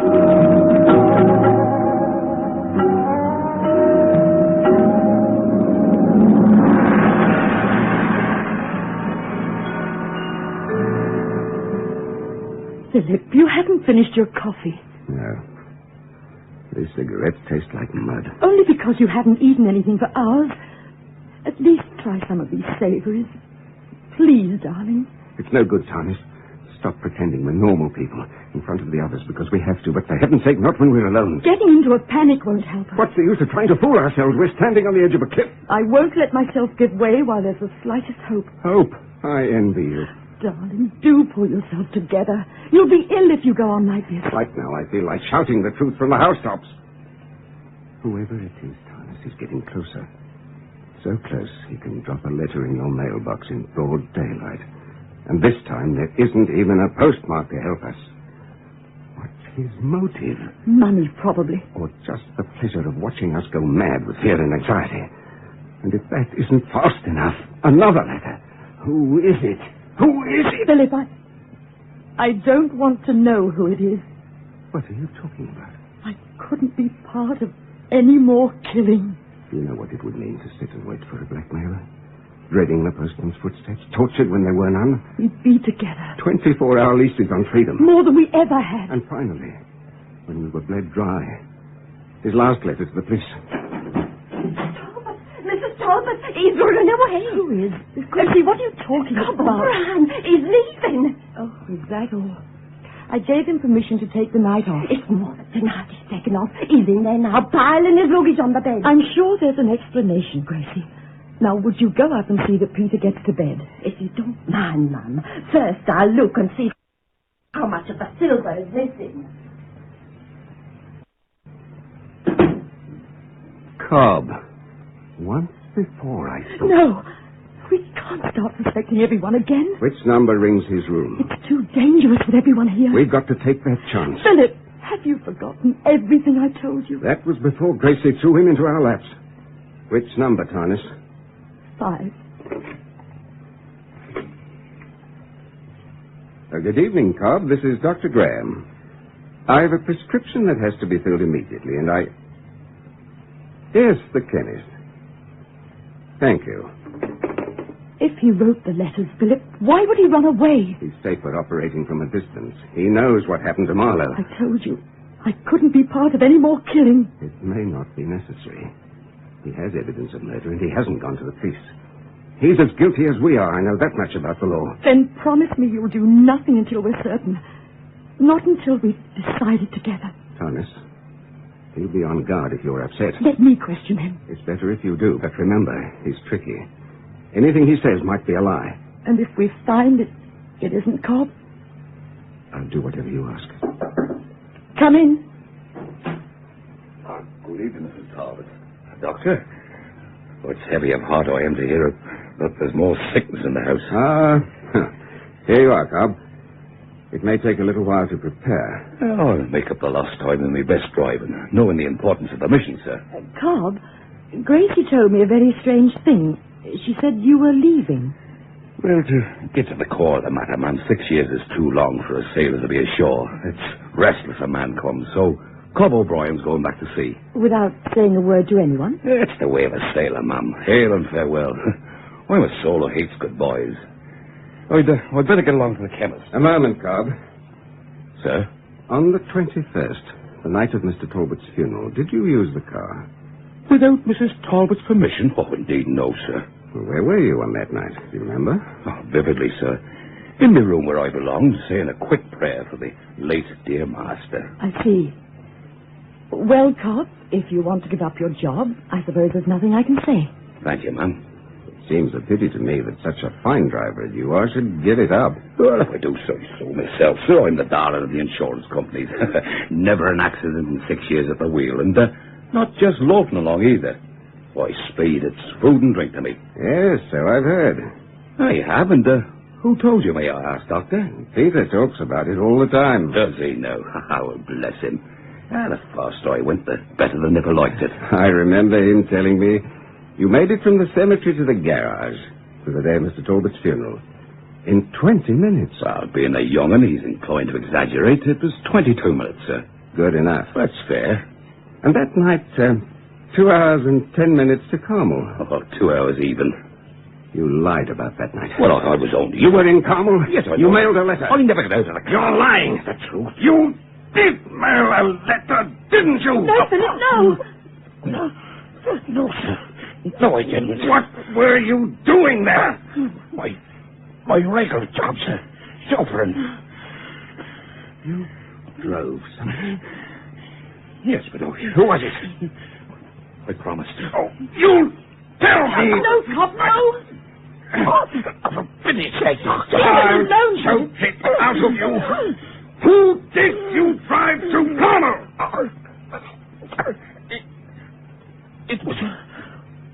It was Mrs. Talbot. Oh, I'm sorry, Mrs. Talbot. He forced it out of me. Get out, Cobb. Yes, sir. What have we done? Why are you waiting? It's true. I wrote the letter. It isn't possible. It isn't possible. What possessed you? It doesn't matter now. Telling you won't help me. You planned it so cold-bloodedly. What madness took hold of you? It wasn't madness. I knew you might find out. I've grown old dreading this moment. But it was better than the fear of losing you. Losing me? Did you need proof of my love after the way Matthew died? You changed. You were no longer the man who whispered to me as we entered Matthew's room. You avoided me. On the phone, you were cold and distant. And you kept making excuses. And because of that, we... Oh, what a hideous joke on Rupert Marlowe. An innocent game of golf at Pebble Beach. How callously you led him to slaughter. What else could I do? It wasn't difficult to decide between Rupert's life and my love for you. Love? You don't know the meaning of the word. Craving and passion, that's all you understand. To be satisfied at all cost. Even if it meant dragging me through murder. Torturing me with lies. Your mind is sick, Thomas. Pitifully, desperately sick. Then help me. You're beyond my help. Are you going? Where would I go to get away from you? You have every right to hate me. If only it were as simple as that. If only a man could stop loving a woman when he found out that she was evil. Philip, after what I've done, is it possible? Nothing's possible between us anymore, Thomas. I'll do whatever you ask. You can go to Brazil. I'll wait for you. And when you come back, if you ever want to, if you could believe in me again, couldn't it be like that? Have you any idea what our life would be? What would we have to start with? What would our memories be? Places we've been? Music we've heard? Oh, no. A stop street at the crest of a hill. The sound of a motor car backfiring. Unsigned letters. Printed words. You could bring them from the door and undo the pale blue ribbon. We could read them aloud together and remember. In time, we might forget. In time, you'd remind me. That's the old thing, Thomas. You think you were justified. do it again if you had to. No, no! Think, Tarnis. A sudden call from the laboratory that I'd be late. Your mind reeling with new suspicions. And then the mail next morning. Or some brand new device I'd never know. Every minute of our day tainted with thoughts of the past. Until finally, at the end of our road, we'd lie awake in separate rooms, listening in terror for a hand trying the locked door between us, in fear of each other. That's our future. That would be our happiness. I'd rather give myself up to the police. That would be our freedom. Die? Yes. Would you be afraid? I don't know. I think so. When? Now. Tonight. There's the telephone. I've thought about it sometimes. If you were with me... I'll be with you. All right. Philip. Yes, darling. Before we... I mean, if we could have a little time together... It's best to do it quickly. Now, dial the number. Surely isn't much to ask. We can't hesitate now. Only tonight. One night. Philip, we've never even had that. We shouldn't let ourselves think about tomorrow. Oh, please, Philip, please. Give me some happiness to take with me. It's wrong, Tarnis. Darling, phone someplace. Some wonderful place. We'll forget there's anything but tonight. All right. Go up and say good night to Peter. Oh, darling, perhaps tomorrow in the sun. Go to Peter. Hurry. All right, darling.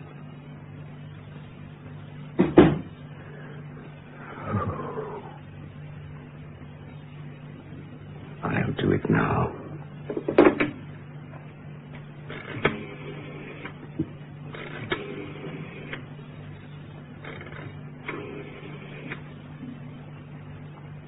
Police? This is Dr. Philip Graham. I have to report a murder.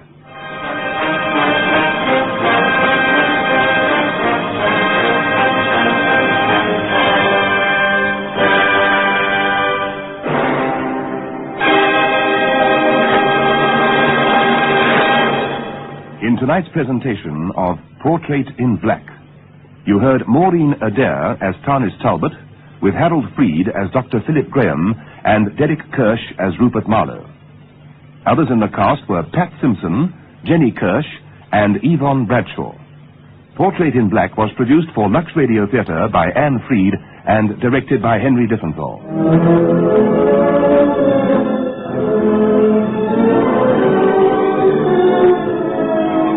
This is your Lux Radio Theatre host, Peter Tobin, bidding you all good night.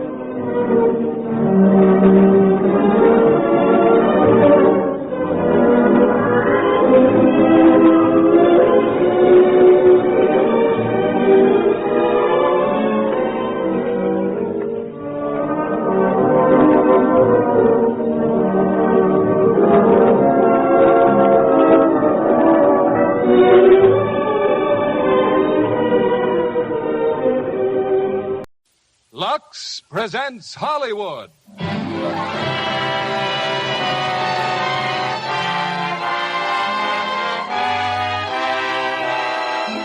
Lever Brothers Company, the makers of Lux Toilet Soap, bring you the Lux Radio Theater, starring Vivian Lee and Laurence Olivier in Rebecca. Ladies and gentlemen, your producer, Mr. William Keighley.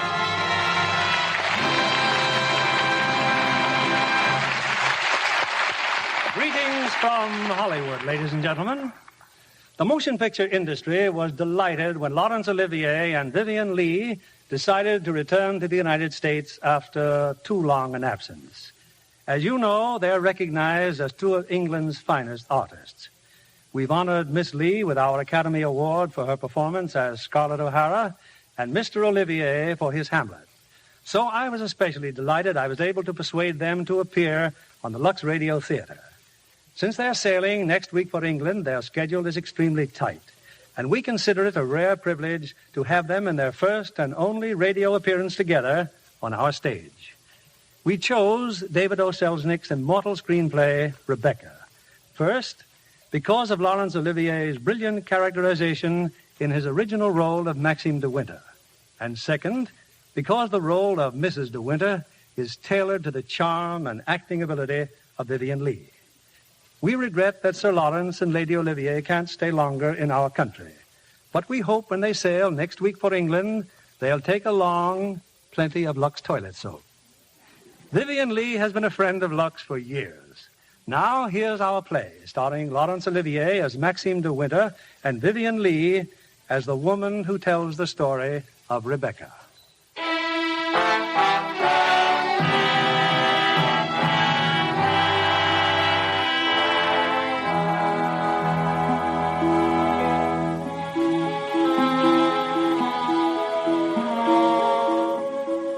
Last night I dreamt I went to Mandalay again. It seemed to me I stood by the iron gate leading to the drive, and for a while I could not enter, for the way was barred to me. Then, like all dreamers, I was possessed of a sudden with supernatural powers and passed like a spirit through the barrier before me. The drive wound away in front of me, twisting and turning, and finally there was Mandalay. Mandalay, secretive and silent. Time could not mar the perfect symmetry of those walls, but I knew I looked upon an empty, desolate shell, with no whisper of the past in its staring, blackened windows. We can never go back to Mandalay again. That much is certain. But sometimes in my dreams I do go back, to the strange days of my life which began for me in the south of France. There, on a great cliff towering above the sea, I first saw him. He was looking down, staring at the rocks below. And then suddenly, I thought I saw him about to... No! Stop! What the devil are you shouting about? Who are you? What are you staring at? Oh, I'm sorry. I didn't mean to stare, but you were so close to the edge of the cliff, I was afraid that... Oh, you were. Well, what are you doing here? I was only walking. I came up the path and I... Well, get on with your walking. Don't hang about here screaming. Go on.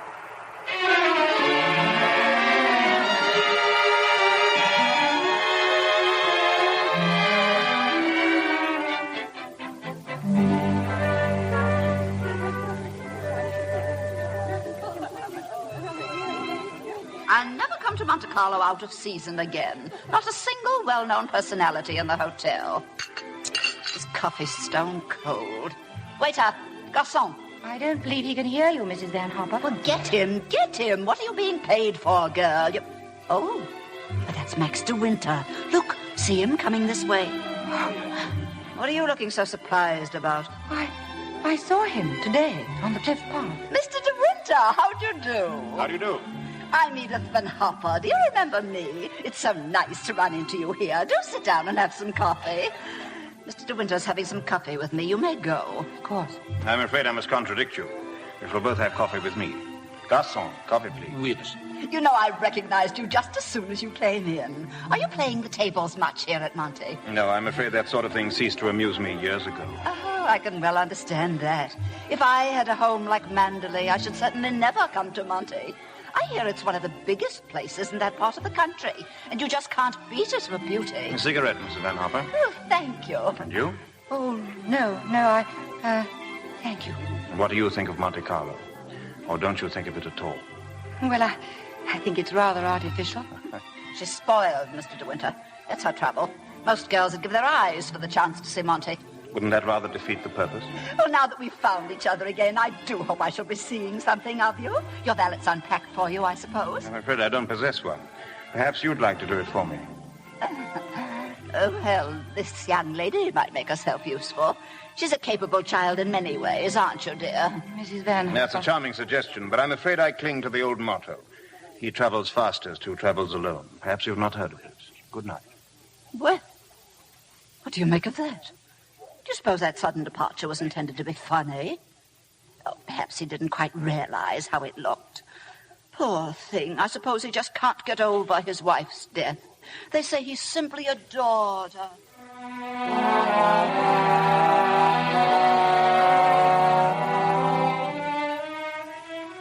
When I came alone to the dining room the following day, he was already there, at the next table. As I sat down, I paid the penalty of my awkwardness. I knocked over a vase of flowers, the water soaking the cloth. Mademoiselle. Oh, I'm so sorry. What a stupid thing to do. You can leave that, waiter. Go and let another place at my table. Mademoiselle will have lunch with me. Oui, monsieur. Oh, no, I couldn't possibly. Why not? Oh, please don't be polite. It's very kind of you, but... I wasn't being polite. I should have asked you to lunch with me even if you hadn't been so clumsy. Sit down. We needn't talk to each other if we don't feel like it. Well, thank you very much. What's happened to your friend? Oh, she's ill in bed with a cold. Oh. I'm sorry I was rude to you yesterday. The only excuse I can offer is that I have become boorish through living alone. You weren't really. You just wanted to be by yourself. Tell me, is Mrs. Van Hopper a friend of yours or just a relation? No, she's my employer. I'm what is known as a paid companion. Oh, I didn't know that companionship could be bought. Is that a sketching pad? Do you sketch? Yes, a little. Were you going sketching this afternoon? Yes. Where? Oh, I haven't made up my mind. I'll drive you somewhere in the car. Oh, no, please don't. I didn't Nonsense. Order your lunch and we'll get along.